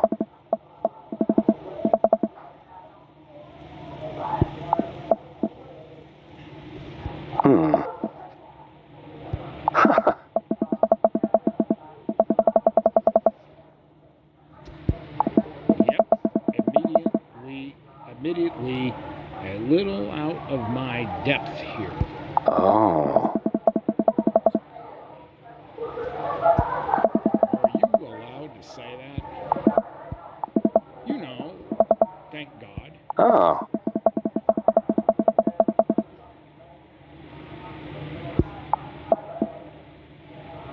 Oh.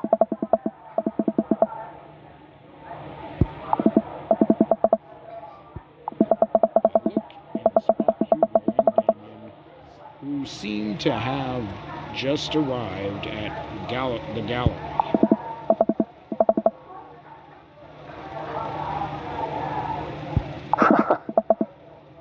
Oh.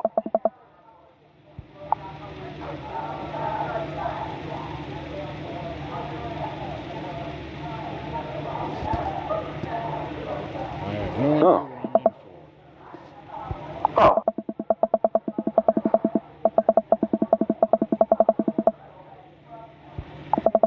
I like art now. Oh.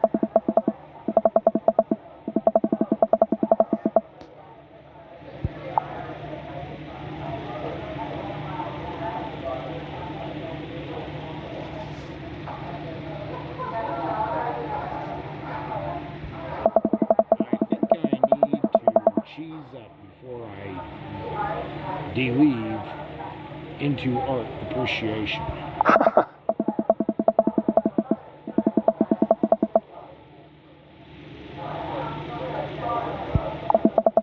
Joseph and I slide up to the snack table.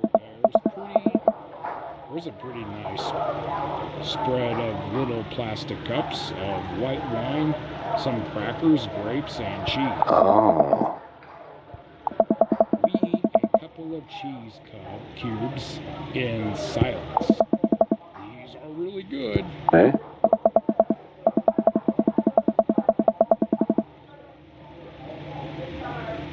I already ate dinner, but I will always have room for cheese. Oh. I shield Joseph from the small crowd of mild-mannered art people miling around the room. I don't think anyone's paying attention. We should probably get back to Damien and Hugo. Hey.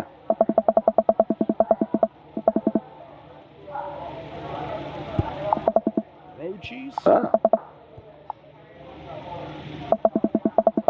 We leave the first gallery a few minutes before we reach another one. This gallery's a bit more crowded. Huge paintings of, I'm not even sure, hang on the walls. Hmm. What am I looking at here? Oh.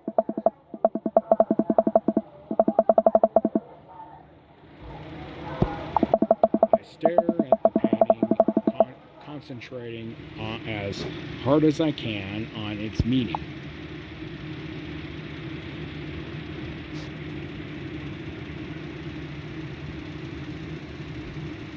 It's a metaphor human condition. Seems to be an attempt to visually represent a universal experience.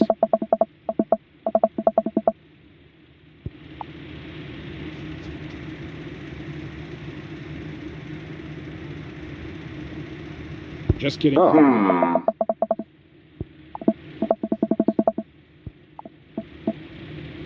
Hmm?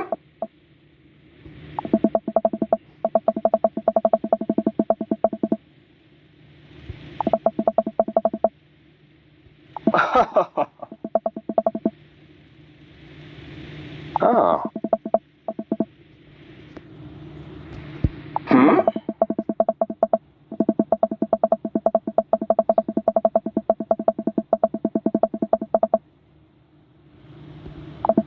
Wow, how do you figure that? Ah. Oh, Oh. we walk around the gallery sampling more of these artists' work. I almost hate to say it, but abstract art is kind of growing on me. It's interesting that the artist chooses not to let their work be defined. What's wrong with the work? As the paintings look at one of as we're looking at one of the paintings, a patron scoffs loudly. Ah. Ah! Hmm? The patron walks away, not noticing Hugo fuming right next to him. Oh.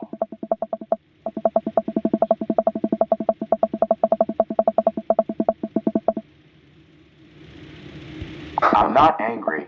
I'm just disappointed.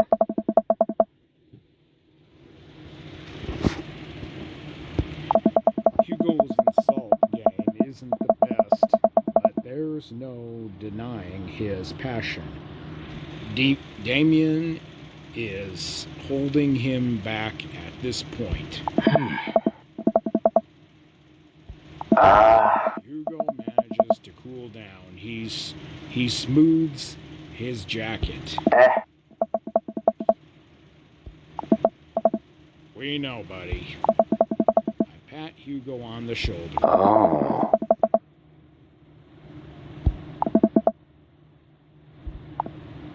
Oh.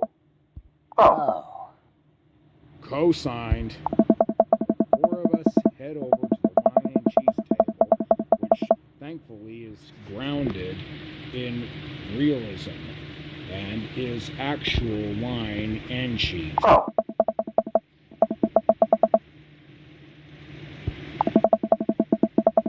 Is it gonna be any weirder than this art? Ah.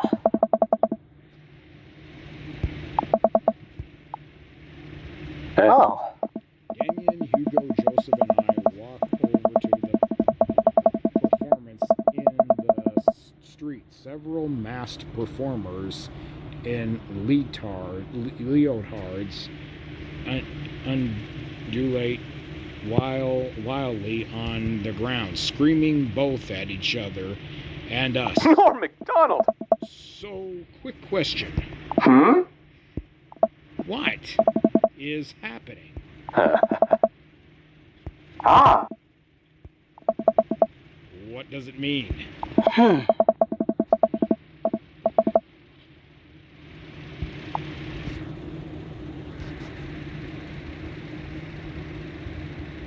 Fear of existence? What do you think they're trying to say? Oh.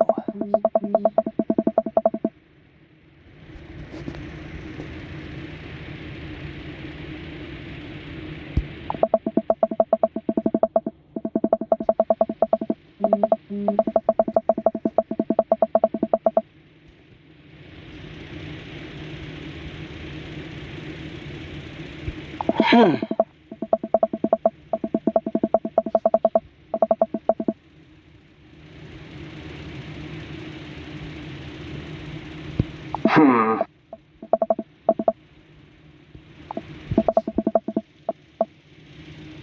Oh.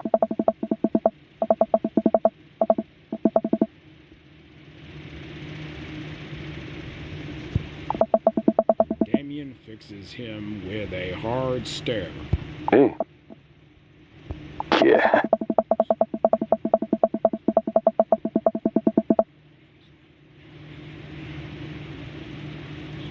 Hmm.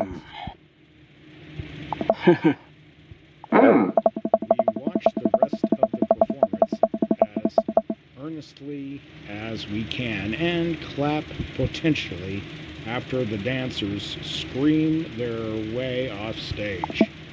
Phew, I think I'm all arted out. We all decide to walk home together. Hmm. We make our way back to the cool Dixie tiny wine and tiny cheese sloshing around in my stomach. I think I've learned tonight, and not just what I've learned about art, which was and extremely informative, but what I've learned tonight is that when you put a bunch of tiny wine and tiny cheese together, it eventually becomes regular followed by too much wine and too much cheese.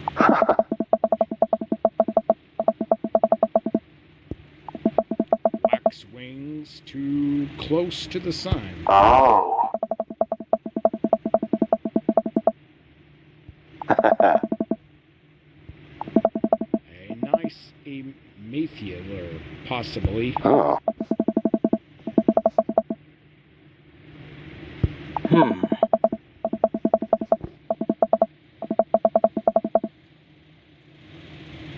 Hmm?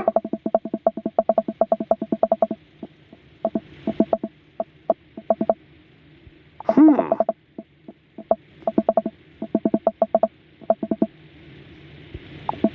Really? Oh.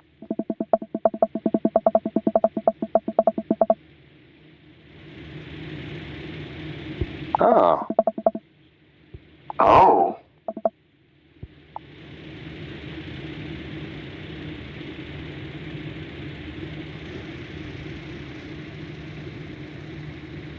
Tasteful nudes of the artist. Hmm. Art is a monkey-making business. I know what sells. We finally get to cool the sack. Good art. Oh. Hmm.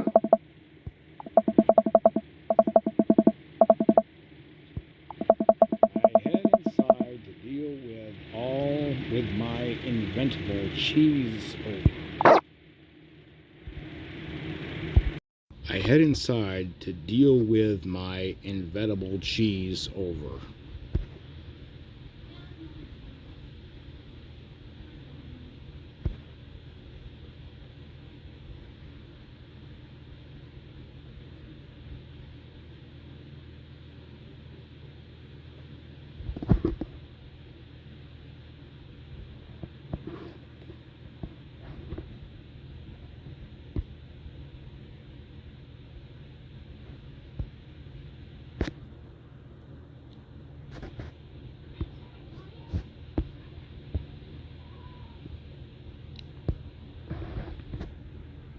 I really want to get some good quality time with Craig. The last time we hung out, he was so busy with the kids and fending off flirty moms that I feel like we barely talked. Ever since the first time we hung out, I've been trying to get up a little early for runs. I don't think I'm gonna be as embarrassing as last time. Maybe I'll even be able to catch up with him now. I type out a message to him on Dadbook. Hey, man, been training on my run game recently? Ready for round 2? Craig responds almost immediately.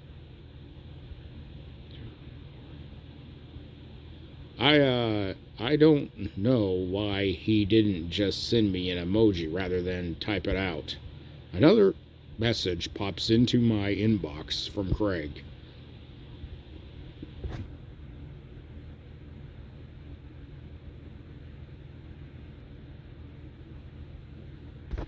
I type back.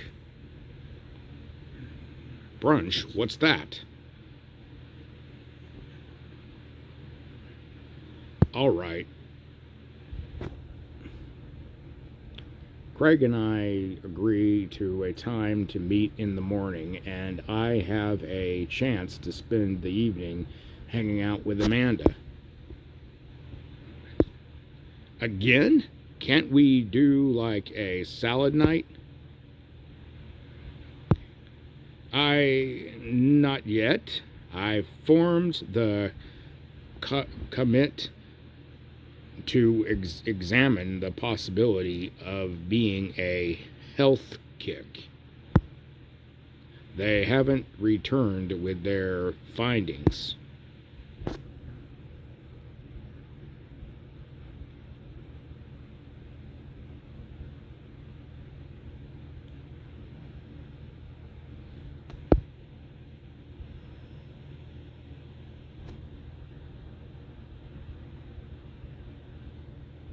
Don't worry about it. The commit's a smoke screen, even if the policies change on paper things.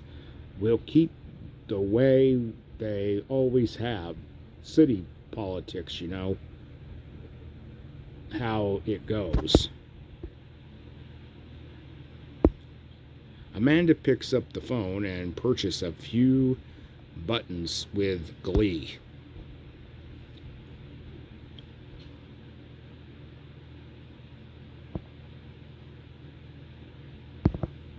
That's my girl from now on, though.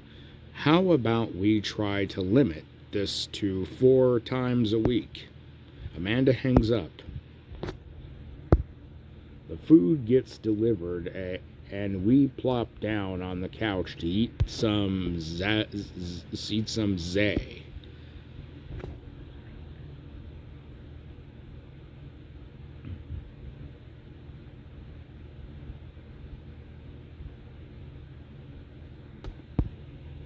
Question: what's kombucha?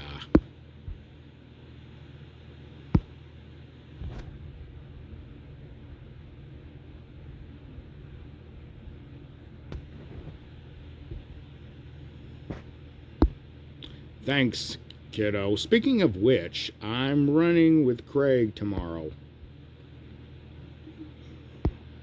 Hey, probably not. We laugh at the same time. Eat more pizza then is probably healthy in the name of carbo loading. I call it a night early so that I'm ready for tomorrow. When I first started running in the morning, it was pretty hellish. Now that I'm a few sessions in, it immediately has become a little bit easier, despite it always ending in me dry heaving over a trash can. Is that what the runner's high is? Just dry heaving? I lace up my tennis shoes, throw on a t-shirt from a rider's summit I went to 20 years ago and head out the door at a moderate jog. Craig is already outside with River strapped to his chest. He's dressed up head to toe in color coordinate running gear. Wow, I look like a total shulub next to this guy. Morning, Craig. River gonna be running with us?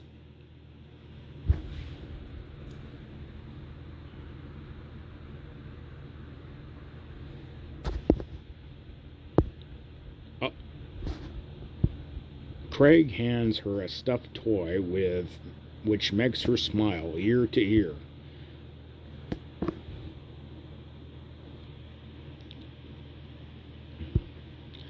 Oh, I've been there. Amanda had a stuffed panda that she carried around everywhere. She would have a tantrum if we even tried to wash it. It was gross. Every morning for 30 minutes, I'm basically an elite athlete by this point. So, where are we headed? Okay, that sounds reasonable. Okay, I can probably handle that.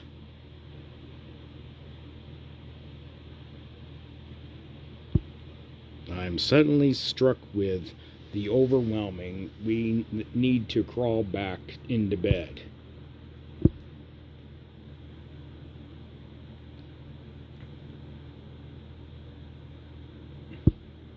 That sounds like something I am probably too physically to do. Craig and I finally arrive at the park. A few other lone joggers make their way around the perimeter, and River waves enthusiastically at everyone we pass. It's a lot more peaceful in the morning, aside from birds chirping and River gurgling away in the stroller. It's pretty quiet. That was a warm-up? Craig reaches into his bag and tosses me a water bottle. I fumble it, but thankfully it didn't drop.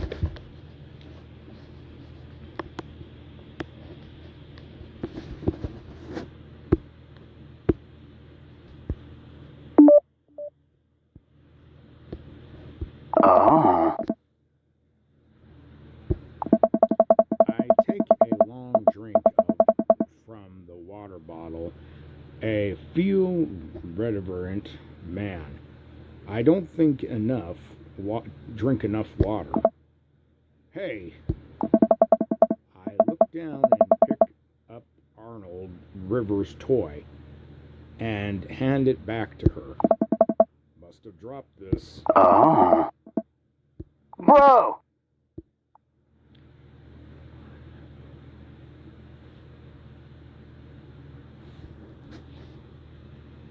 Yeah.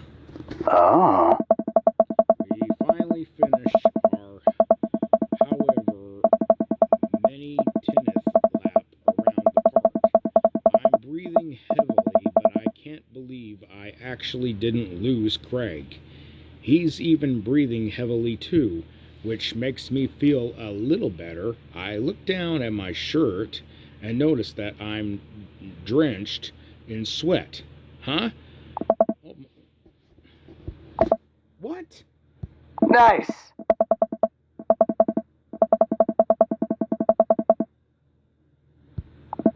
Yeah, man, you really pushed me to the limit just now. I can't believe I held on. Oh.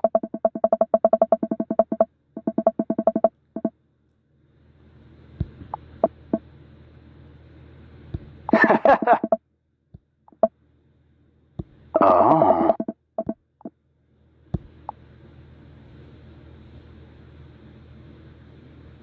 Doug. You bet. Craig takes me to a separate portion of the park where there's a steep hill that seems to go up forever. I strain my eyes to see some other joggers at the top. So, what do we do now? That looks like a lot.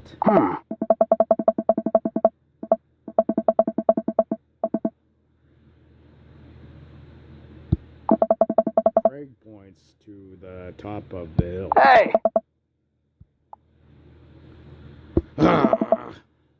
Let's do this. I don't know. I finally reached the top of the hill after making my way past what I originally thought was the top of the hill. Once there, I hunch over onto my knees and gasp for air. My lungs are like daggers poking my ribs. I can feel my heart in my ears. River, I'm having a moment, please. Craig looks like he's taking a beating as well. Ha! So he is human.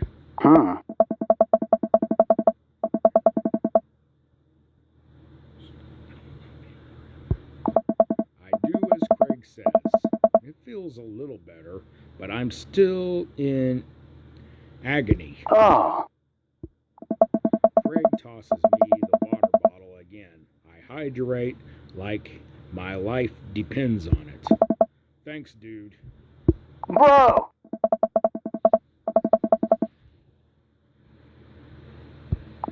Oh, that's it. I thought I was is just, dying.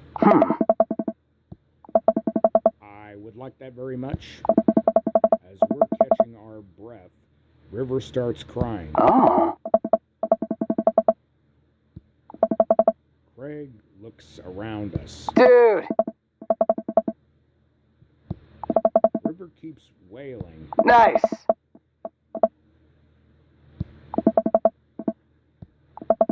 It should be simple, right? We just gotta retrace our steps. I remember River last having it down at the bottom of the hill. Oh. Craig and I jogged down the path, searching high and low for the stuffed capybara, which Craig takes the time to explain to me is a large rodent native to South America. We've got the place where River might have dropped it, but it's still nowhere to be found. I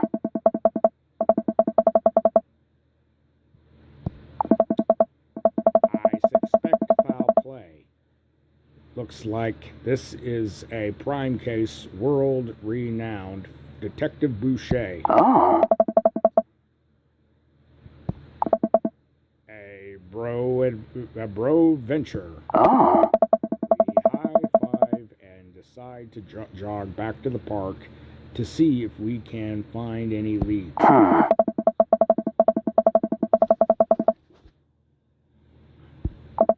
Sounds good. Nice! I think about it for a second. Well, I think that your stature and overall resilience, you would make an immediate imitating bad cop. But on the other hand, you do have an adorable baby strapped to your chest, so that softens the edges a bit. I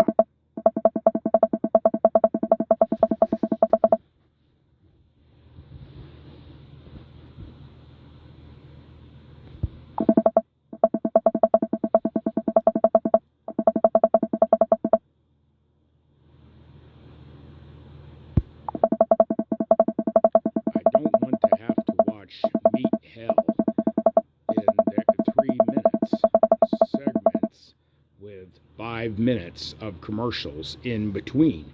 And they're loud. The commercials are too loud. I just want to watch my shows in peace without people yelling at me to buy wiper fluid and stuff.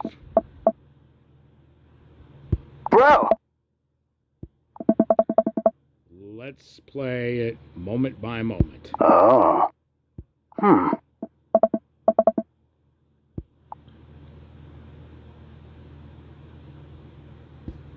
Go to the playground. We make our way over to a small playground at the edge of the park.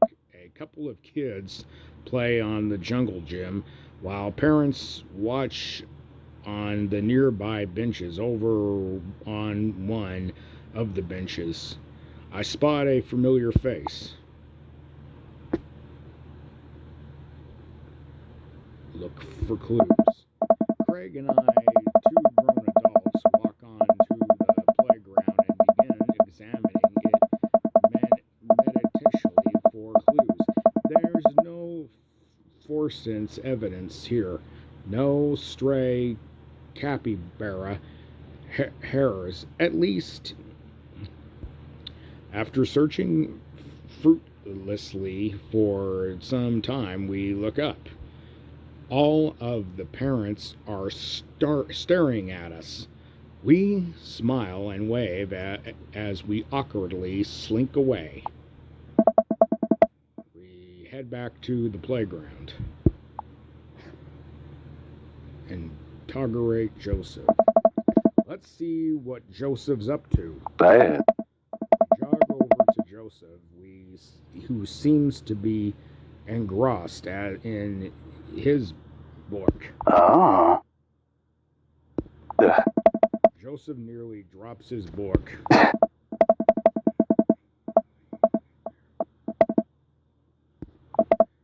Sure am, you know me. I just love to run and be healthy. That's kind of my whole thing. What are you reading?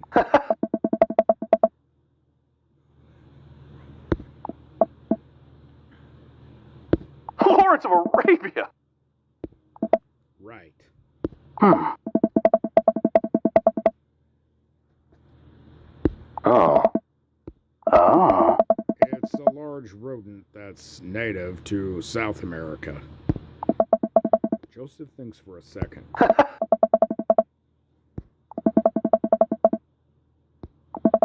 Your kids are here? Hey! Joseph looks around. Norm MacDonald!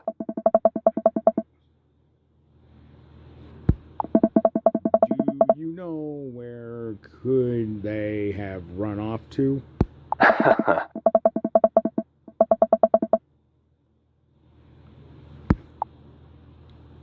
All right, thanks for your help.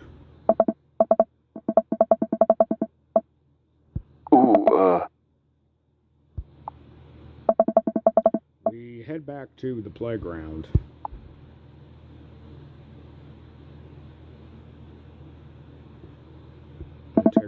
Let's see what Joseph's up to. hey. We jog over to Joseph, who seems engrossed in his... Do you happen to know where Kristen and Christy have gone?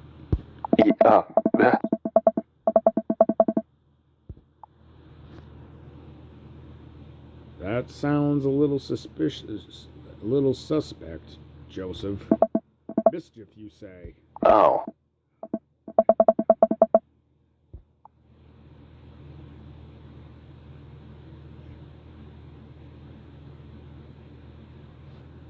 Only if you did something wrong. What are you hiding, Joseph?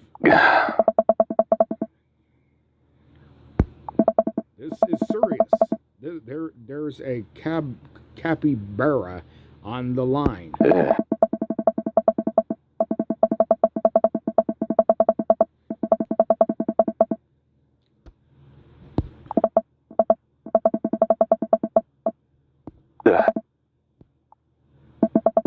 We head back to the playground.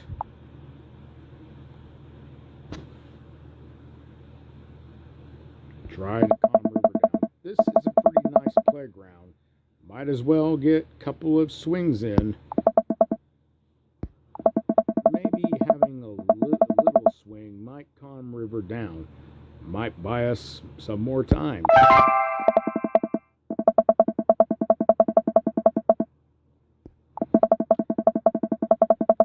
Life is cruel and tough, but at least we'll always have swings. Greg straps River into the baby swing and gives her a gentle push. She giggles. I take a seat on the swing next to her and immediately realize that I'm stuck. River seems to love that. Greg eventually helps me out of the swing, and we decide to get back to the investigating. We head back to the playground. Move to another part of the park. Where...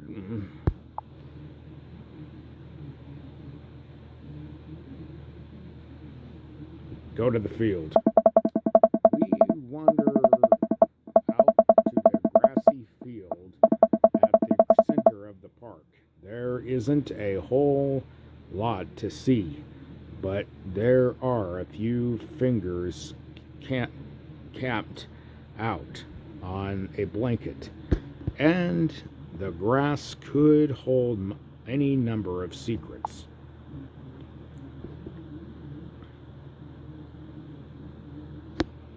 Look for clues.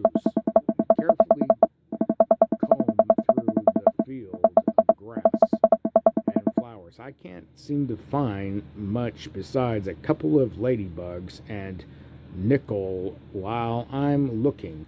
Craig calls out to me from across the field. Oh, man. I jog over. Craig is kneeling in the grass, expecting something. I approach. My heart in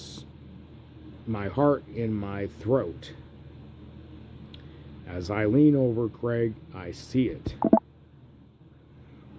I put my hand over River's eyes. No one should have to be subjected to this senseless violence. My God, who or what would do this? Oh, man. I can't look at this anymore. I turn around trying to wipe the image of the stuffing strewn across the ground from my mind. Uh-huh.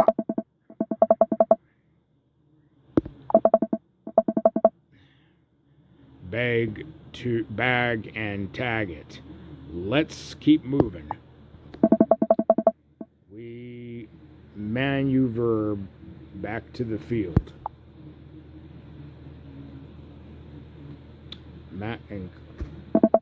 Let's talk to Matt and his daughter. Carminstia spots us from across the way and waves. She's sitting down with her dad on a sunny green patch of grass. We jog over. Hey.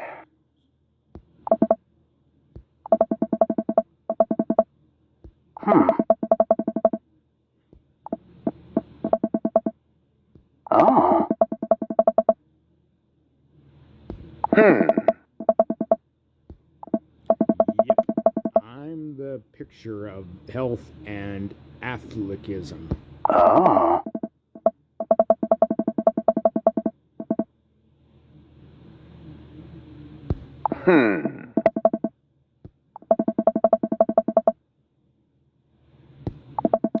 Wait a second.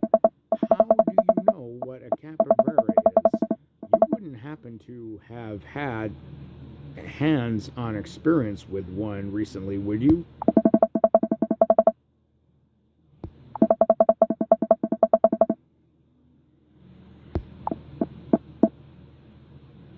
Hey.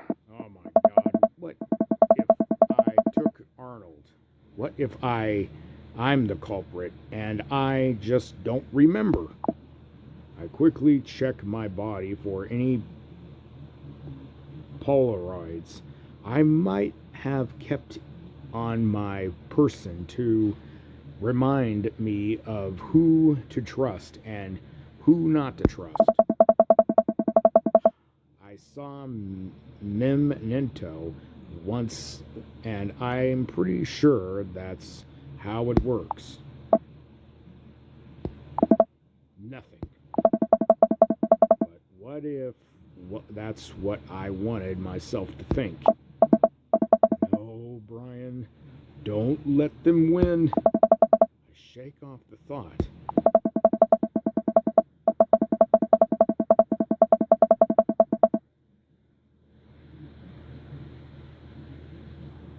Oh. Oh. Oh. Let me get some apples for the road, though. Commenstra hooks me up with some road slices, and we're on our way. We main over back to the field and interrogate River. Oh. Wait, let me try this. It's always the culprit you least expect. I get eye to eye with River, who still looks like she's on the verge of tears. Nice. Good cop. Hey, sweetie, believe me, nobody wants you to find your capybara more than me. But we need more clues, and I think somewhere in that baby brain of yours, you might have something that'll lead us to the perp. So, what do you say, kiddo?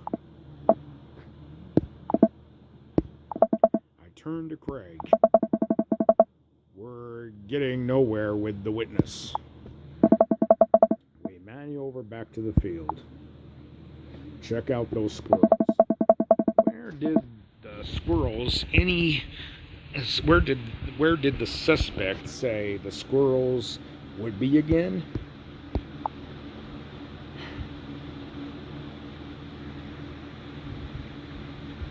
The tree. Oh. Minstrel was telling the truth. These are some rad squirrels. River seems happy that this may have bought us some extra time. We maneuver back to the field. Move to another part of the park. I've deduced where we should go next. Check out the playground again. We head back to the playground. River has had enough of the swings. Her mind will be singularly focused on Arnold. We until some other Johnny come lately plush come along, or her next nap. Whatever comes first. We head back to the playground. Move to another part of the park. Clock ticking. Re-examine. Go to the woods. Make our way to the outskirts of the park. There are a couple of benches by the dense tree line. Looks like Robert's here all by himself. This also seems like the perfect place to look for clues. Joseph's twins must be around here somewhere. Look for clues. Craig and I search through the outskirts of the woods, hoping to find something that might lead us to Arnold. There are a couple of cigarettes and empty beer cans scattered around the thicket. This is probably the hot spot for edgy teens to hang out at night and say swears and stuff, but it doesn't look like there was any recent activity that might be capybara related.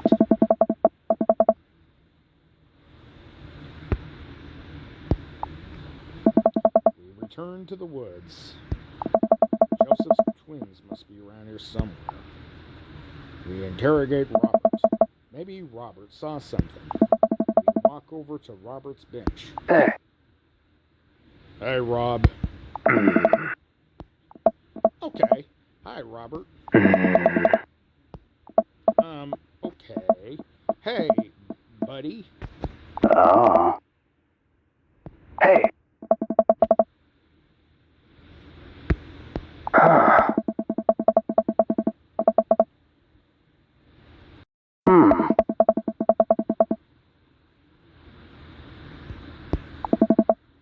Capybara is...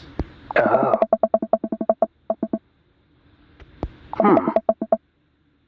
Oh.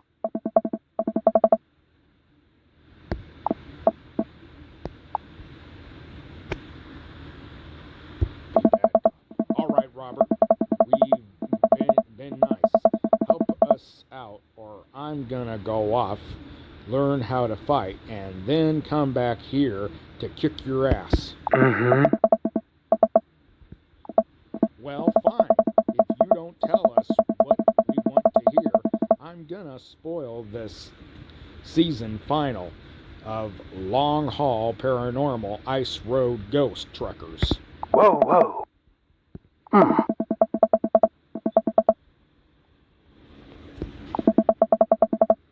Colum and Flint crash into a haunted...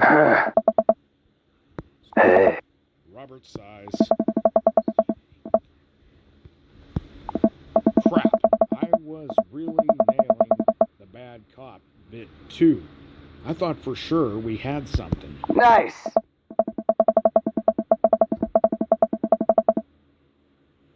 Oh.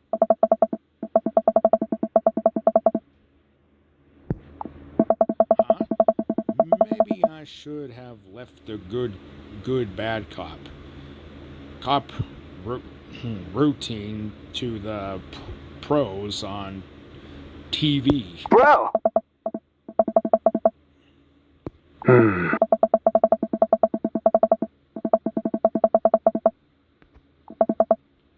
Where did they go? Hey.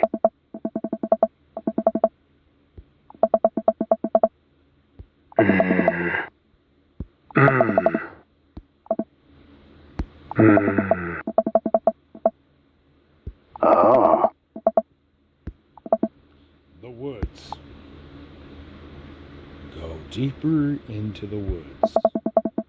I stare into the depths of the forest.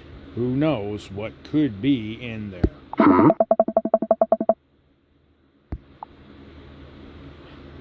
No.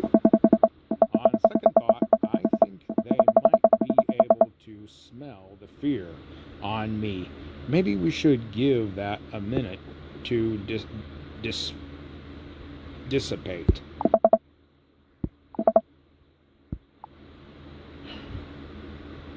Go deeper. I stare into the depths of the forest. Who knows what could be in there? Hmm. Yes, I'm ready, partner, bro. You? Hmm. Let's do this. Hmm? We start down the path into the woods, keeping our eyes and ears peeled for any sign of Arnold. There are no squirrels or birds anywhere. The silence is unsettling. The sun can barely peek through the canopy. It's colder here. Suddenly, we hear voices.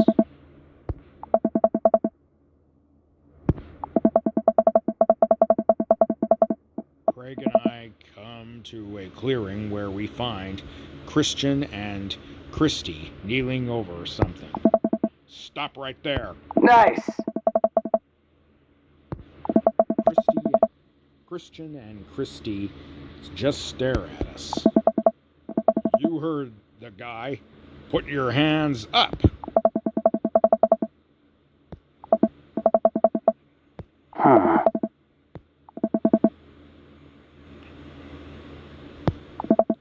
My heart is pounding. Is this the end of the line? I step closer. I can't believe what I'm seeing. A pair of safety scissors lines in the dirt. And it's Arnold. What have they done to him? Dude! You heard the baby. Hand over the capybara. No, not finders keepers. That's our property, and you've desecrated it.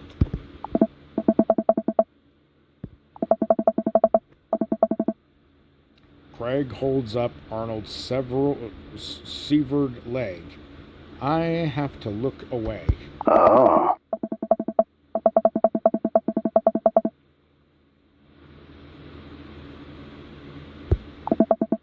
Christian and Christy look at each other. They don't know what to do. How about a deal? You give us the capybara, and we don't tell your dad about this. She hands over the stuffed animal. And give us those safety scissors. They are clearly no longer safe in your hands. She hands them over. I'm glad we could figure this out. Come on, partner. Craig and I start making our way out of the woods. He turns around and calls back to the twins. Oh.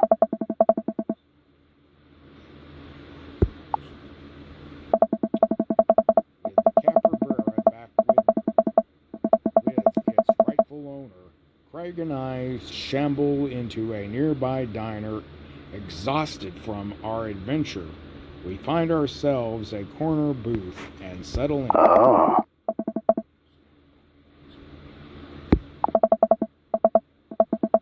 different now. Changed. Did we get in too deep? Hey! My stomach grumbles. I suddenly realize how big of an appetite I worked up. Brunch? Give me brunch. Oh. Oh.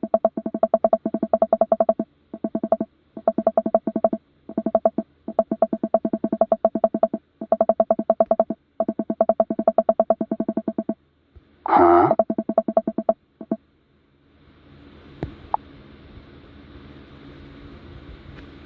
Grimmy brunch. Make it fried and oily and clean the floors with a hose and I'll be happy. Oh. A young waitress passes out menus as Craig situates River into a high chair. Hmm?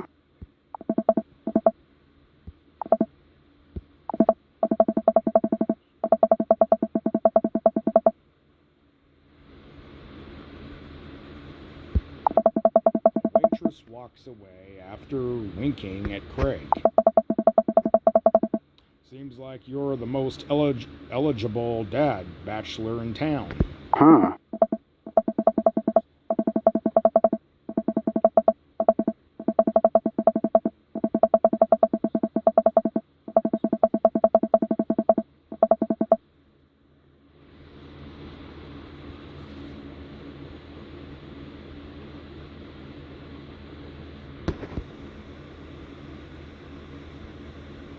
Nice.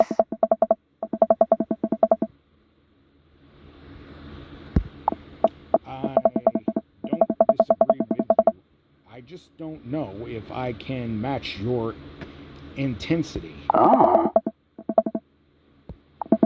We order our food, and the waitress, after very blatantly hitting on Craig multiple times, eventually brings us our brunch feast.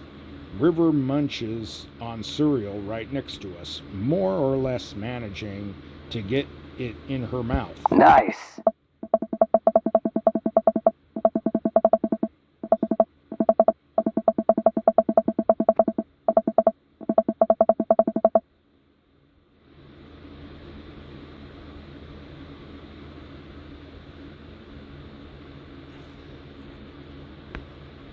I know the feeling, man.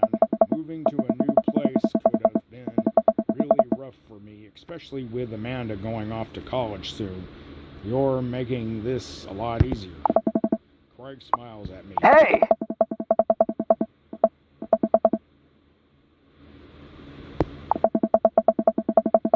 For a while, I forgot about anything that was bothering me in my life.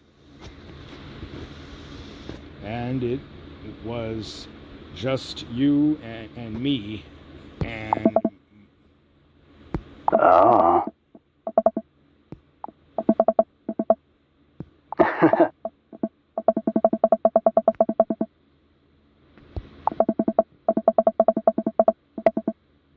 Hmm.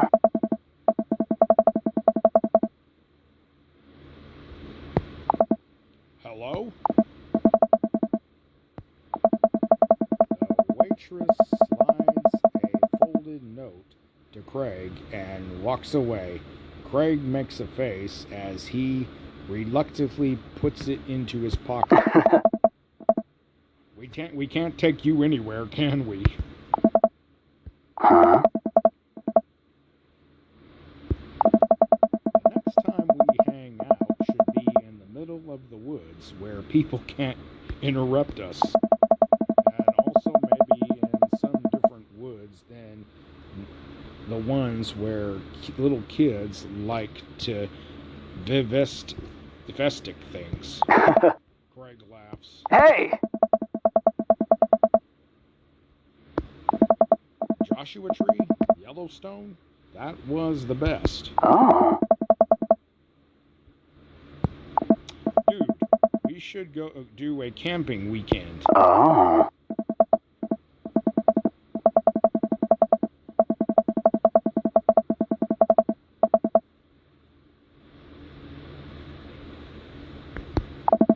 Come on, dude. If we plan things right, we can do this. Craig, don't you ever do anything for yourself? Craig stares into his coffee mug. Oh, Yeah? Like what? I don't know.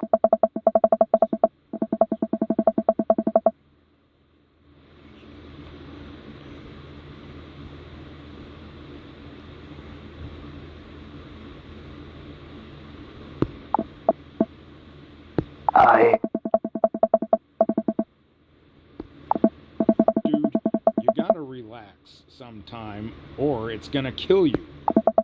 Please come camping with me. It'd be so fun, bro.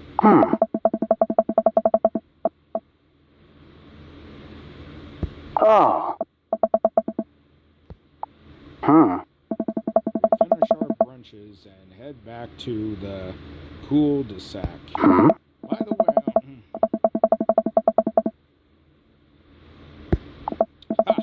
I'm probably gonna need a little bit of recovery time after this. Tell the girls I said hello. Hey! I say goodbye to Craig and step inside. God, I'm ready for a shower, a gallon of water, and a nap. I bet Amanda is still asleep.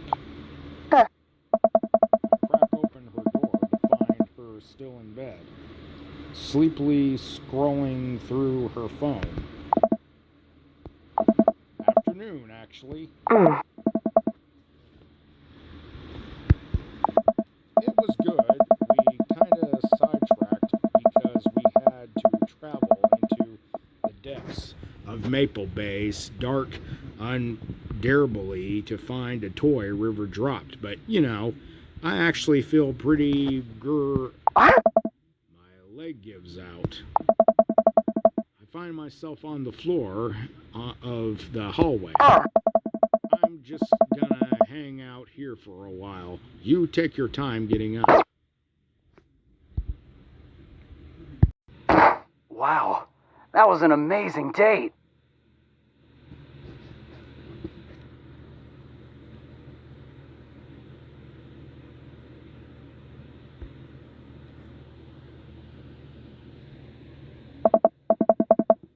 Well, it's been a long day.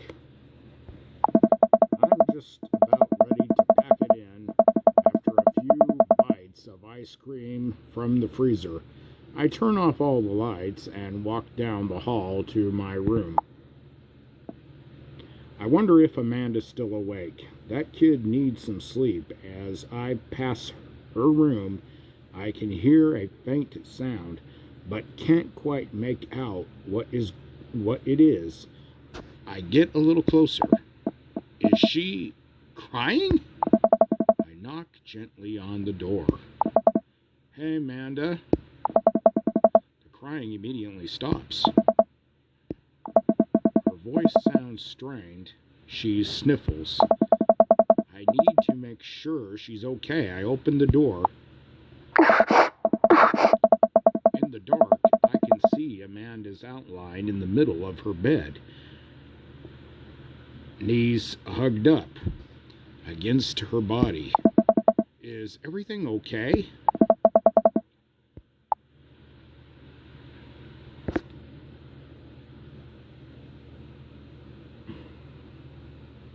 Did something happen?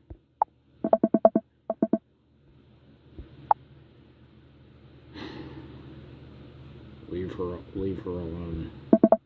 All right, I'll leave you be. Back out of the room and close the door gently behind me. She immediately starts crying again. Wow, I have no idea what has her so upset. She seemed totally normal. I feel awful just leaving her to cry, but I also get the feeling that if I tried to do anything else, it would only have made her more upset. I can't stop mentally cycling around though, to through all sorts of awful things she could be dealing with right now. More than anything, I just want her to be happy and safe. I have a hard time falling asleep, but when I finally do, I'm still thinking about Amanda. After a long, very little sleep, a long night of very little sleep, I rolled out of bed and make myself a pot of coffee. Amanda should be up for school soon. Maybe she'll be willing to talk about whatever's bothering her. About 10 minutes before she's supposed to leave, Amanda comes out of her room and makes a beeline for the freezer. Morning, Amanda. She drops a frozen waffle into the toaster and slams the freezer door. She won't look at me. Yikes. So, anything big going on at school today? Okay. Do you need a ride to school? Want some coffee? Amanda pulls the toaster lever up and takes her still freezer burned waffle out before it's finished cooking. Amanda picks up her bag and storms out. Oh, okay. I haven't seen her act like this in a long time. It's usually short-lived, but it always hurts. Hopefully this blows over and things are back to normal soon. I sit back at the kitchen table and look at a picture of Amanda and I hanging on a wall. In it, I'm teaching her to ride a bike. Her face is a mixture of excitement and pure, unadulterated fear. I remember how determined she was. Every time she would fall off and scrape her knees, she would get up and try it again. Finally, I had to stop her because she was bleeding everywhere. Then she started to cry because she didn't think she needed bandages and wanted to keep trying. As I put the bike away, she just stood in the middle of the street and screamed. Then I took her for ice cream, and it was like nothing even happened. After giving it a bit of thought, I decided that if I force her to talk about it, I'm only going to make things worse. But I have an idea. I start rummaging around for ingredients. I hear Amanda walk in the door. Instead of heading for the kitchen like she usually does, she makes a beeline to her room. She's clearly trying to avoid me. Hey, Pumpkin! Can you come here for a sec? There's a moment of silence. I wanted to say sorry about last night. I'm just worried about you, kiddo. I get scared when I know something's wrong, and I get even more scared when I feel like I can't do anything about it. So, just whatever it is, and you don't have to tell me if you want to, but whatever it is, just know that you have a dad in your corner who wants you to be happy. Honey, you know I'm bad with words, so I was hoping I could speak a language we both understand. I pull a cake out of the refrigerator and place it on the table. Hopefully the frosting has set by now. Ta-da! It took me... Sorry you're sad, but I support you 100%. It took me a really long time because I ran out of red frosting somewhere around. Sad and had to start over, and it's strawberry. Amanda gives me a big ol' hug. I grab some plates and forks and serve us up some delicious cake. What is?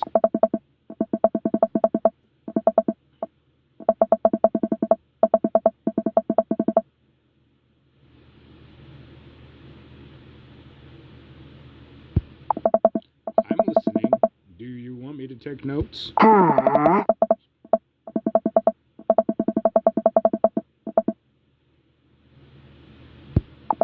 MR?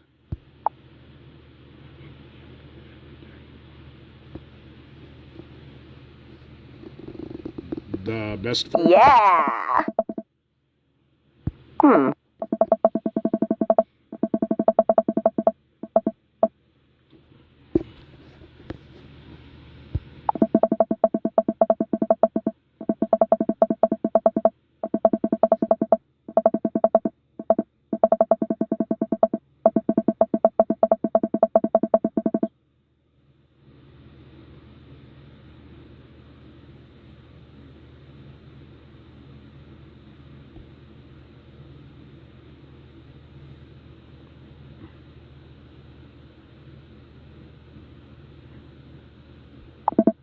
Yikes. Oh.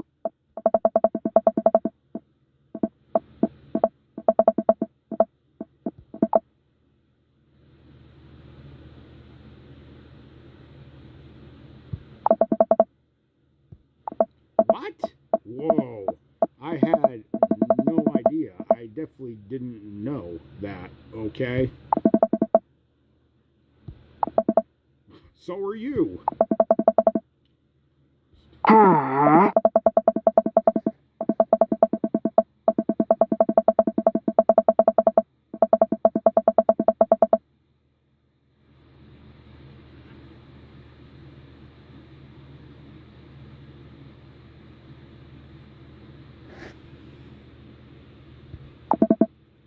Amanda sighs.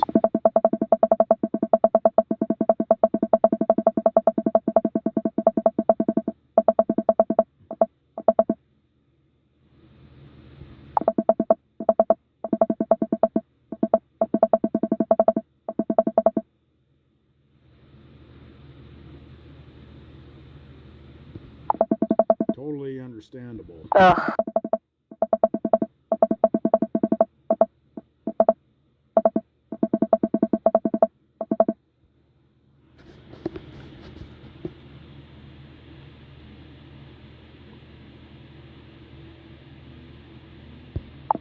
What?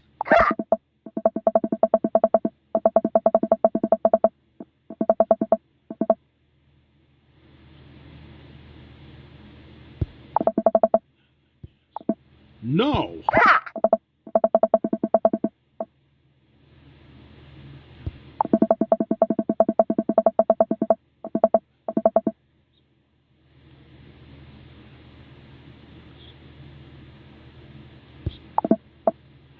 Grace, nothing is coming up. I don't know who that is. Grace is the...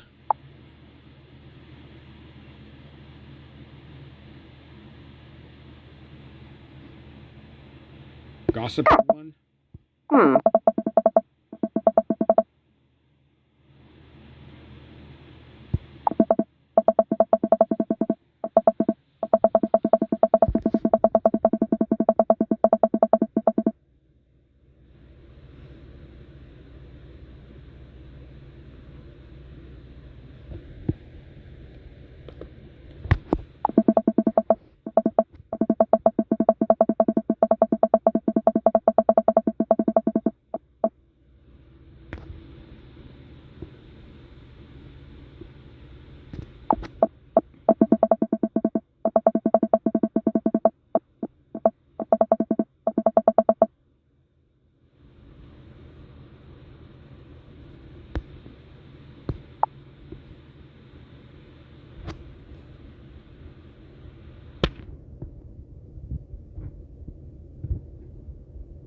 What did MR say?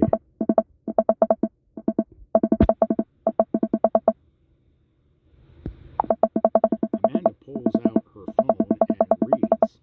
Word word for word an ardorously long string of text messages.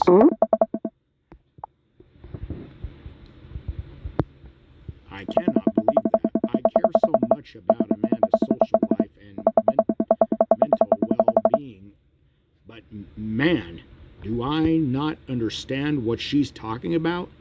This is all beyond me, but I am trying my hardest to be supportive.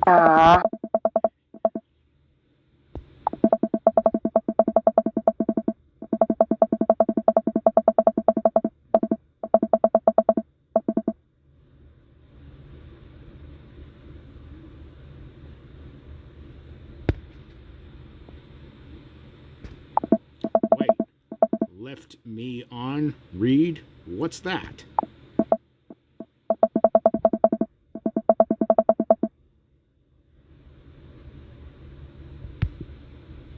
I don't know what resymptoms are, but I'm just gonna nod and pretend I understand. Gotcha.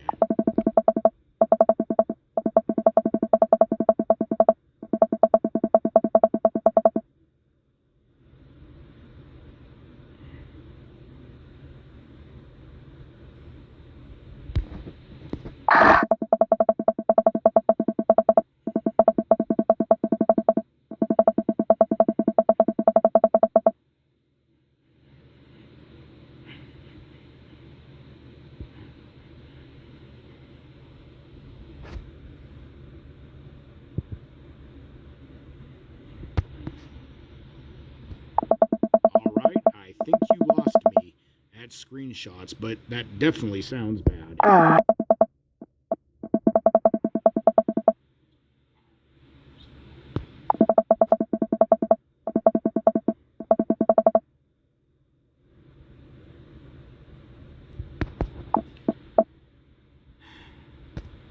Amanda, I'm so sorry.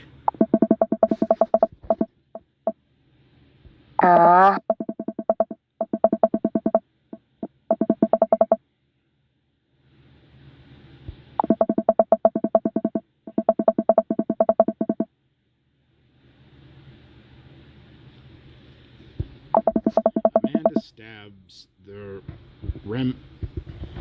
remnants of her cake.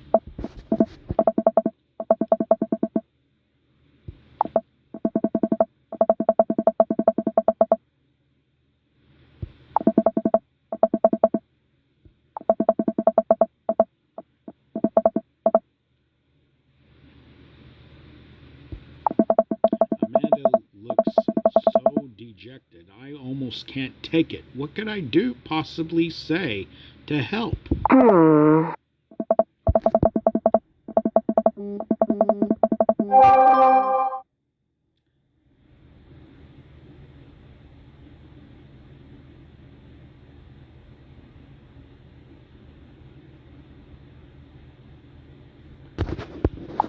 Wow.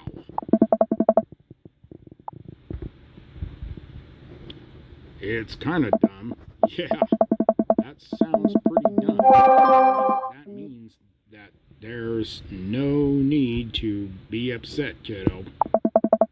Give her a reassuring pat on the back. You're young. In a few years, none of this is gonna matter. You're fine. Amanda gets up.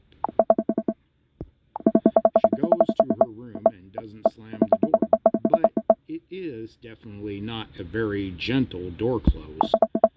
Did I mess that up?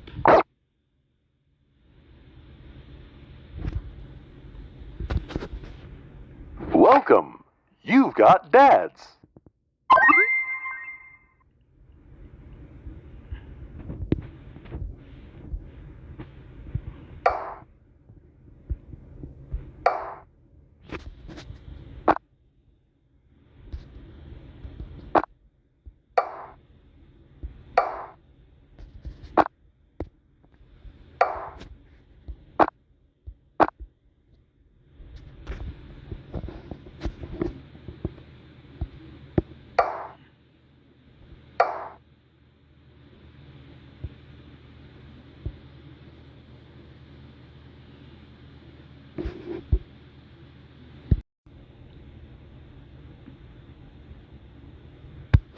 Welcome. You've got dads.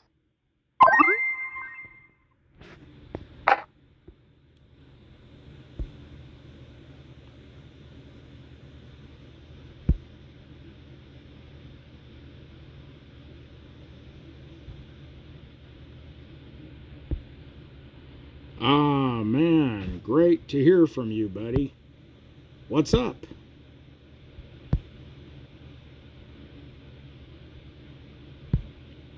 Ha!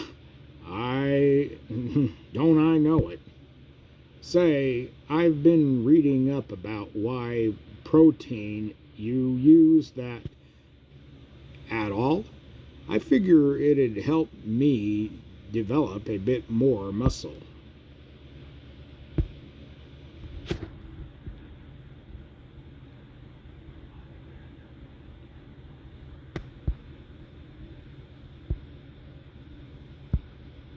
Cool. I'd love to come. I'll let Amanda know. Attend that party.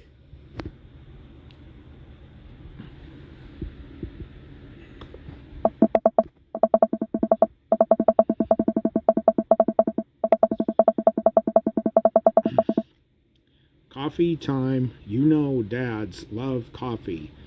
Gonna brew myself something black as midnight on a moonless night. I put on a fresh pot and work on a few word jumbles while I wait for it to brew. Hey, this one spells sorrow. I'm ready for every day, sweetie. Gonna tackle it head on. Huh?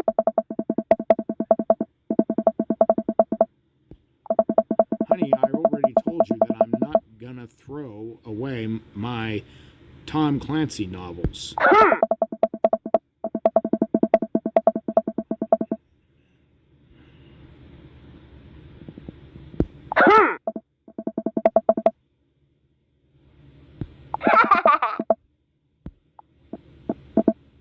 Nope, I don't remember that.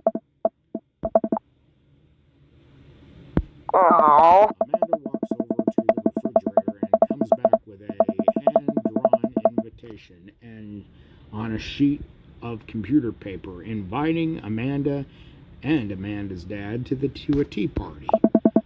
They spelled cordially wrong.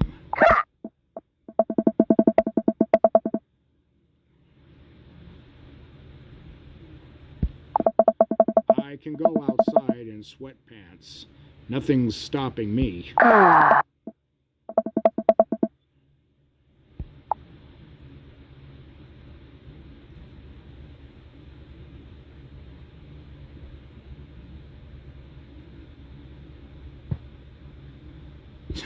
Fuck authority. I'm a rebel, sweetie. I do my best, bow, and present my daughter, who thanks them with a curtsy.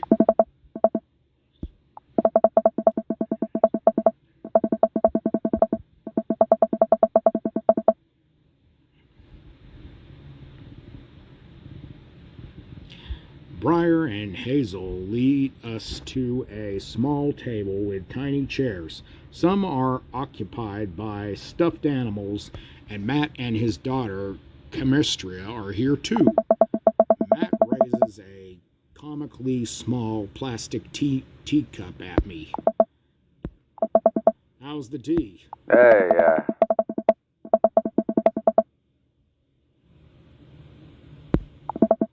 Hello, Chemistria.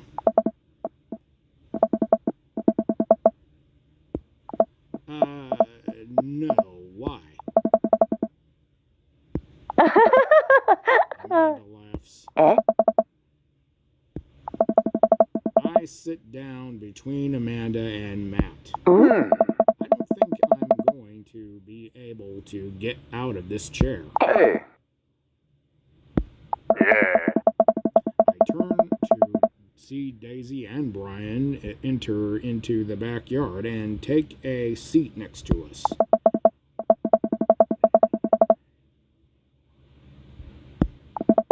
Amanda punches me on the shoulder.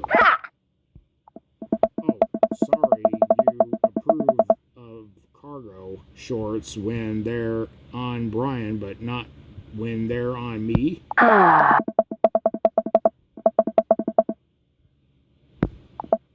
But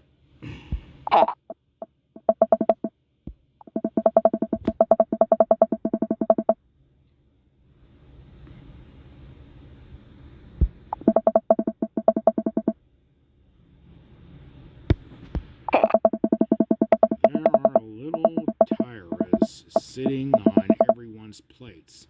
Well, except for Brian's. He is a softball helmet. Hey.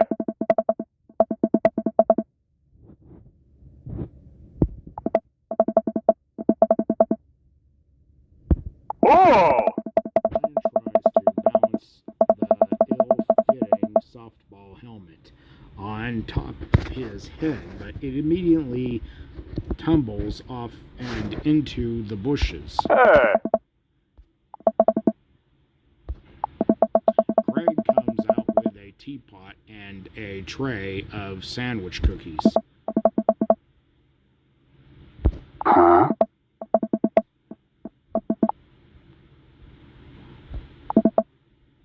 Oh.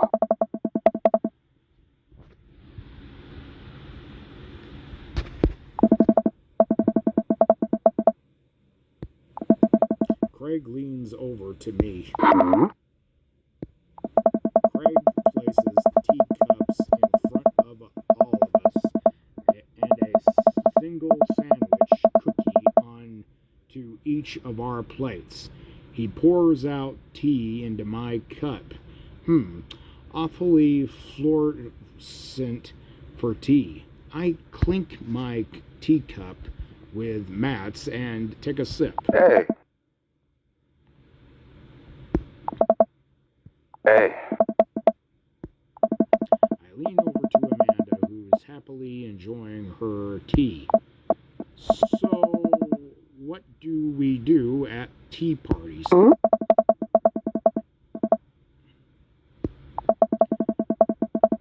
She takes a dainty bite of her sandwich cookie.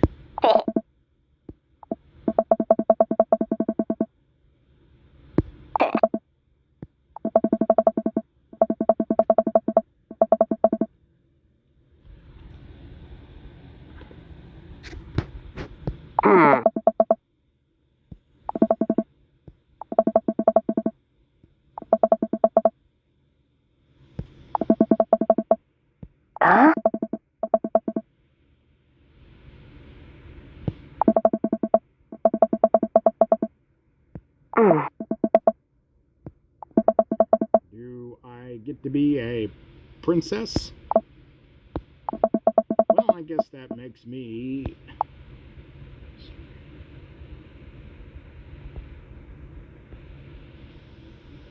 hacker princess. I surf the information superhighway on my cyber deck, hacking into manaframes and unleashing havoc on the mega corpse of the Disdipoin Neo Metropes. I also rollerblade everywhere. Oh. Hey. Hey!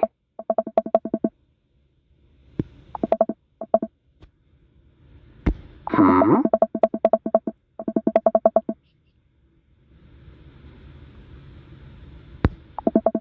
We sip tea for a little longer, and then the girls run off to fight dinosaurs as space rock star warrior princess. I think they grow up too fast, so fast. It was like yesterday that I was helping Amanda throw her own tea parties. Hmm? You betcha.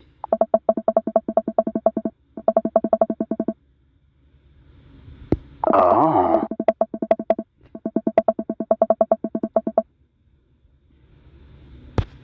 Hey. Haha.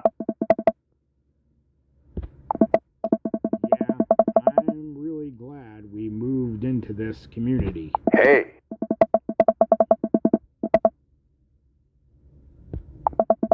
I hadn't even realized, and I don't even know if Amanda does either. But I guess they're right. All of the girls in the neighborhood look up to her. She seems to go out of her way to play with them. I'm so proud of her. Better not proud dad cry at this tea party, Brian. Word jumbles if anyone wants to kill some time while the girls play. The day rolls on and the girls all get tuckered out. Amanda spends the whole day playing with them and taking their pictures, promising that she'll send them the best ones later. We all clean up and help put away the tea sets and tables. Then head out as Daisy and Carmistia fall asleep on their dad's shoulders. Hmm.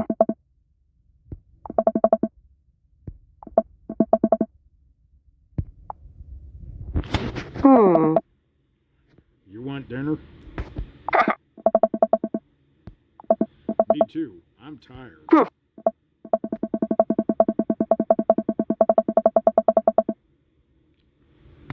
Hmm?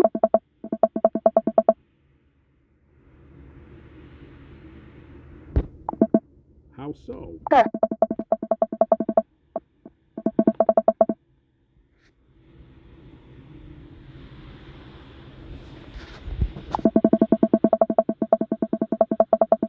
Is this because you still feel bad about dropping the F-bomb in front of your cousin that one time? Ah.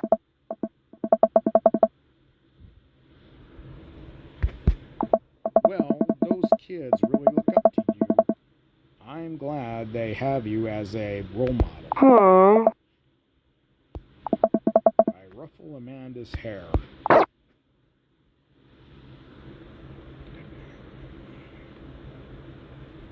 Welcome. You've got dads.